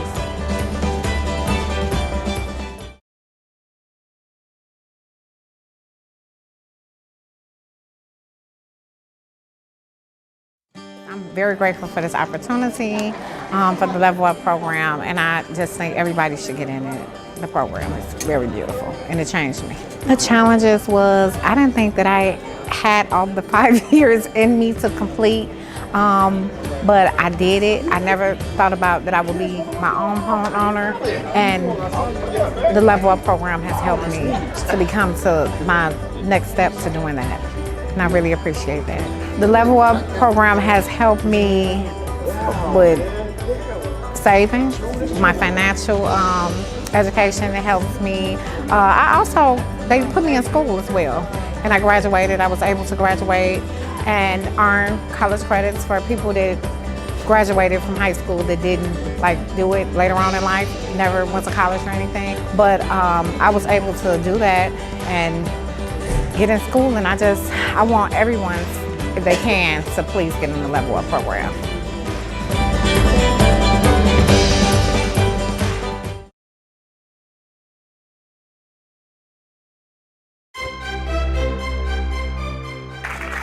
We've got a lot to be proud of here, everybody. And I know all of you are involved with this too. We're really proud of our development work here in Bronzeville, on the site of the former Robert Taylor Homes, formerly the nation's largest public housing development site. And before this site was Robert Taylor, it was a densely packed residential and commercial neighborhood home to thousands. You know, today this is yet another exciting groundbreaking. It's adding the new and dynamic development to this neighborhood as a great example of how building better together can uplift, revitalize, and empower all of our communities. As you've heard, this phase includes 2 buildings, a total of 52 new apartments, including 21 homes for families from CHA's waitlist. A number of folks here have used the word transformation, and I think that's the perfect word here. To think about what it used to be and to look at what it has become and what it's becoming symbolizes true transformation, and it's a testament to what we can accomplish with vision and partnership over time.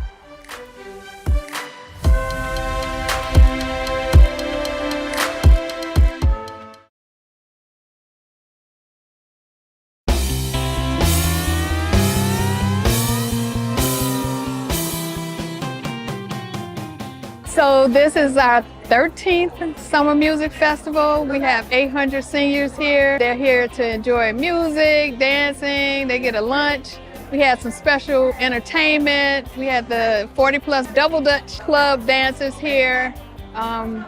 We had Tina Turner perform, and we got some line dance instructors as well. I get so excited because my seniors are excited to serve as our seniors. And we get so excited because our seniors get dressed up. They get excited to just come out their buildings and just enjoy a festival of fun. I'm enjoying it. I was watching the people dance, and I was dancing a little bit. This is the first time I've enjoyed myself this summer. It's very good. It's wonderful to see people having a good time together. Oh, I like the music.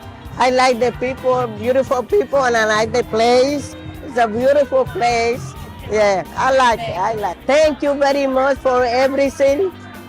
Thank you very much. Thank you.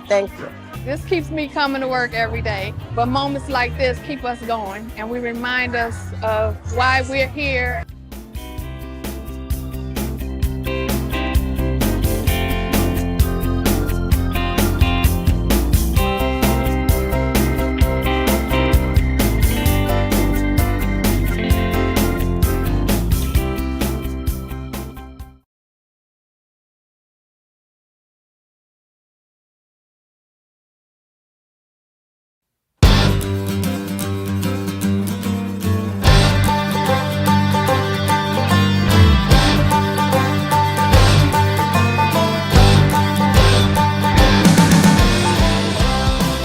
We're here to celebrate homeownership. We're really here to just celebrate and acknowledge all of our current CTO homeowners, along with those who are coming through the pipeline on their way to purchase homes. And we also have a few people in the room who are interested in home ownership. And so we're just coming together as a team to show appreciation, to provide resources. We have a ton of vendors that are here to educate, to support, to give them the things that they need and help. Also, there's a breakout session, 2 of them in fact, that they're going to learn about will and estate planning along with a DIY session from Lowe's. And then we're going to all come back together as a group to have a panel discussion to talk about the unexpected things that can happen in homeownership and how do you properly address those things. I'm a new homeowner. I just closed on my home on April 28th. I was looking for resources, primarily financial resources to help with some home repairs, but also the opportunity to be able to engage in some do-it-yourself projects, things that I can afford to do on my own. I think it's important for CHA to have these types of programs because this is how we help our residents. Our residents want a safe place to live, and they want to start that out with 4 walls, but their aspiration, some of them, is to actually go on to own their own homes. I know how important that is. My parents still live in the home they bought when I was 12, and that stability is what gave my sister and I the stability to go on, to go to college, to have careers and those types of things. I came here because I've been looking at the Choose to Own program for a while now because I know that I want to purchase a home. I want a place for me and my kids to have our own backyard, our own space, and just a community that, you know, that they can say that they grew up in, right?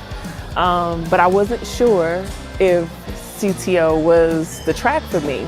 But when I learned that they had this forum, I just wanted to be able to talk to other people who already went through the program and hear about their experiences. And when I read what this forum was about and that's what included, like people who already been through the process and people who's looking to go through the process. So that was like, that's me. So that's why I'm here. Homeownership is just one little piece of it. When you can stake your claim, have the stability of living in a home, not having to move from place to place, you can then work on all the other things that you have in life and attain your other dreams. And so that's why it's so important that CHA is doing this.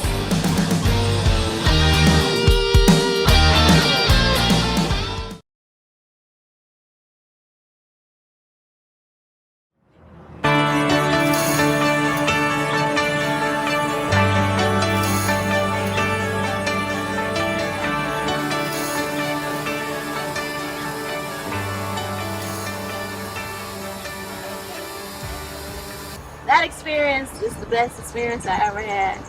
It was fun, it was exciting, and it was meaningful and rememberable. But it was meaningful because I have been searching for a drone class, and every time I would find a drone class, it was mostly online, not hands-on. When I came here, I didn't expect to have the experience of actually flying a drone. And I'm excited that I had the opportunity to do so.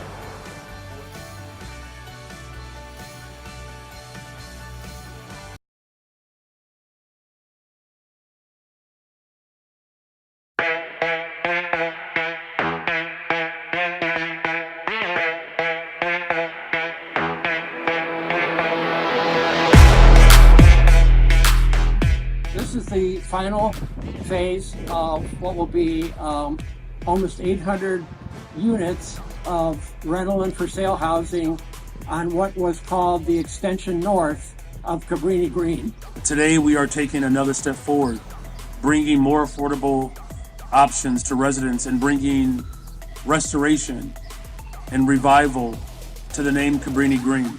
You know, today is an amazing day. We are here to celebrate the last phase of Parkside starting groundbreaking.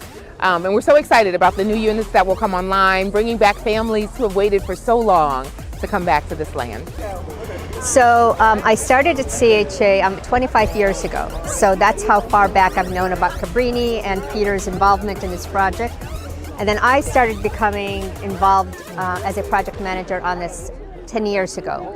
So I am so excited and happy to be here today to see the fruition of all of this hard work, not only from CHA and all of the team members over all these years, but with Peter and his team, like his dedication to making sure that this is a successful mixed income community. This is the culmination of that decision. This is bringing back families. This is having amenities. This is really, really working with the people who live here to have exactly what they deserve. And so that's why this is so important.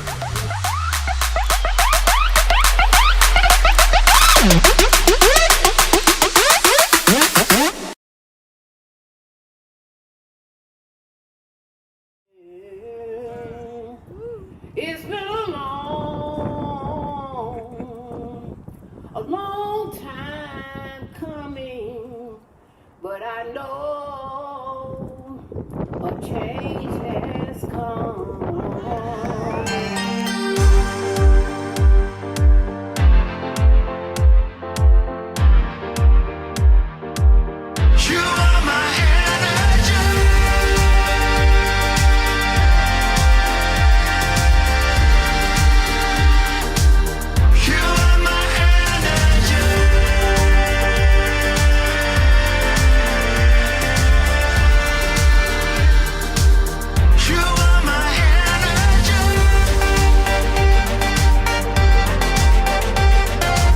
It means that we have this moment where we can capture stories of success, right? Stories of overcoming struggle, both in the efforts to have this moment today. I mean, it was 18 years of listening to resident stories, which were filled with a lot of joy, a lot of love, and a lot of, hard things to learn and hear.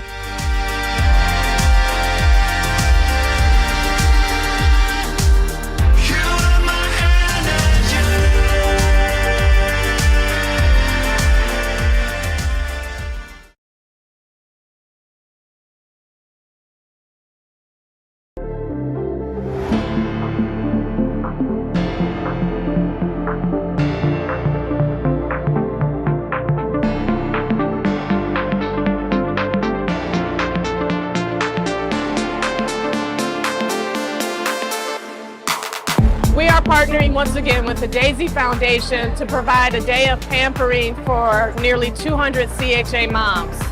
Every mom today will come in and take a before and after photo, and in between we'll have their hair styled, their makeup done, including brows and eyelashes, and then they get to pick out a brand new dress courtesy of Banana Republic and Meyer. I cannot believe it's been 5 years. We literally launched this in the pandemic. We connected with the CHA community leadership team, and it's been all she wrote from there. And it's just been so rewarding. It is a true testament of partnership and collaboration when you have a really great mission. And the whole goal is to love on the moms, on all the moms at our partnering organizations that we work together on, bringing them together to make them feel valued, seen, and appreciated. It's your girl, Nikita, and I'm here with Daisy and CHA, this wonderful event. Just got my face beat, just got this wonderful dress, and it's amazing. I'm about to have some lunch. Graduated college on Saturday, so I did a lot of events with the school. So this was perfect. I'm like, sure, when they said if I could make it, I said, yeah. They wanted to know if I had plans, and I'm like, no, like my birthday's tomorrow, but this is great. I'm so excited because and explain you, oh, this is for hair, this is for makeup. Everyone is so nice in this place. I'm so happy for next year coming back.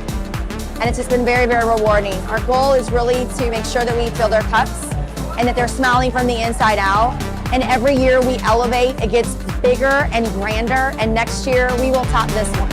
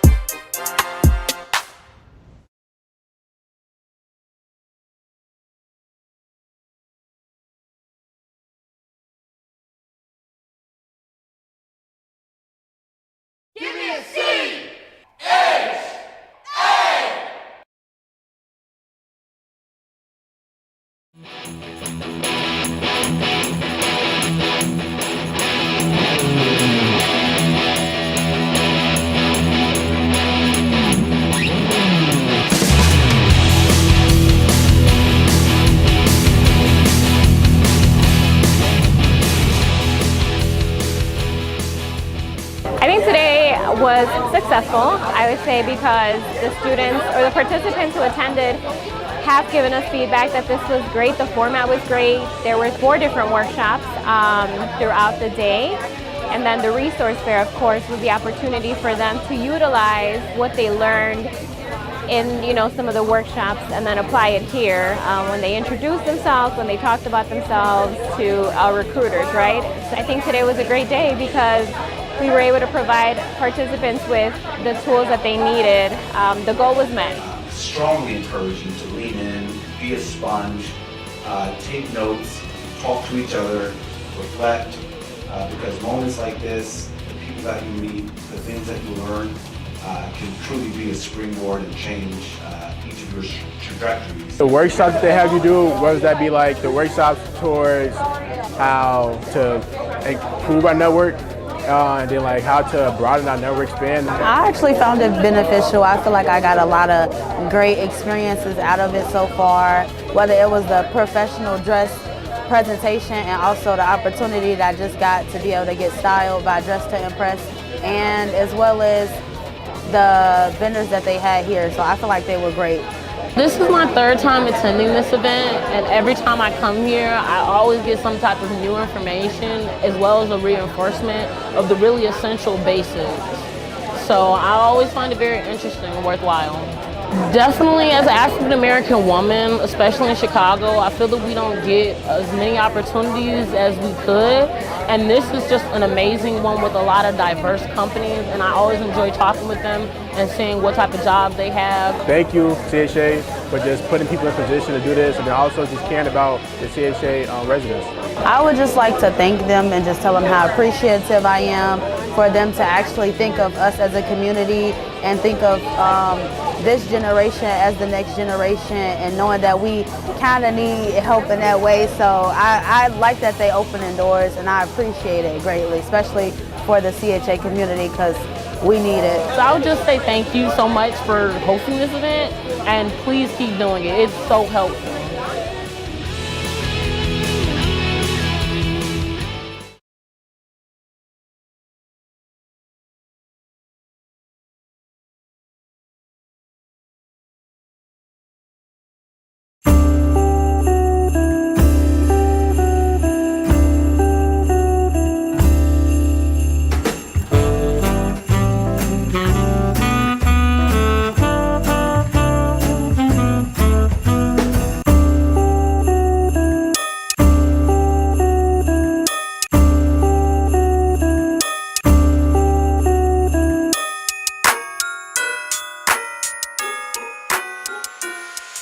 Theme this year was live on the red carpet. Everybody looks fabulous and everybody is looking just like they're at the Oscars. Well, I live in the CHA housing at Hattie Kalner Apartments, and I'm an ambassador in the building. Therefore, I was gifted a ticket to this wonderful event. And here I am, and it was a wonderful, wonderful afternoon. And it was really nice getting together with everybody and hearing live music, and the meal was wonderful, and it was great to see the solidarity of all the people housed in CHA. What actually brought me here was to see if I can run into some legacies from when I was a shorty growing up in the CHA housing. So we had legacies that helped develop people like me, so I can get to the age where I'm at. So that was a blessing, and that did happen today. Just to be able to see the foundational people who help us become the next generation of foundational people. You know, I'm a man, we all want to share a tear, but I was holding it in, but it was very emotional. And now that I have photos of that individual, I can post it and say, hey, you remember her? Do you remember what she did? Do you remember how she helped us? And this is how you pass on those legacies. I think that they did everything beautifully, and we were able to dance and eat. It was really better than I thought it would be. It's a lot better than I thought it would be. I'm very pleased. Glad we were able to to still do this event. Seniors are wonderful. We all strive to be one if we're not there yet. Thank you, everyone. Happy holidays. See you in 2026. Oh, happy holidays to all of you, to everyone. And Happy New Year. CHA. Keep up the good work.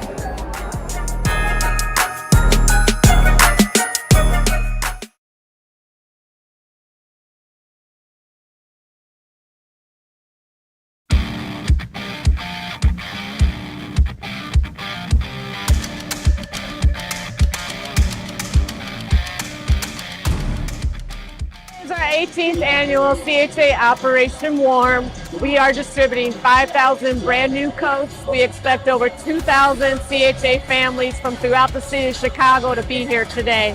We also have our resource fair. We've got 32 different groups and organizations represented. In addition to the 5,000 coats, over 13,000 books. We have a number of different services. People are getting their flu shots, their COVID-19 shots, other vaccinations, and it's just a festive environment. I received a library card for my son.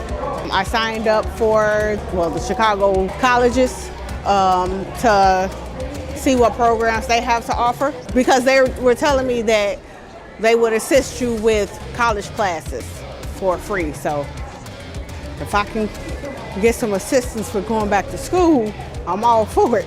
It's our largest event every year. And it's not only a partnership with the Chicago Housing Authority, but we've also got our corporate sponsors, and we've got a Chicago Family Foundation who help pay for the 5,000 coats that are here. A lot of stuff here. I seen free phones with internet, help with ComEd, electric, healthcare opportunities. They look for more information. There's a bunch of different stuff for families. If you need help and you're scared, don't be scared. Just come out and see what they have to offer. It's an even better opportunity to continue giving back to the CHA families that so many of us have served for so many years.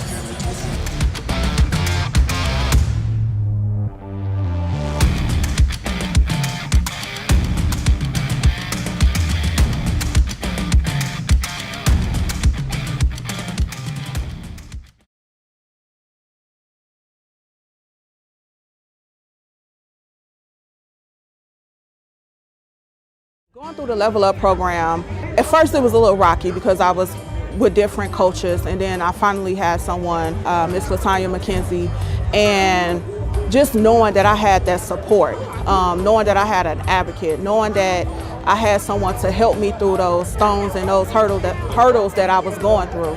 The program itself is amazing. Like I spoke about earlier, I took advantage of every opportunity. I was able to achieve my goals. Never saw myself being a homeowner or transitioning off the subsidy. And I will say, there was a fear because I have an autoimmune condition. I had this fear, if I leave this subsidy behind, that I wasn't going to make it, I wasn't going to prosper, but I'm just trusting the process. And so that's what going through this program was for me. It was trusting the process. Ask questions, stick with it. The people in the program, the coaches, the Level Up staff, the managers, they are there to support you. They're not going to let you down. They're not going to steer you in the wrong path. The program is truly to support you.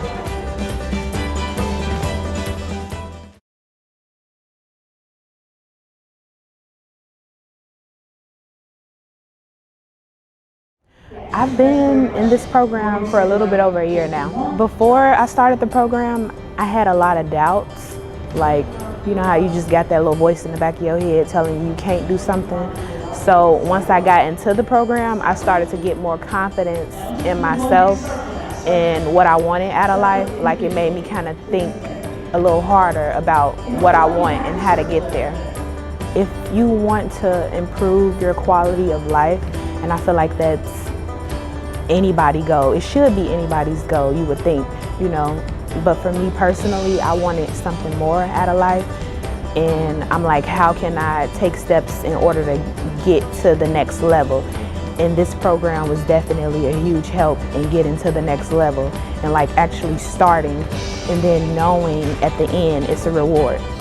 I love how they didn't make me feel less than as a person. They always talk to me regular, not demeaning. Always been encouraging, you know, even if I only talk to them once a year. Anytime I'm checking in, it's always different ways of pouring into me. That's what I got from my coaches.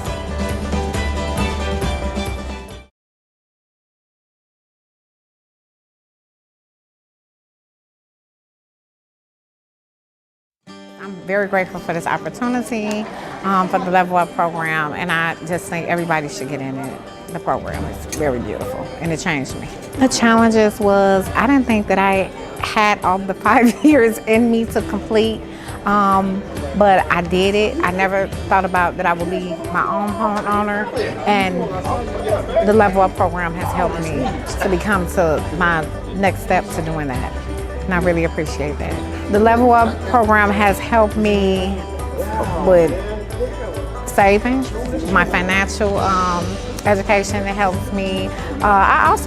They put me in school as well, and I graduated. I was able to graduate and earn college credits for people that graduated from high school that didn't do it later on in life, never went to college or anything. But I was able to do that and get in school, and I want everyone, if they can, to please get in the Level Up program.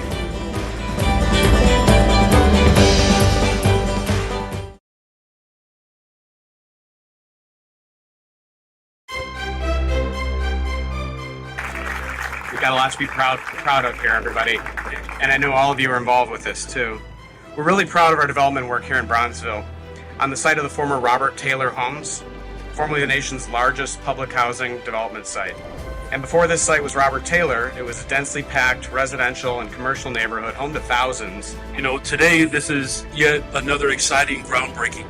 It's adding the new and dynamic development to this neighborhood as a great example of how building better together can uplift, revitalize, and empower all of our communities. As you've heard, this phase includes 2 buildings, a total of 52 new apartments, including 21 homes for families from CHA's waitlist. A number of folks here have used the word transformation, and I think that's the perfect word here. To think about what it used to be and to look at what it has become and what it's becoming symbolizes true transformation, and it's a testament to what we can accomplish with vision and partnership over time.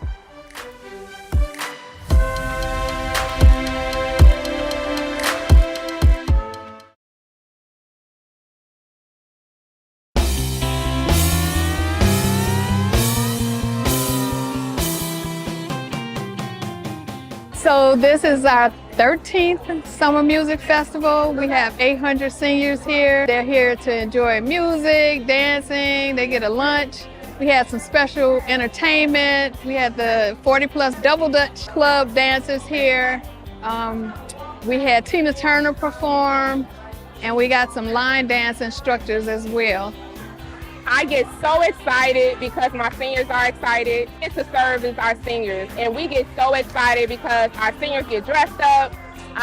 They get excited to just come out their buildings and just enjoy a festival of fun. I'm enjoying it. I was watching the people dance, and I was dancing a little bit.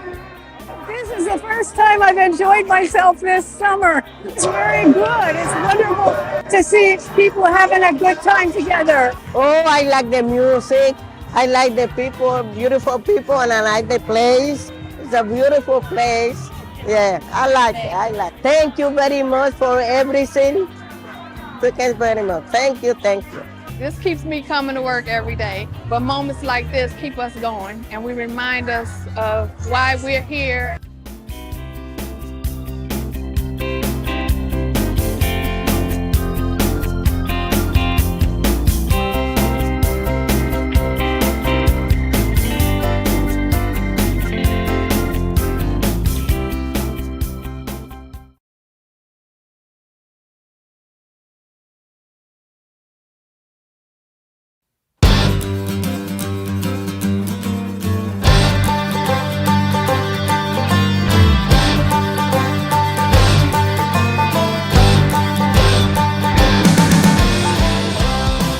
We're here to celebrate homeownership.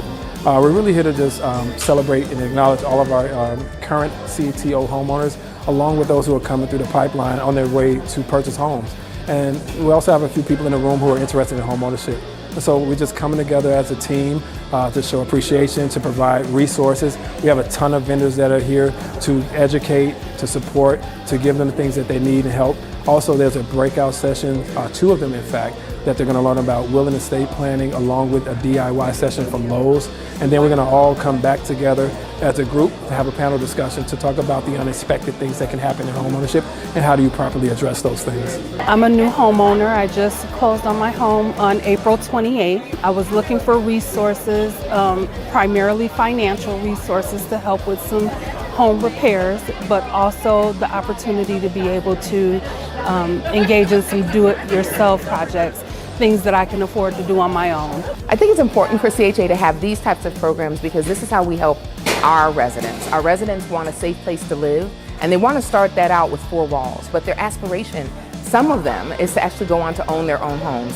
I know how important that is. My parents still live in the home they bought when I was 12, and that stability is what gave my sister and I the stability to go on, to go to college, to have careers and those types of things. I came here because I've been looking at the Choose to Own program for a while now because I know that I want to purchase a home. I want a place for me and my kids to have our own backyard, our own space, and just a community that, you know, that they can say that they grew up in, right? But I wasn't sure if CTO was the track for me. But when I learned that they had this forum, I just wanted to be able to talk to other people who already went through the program and hear about their experiences. And when I read what this forum was about and that that's what included, like people who already been through the process and people who's looking to go through the process, so that was like, that's me. So that's why I'm here. Homeownership is just one little piece of it. When you can stake your claim, have the stability of living in a home, not having to move from place to place, you can then work on all the other things that you have in life and attain your other dreams. And so that's why it's so important that CHA is doing this.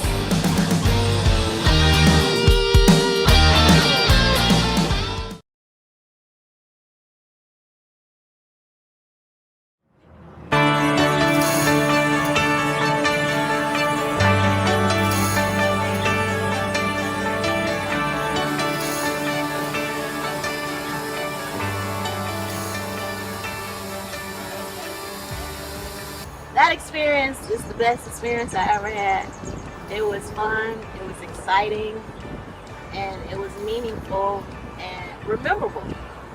It was meaningful because I have been searching for a drone class, and every time I would find a drone class, it was mostly online, not hands-on. When I came here, I didn't expect to have the experience of actually flying a drone.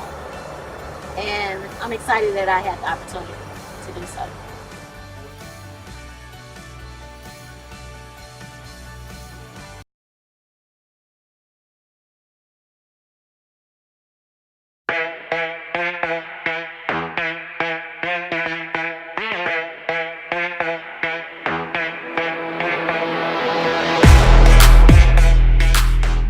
This is the final phase of what will be almost 800 units of rental and for sale housing on what was called the extension north of Cabrini Green. Today we are taking another step forward, bringing more affordable options to residents and bringing restoration and revival to the name Cabrini Green.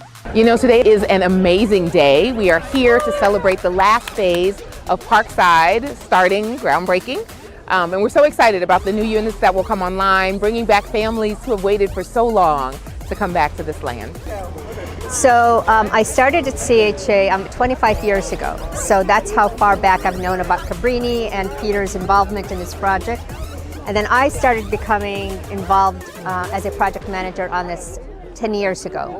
So I am so excited and happy to be here today to see the fruition of all of this hard work, not only from CHA and all of the team members over all these years, but with Peter and his team, like his dedication to making sure that this is a successful mixed income community. This is the culmination of that decision. This is bringing back families. This is having amenities. This is really, really working with the people who live here to have exactly what they deserve. And so that's why this is so important.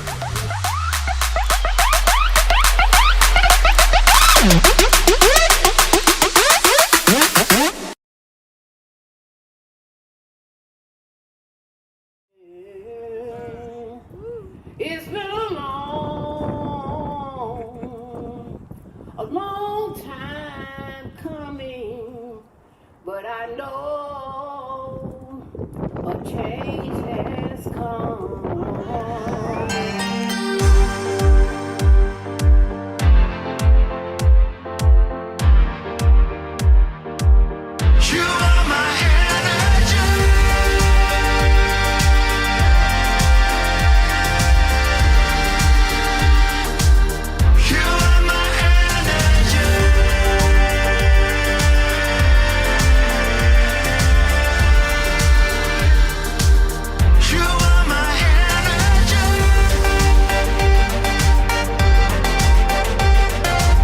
It means that we have this moment where we can capture stories of success, right? Stories of overcoming struggle, both in the efforts to have this moment today. I mean, it was 18 years of listening to resident stories, which were filled with a lot of joy, a lot of love, and a lot of, hard things to learn and hear.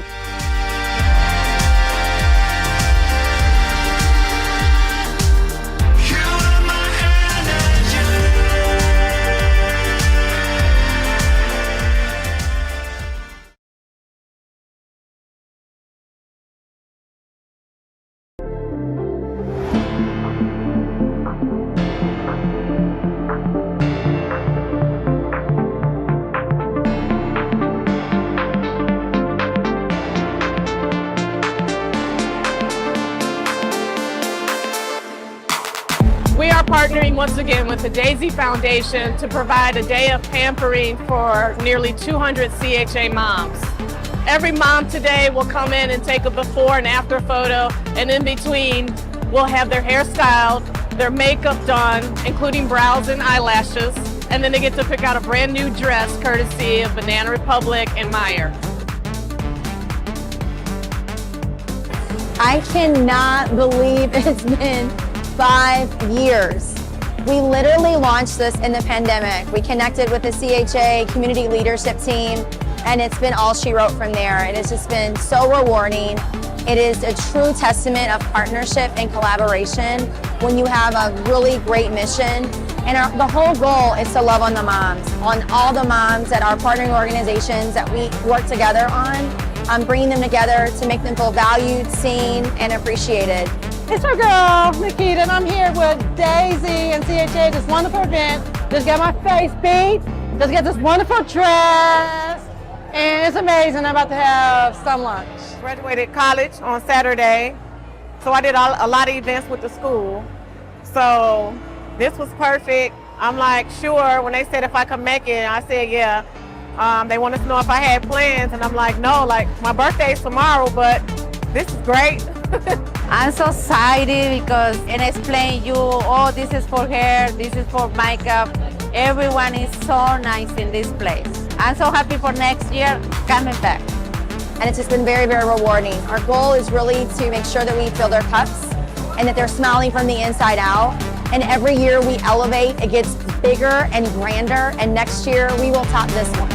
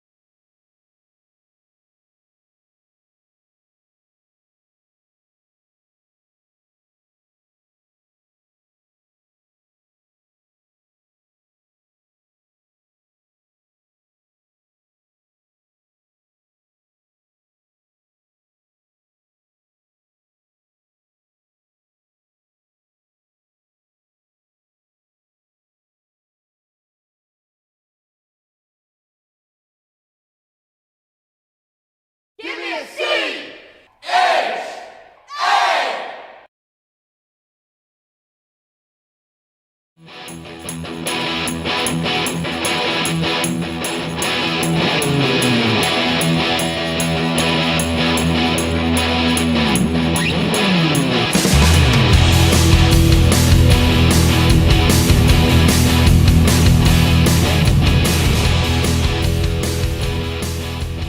I think today was successful, I would say, because the students or the participants who attended have given us feedback that this was great. The format was great. There were 4 different workshops throughout the day.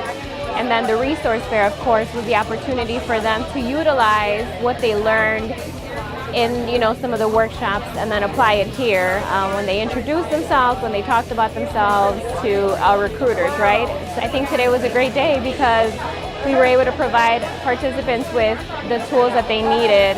The goal was met.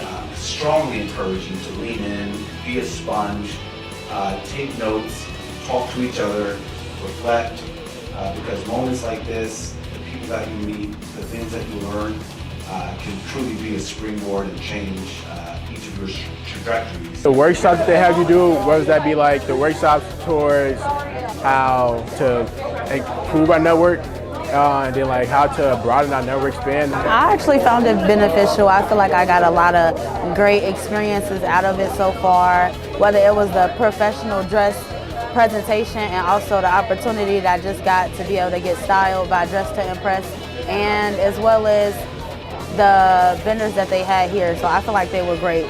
This is my 3rd time attending this event, and every time I come here, I always get some type of new information as well as a reinforcement of the really essential basics. So I always find it very interesting and worthwhile. Definitely as an African American woman, especially in Chicago, I feel that we don't get as many opportunities as we could. And this is just an amazing one with a lot of diverse companies, and I always enjoy talking with them and seeing what type of jobs they have. Thank you, CHA, for just putting people in position to do this, and then also just caring about the CHA residents.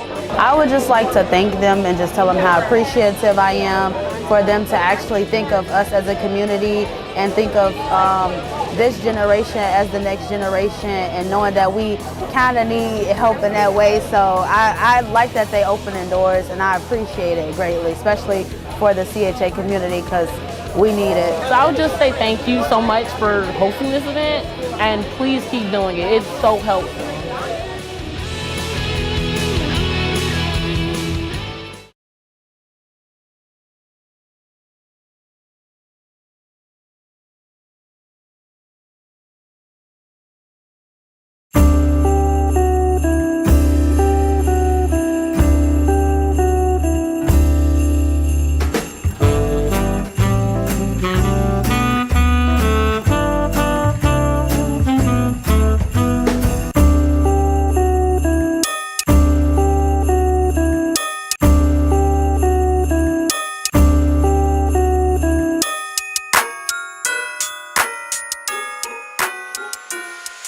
Theme this year was live on the red carpet. Everybody looks fabulous, and everybody is looking just like they're at the Oscars. Well, I live in a CHA housing at Hattie Kalner Apartments, and I'm an ambassador in the building. Therefore, I was gifted a ticket to this wonderful event, and here I am. And it was a wonderful, wonderful afternoon. And it was really nice getting together with everybody and hearing live music, and the meal was wonderful, and it was great to see the solidarity of all the people housed in CHA. What actually brought me here was to see if I can run into some legacies for when I was a shorty growing up in the CHA housing. So we had legacies that helped develop people like me, so I can get to the age where I'm at. So that was a blessing, and that did happen today. Just to be able to see the foundational people who help us become the next generation of foundational people. You know, I'm a man, we all want to share a tear, but I was holding it in but it was very emotional. And now that I have photos of that individual, I can post it and say, hey, you remember her? Do you remember what she did? Do you remember how she helped us? And this is how you pass on those legacies. I think that they did everything beautifully. And we were able to dance and eat. It was really better than I thought it would be. It's a lot better than I thought it would be. I'm very pleased. Glad we were able to still do this event. Seniors are wonderful. We all strive to be one if we're not there yet. Thank you, everyone. Happy holidays. See you in 2026. Oh, happy holidays to all of you, to everyone. And Happy New Year. Hey, CHA. Keep up the good work.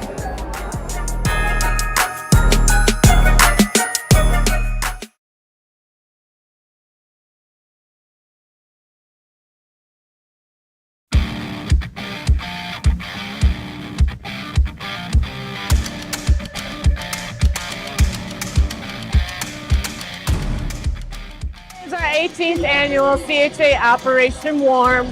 We are distributing 5,000 brand new coats. We expect over 2,000 CHA families from throughout the city of Chicago to be here today. We also have our resource fair. We've got 32 different groups and organizations represented. In addition to the 5,000 coats, over 13,000 books. We have a number of different services. People are getting their flu shots, their COVID-19 shots, other vaccinations, and it's just a festive environment. I received a library card for my son. I signed up for the Chicago colleges to see what programs they have to offer, because they were telling me that they would assist you with college classes for free. So if I can get some assistance for going back to school, I'm all for it. It's our largest event every year. And it's not only a partnership with the Chicago Housing Authority, but we've also got our corporate sponsors, and we've got a Chicago Family Foundation who help pay for the 5,000 coats that are here. A lot of stuff here. I seen free phones with internet, help with ComEd, electric, healthcare opportunities. They look for more information. There's a bunch of different stuff for families. If you need help and you're scared, don't be scared. Just come out and see what they have to offer. It's an even better opportunity to continue giving back to the CHA families that so many of us have served for so many years.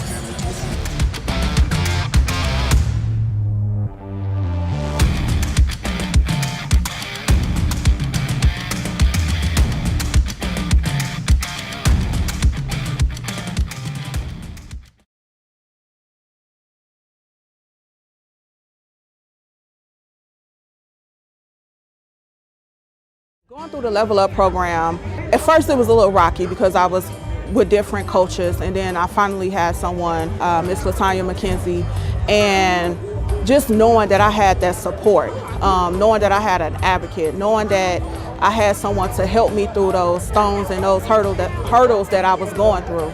The program itself is amazing. Like I spoke about earlier, I took advantage of every opportunity. I was able to achieve my goals. Never saw myself being a homeowner or transitioning off the subsidy. And I will say, like, there was a fear because I have an autoimmune condition. I had this fear, like, if I leave this subsidy behind, that I wasn't going to make it, I wasn't going to prosper, but I'm just trusting the process. And so that's what going through this program was for me. It was trusting the process. Ask questions, stick with it. The people in the program, the coaches, the Level Up staff, the managers, they are there to support you. They're not going to let you down. They're not going to steer you in the wrong path. The program is truly to support you.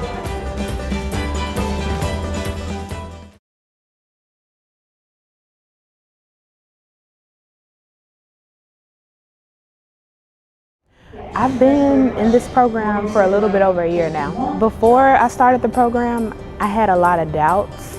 Like, you know how you just got that little voice in the back of your head telling you you can't do something.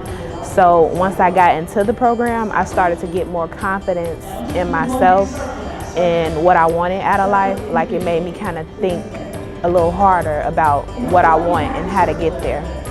If you want to improve your quality of life, and I feel like that's anybody's goal. It should be anybody's goal, you would think, you know. But for me personally, I wanted something more out of life. And I'm like, how can I take steps in order to get to the next level? And this program was definitely a huge help in getting to the next level and like actually starting and then knowing at the end it's a reward. I love how they didn't make me feel less than as a person. They always talk to me regular, not demeaning. Always been encouraging, you know, even if I only talk to them once a year. Anytime I'm checking in, it's always different ways of pouring into me. That's what I got from my coaches.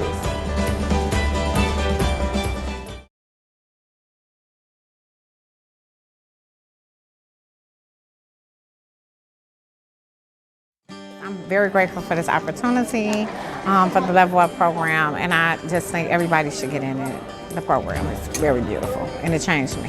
The challenges was, I didn't think that I had all the 5 years in me to complete, but I did it. I never thought about that I would be my own homeowner, and the Level Up program has helped me to become to my next step to doing that, and I really appreciate that. The Level Up program has helped me with saving, my financial education. It helps me.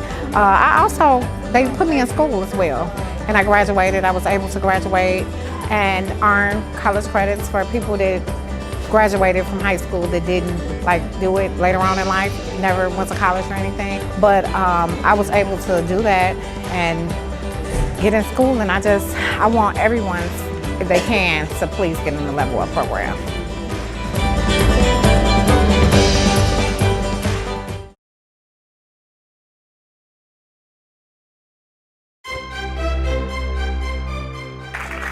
We've got a lot to be proud of here, everybody.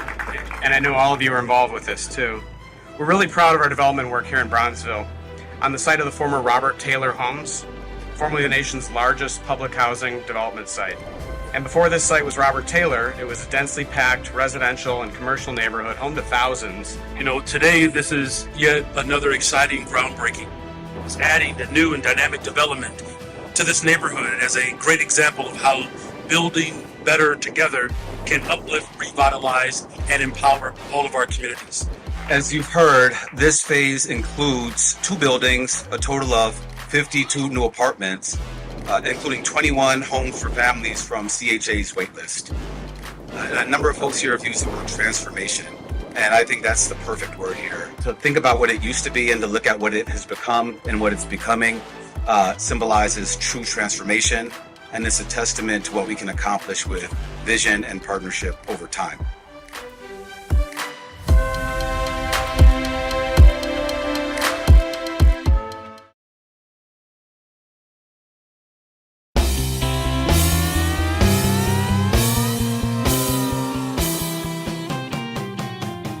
So this is our 13th Summer Music Festival. We have 800 seniors here. They're here to enjoy music, dancing, they get a lunch. We had some special entertainment. We had the 40+ Double Dutch Club dancers here. We had Tina Turner perform, and we got some line dance instructors as well. I get so excited because my seniors are excited. It's to serve as our seniors, and we get so excited because our seniors get dressed up. They get excited to just come out their buildings and just enjoy a festival of fun. I'm enjoying it. I was watching the people dance, and I was dancing a little bit. This is the first time I've enjoyed myself this summer. It's very good. It's wonderful to see people having a good time together. Oh, I like the music. I like the people, beautiful people, and I like the place. It's a beautiful place. Yeah, I like it. Thank you very much for everything. Thank you very much. Thank you. This keeps me coming to work every day, but moments like this keep us going, and we remind us of why we're here.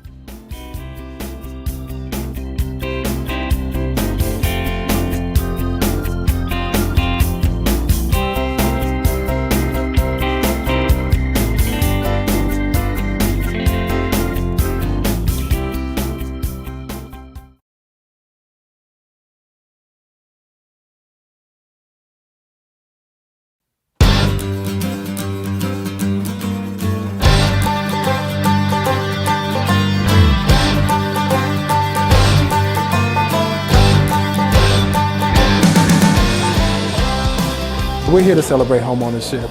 We're really here to just celebrate and acknowledge all of our current CTO homeowners, along with those who are coming through the pipeline on their way to purchase homes. And we also have a few people in the room who are interested in homeownership. And so we're just coming together as a team to show appreciation, to provide resources. We have a ton of vendors that are here to educate, to support, to give them the things that they need and help. Also, there's a breakout session, 2 of them in fact, that they're going to learn about will and estate planning along with a DIY session from Lowe's.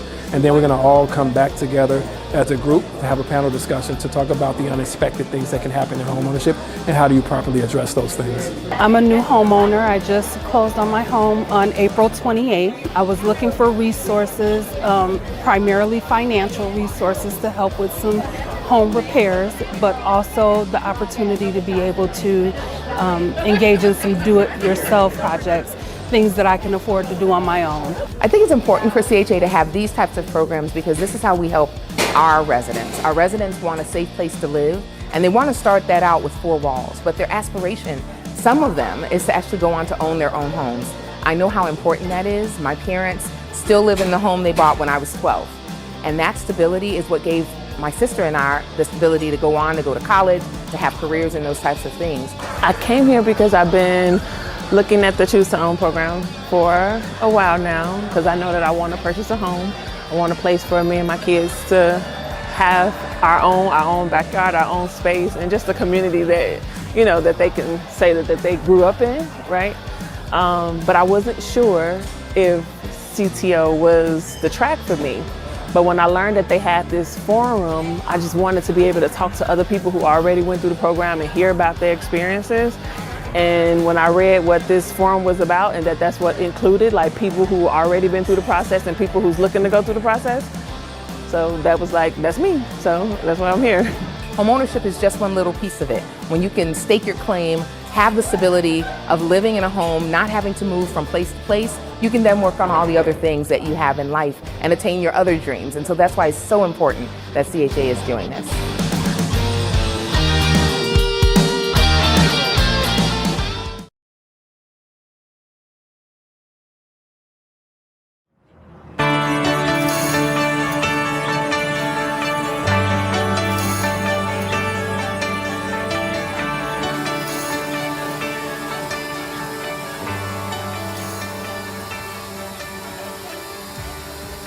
That experience is the best experience I ever had. It was fun, it was exciting, and it was meaningful and rememberable. It was meaningful because I have been searching for a drone class, and every time I would find a drone class, it was mostly online, not hands-on. When I came here, I didn't expect to have the experience of actually flying a drone. And I'm excited that I had the opportunity to do so.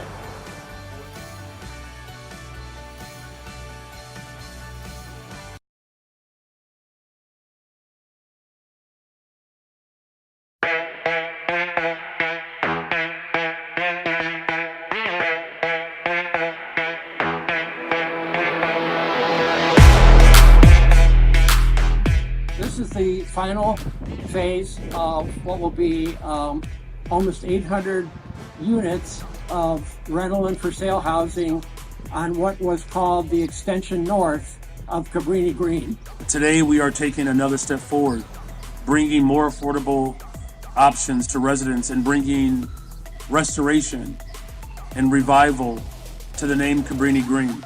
You know, today is an amazing day. We are here to celebrate the last phase of Parkside starting groundbreaking. And we're so excited about the new units that will come online, bringing back families who have waited for so long to come back to this land. So I started at CHA 25 years ago. So that's how far back I've known about Cabrini and Peter's involvement in this project. And then I started becoming involved as a project manager on this 10 years ago. So I am so excited and happy to be here today to see the fruition of all of this hard work, not only from CHA and all of the team members over all these years, but with Peter and his team, like his dedication to making sure that this is a successful mixed income community. This is the culmination of that decision. This is bringing back families This is having amenities. This is really, really working with the people who live here to have exactly what they deserve. And so that's why this is so important.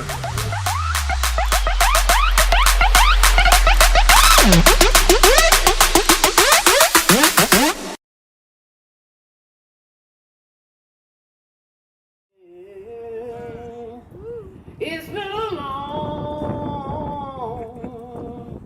a long time coming, but I know a change has come.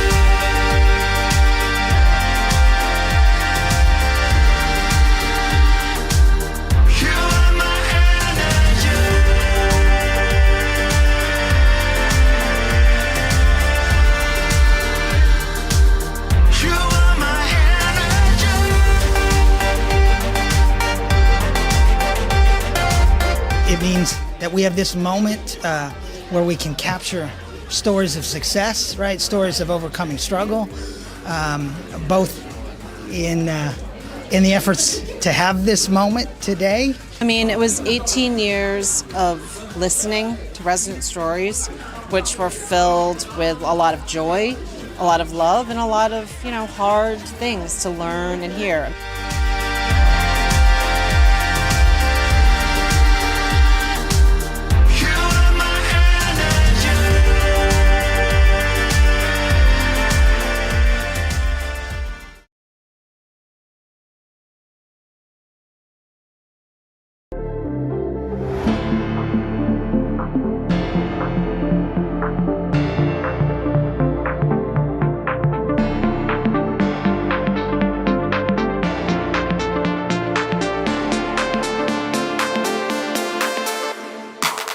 We are partnering once again with the Daisy Foundation to provide a day of pampering for nearly 200 CHA moms. Every mom today will come in and take a before and after photo, and in between we'll have their hair styled, their makeup done, including brows and eyelashes, and then they get to pick out a brand new dress courtesy of Banana Republic and Meyer. I cannot believe it's been 5 years. We literally launched this in the pandemic. We connected with the CHA community leadership team, and it's been all she wrote from there. And it's just been so rewarding.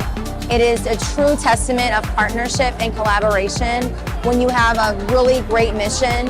And the whole goal is to love on the moms, on all the moms at our partnering organizations that we work together on, bringing them together to make them feel valued, seen, and appreciated. It's your girl, Nikita, and I'm here with Daisy and CHA, this wonderful event. Just got my face beat, just got this wonderful dress, and it's amazing. I'm about to have some lunch. Graduated college on Saturday, so I did a lot of events with the school. So this was perfect. I'm like, sure, when they said if I could make it, I said yeah. They wanted to know if I had plans, and I'm like, no, like my birthday's tomorrow, but this is great. I'm so excited because and explain you, oh, this is for hair, this is for makeup. Everyone is so nice in this place. I'm so happy for next year coming back. And it's just been very, very rewarding. Our goal is really to make sure that we fill their cups and that they're smiling from the inside out. And every year we elevate, it gets bigger and grander, and next year we will top this one.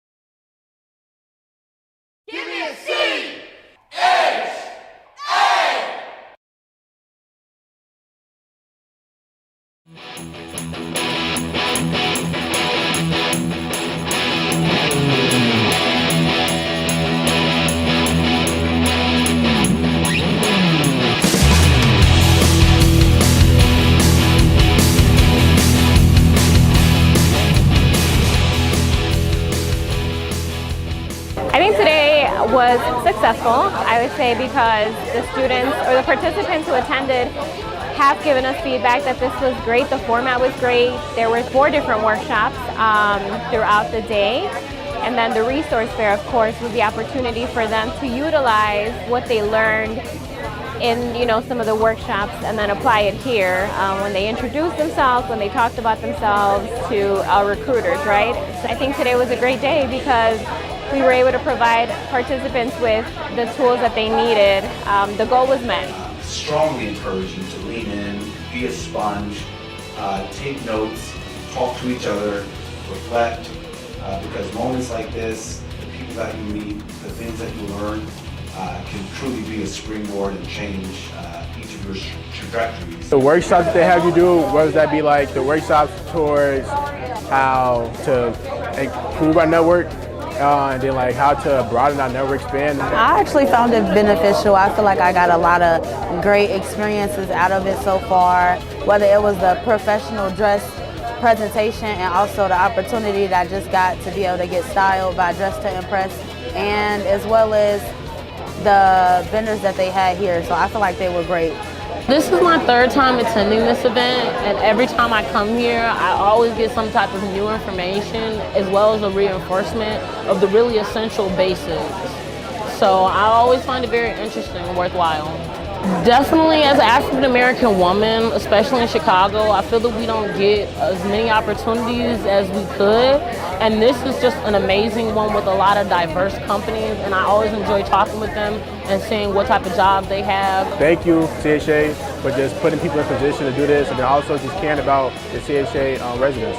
I would just like to thank them and just tell them how appreciative I am for them to actually think of us as a community and think of this generation as the next generation, and knowing that we kind of need help in that way. So I like that they opening doors, and I appreciate it greatly, especially for the CHA community, because we need it. So I would just say thank you so much for hosting this event, and please keep doing it. It's so helpful.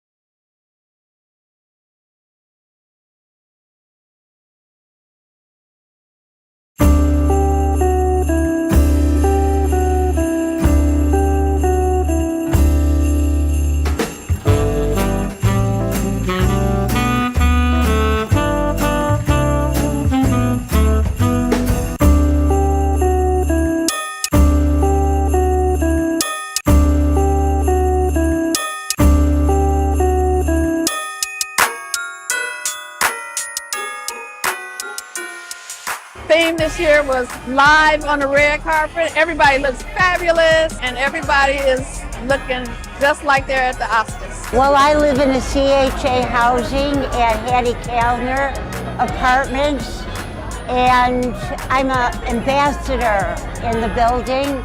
Therefore, I was gifted a ticket to this wonderful event, and here I am. And it was a wonderful, wonderful afternoon. And it was really nice getting together with everybody and hearing live music, and the meal was wonderful, and it was great to see the solidarity of all the people housed in CHA. What actually brought me here was to see if I can run into some legacies for when I was a shorty growing up in the CHA housing. So we had legacies that helped develop people like me, so I can get to the age where I'm at. So that was a blessing, and that did happen today. Just to be able to see the foundational people who help us become the next generation of foundational people. You know, I'm a man, we all want to share a tear, but I was holding it in, but it was very emotional. And now that I have photos of that individual, I can post it and say, hey, you remember her? Do you remember what she did? Do you remember how she helped us? And this is how you pass on those legacies. I think that they did everything beautifully, and we were able to dance and eat. It was really better than I thought it would be. It's a lot better than I thought it would be. I'm very pleased.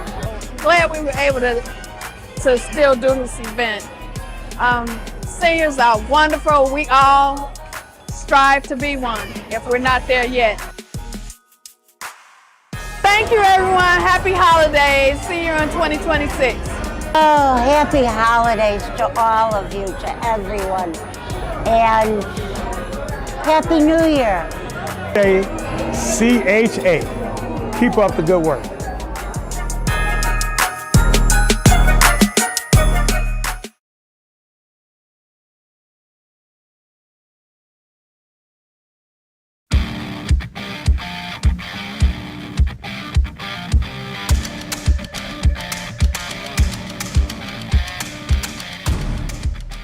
This is our 18th annual CHA Operation Warm. We are distributing 5,000 brand new coats. We expect over 2,000 CHA families from throughout the city of Chicago to be here today. We also have our resource fair. We've got 32 different groups and organizations represented. In addition to the 5,000 coats, over 13,000 books. We have a number of different services.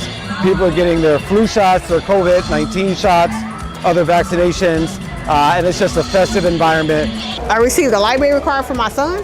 I signed up for, the Chicago colleges to see what programs they have to offer, because they were telling me that they would assist you with college classes for free. So if I can get some assistance for going back to school, I'm all for it. It's our largest event every year. And it's not only a partnership with the Chicago Housing Authority, but we've also got our corporate sponsors, and we've got a Chicago Family Foundation who help pay for the 5,000 coats that are here. A lot of stuff here. I seen free phones with internet, help with ComEd, electric, healthcare opportunities. They look for more information. There's a bunch of different stuff for families. If you need help and you're scared, don't be scared. Just come out and see what they have to offer. It's an even better opportunity to continue giving back to the CHA families that so many of us have served for so many years.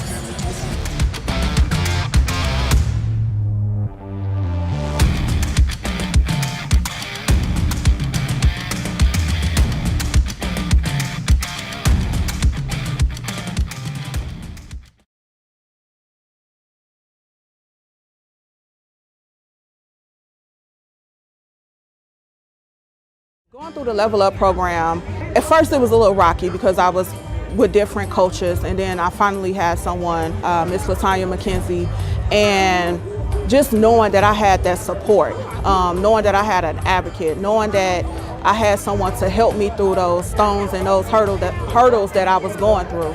The program itself is amazing.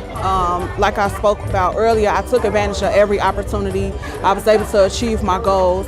Never saw myself being a homeowner or transitioning off the subsidy.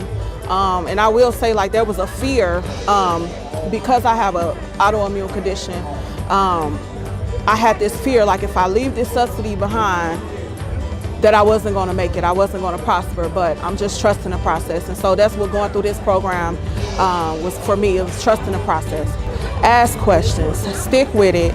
The people in the program, the coaches, the Level Up staff, the managers, they are there to support you. They're not going to let you down. They're not going to steer you in the wrong path. The program is truly to support you.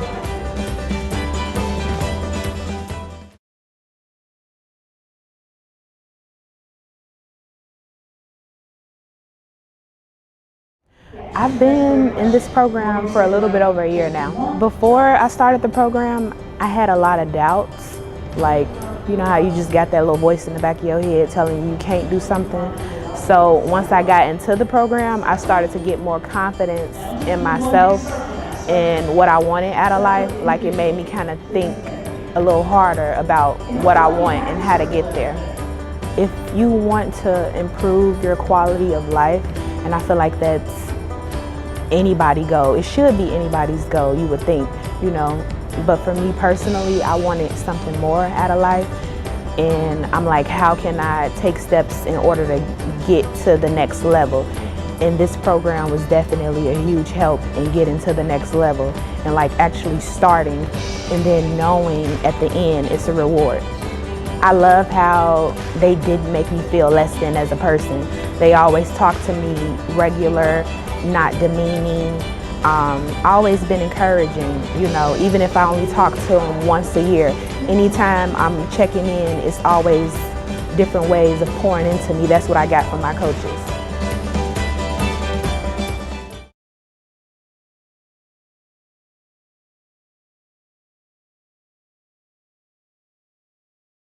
I'm very grateful for this opportunity, for the Level Up program, and I just think everybody should get in it. The program is very beautiful, and it changed me. The challenges was, I didn't think that I had all the 5 years in me to complete, but I did it. I never thought about that I would be my own homeowner, and the Level Up program has helped me to become to my next step to doing that, and I really appreciate that. The Level Up program has helped me with saving, my financial education. It helps me. They put me in school as well, and I graduated. I was able to graduate and earn college credits for people that graduated from high school that didn't do it later on in life, never went to college or anything. But I was able to do that and get in school, and I want everyone, if they can, to please get in the Level Up program.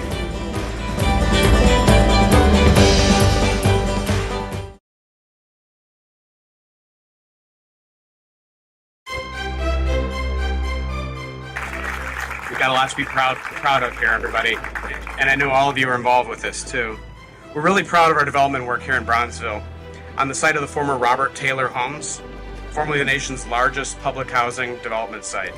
And before this site was Robert Taylor, it was a densely packed residential and commercial neighborhood home to thousands. You know, today this is yet another exciting groundbreaking.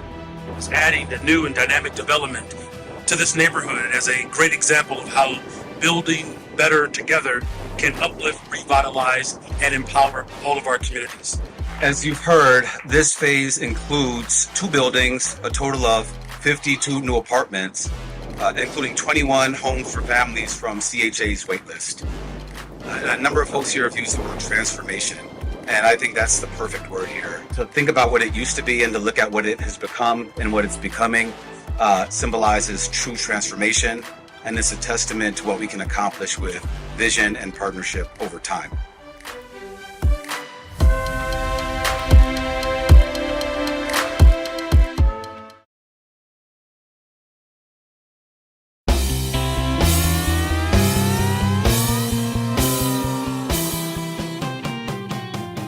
So this is our 13th Summer Music Festival. We have 800 seniors here. They're here to enjoy music, dancing, they get a lunch. We had some special entertainment. We had the 40 Plus Double Dutch Club dancers here. We had Tina Turner perform.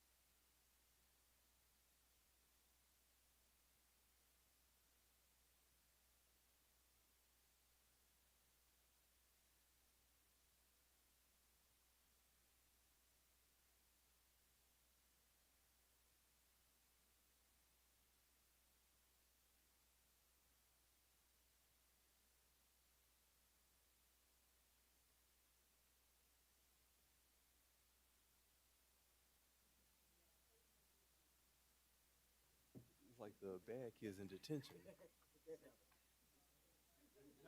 Looks like the Breakfast Club. Remember the Breakfast Club? Right.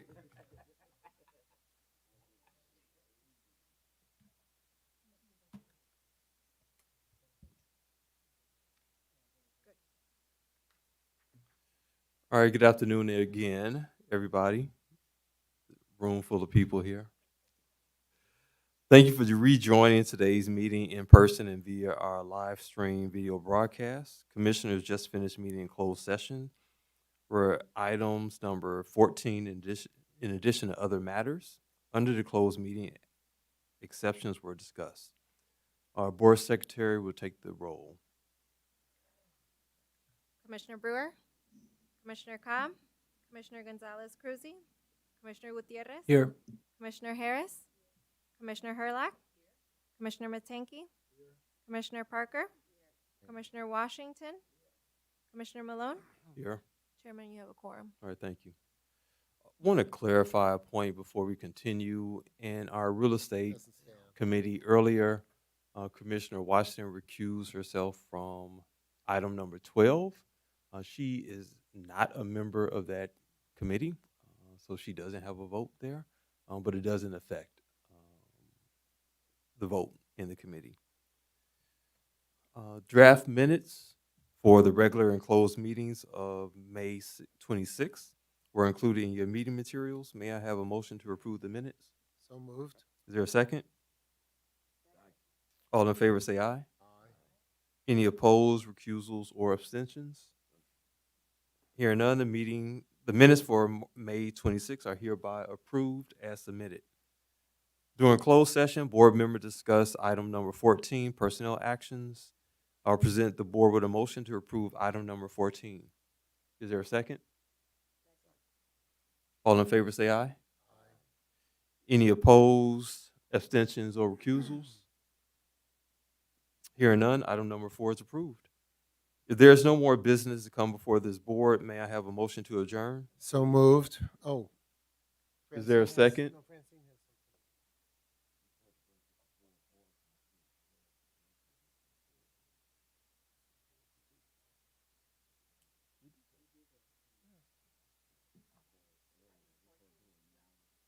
No, we did that. We did that. That's why I asked you if you wanted to recuse again. You didn't say yes. You voted for it. Yeah. Oh, vote. On the full? Oh, 11, 12. Yeah. Okay, yeah. All right, so what are You're good. Mr. Chairman, I think you said item number 4 instead of 14. Was there 4? My apologies, everybody. So I present the board with the motion to approve item number 14. Is there a second? All in favor say aye. Aye. Any opposed, abstentions, or recusals? Hearing none, item number 14 is approved. If there's no more business to come before this board, may I have a motion to adjourn? So moved. Is there a second? All those in favor say aye. Aye. As a reminder, our next board meeting is scheduled for 8:30 a.m. Tuesday, September 15th at the Charles Hayes Family Investment Center, located at 4859 South Wabash Avenue. Thank you for all of you for participating in today's meeting proceedings. The meeting of July 21st is now adjourned.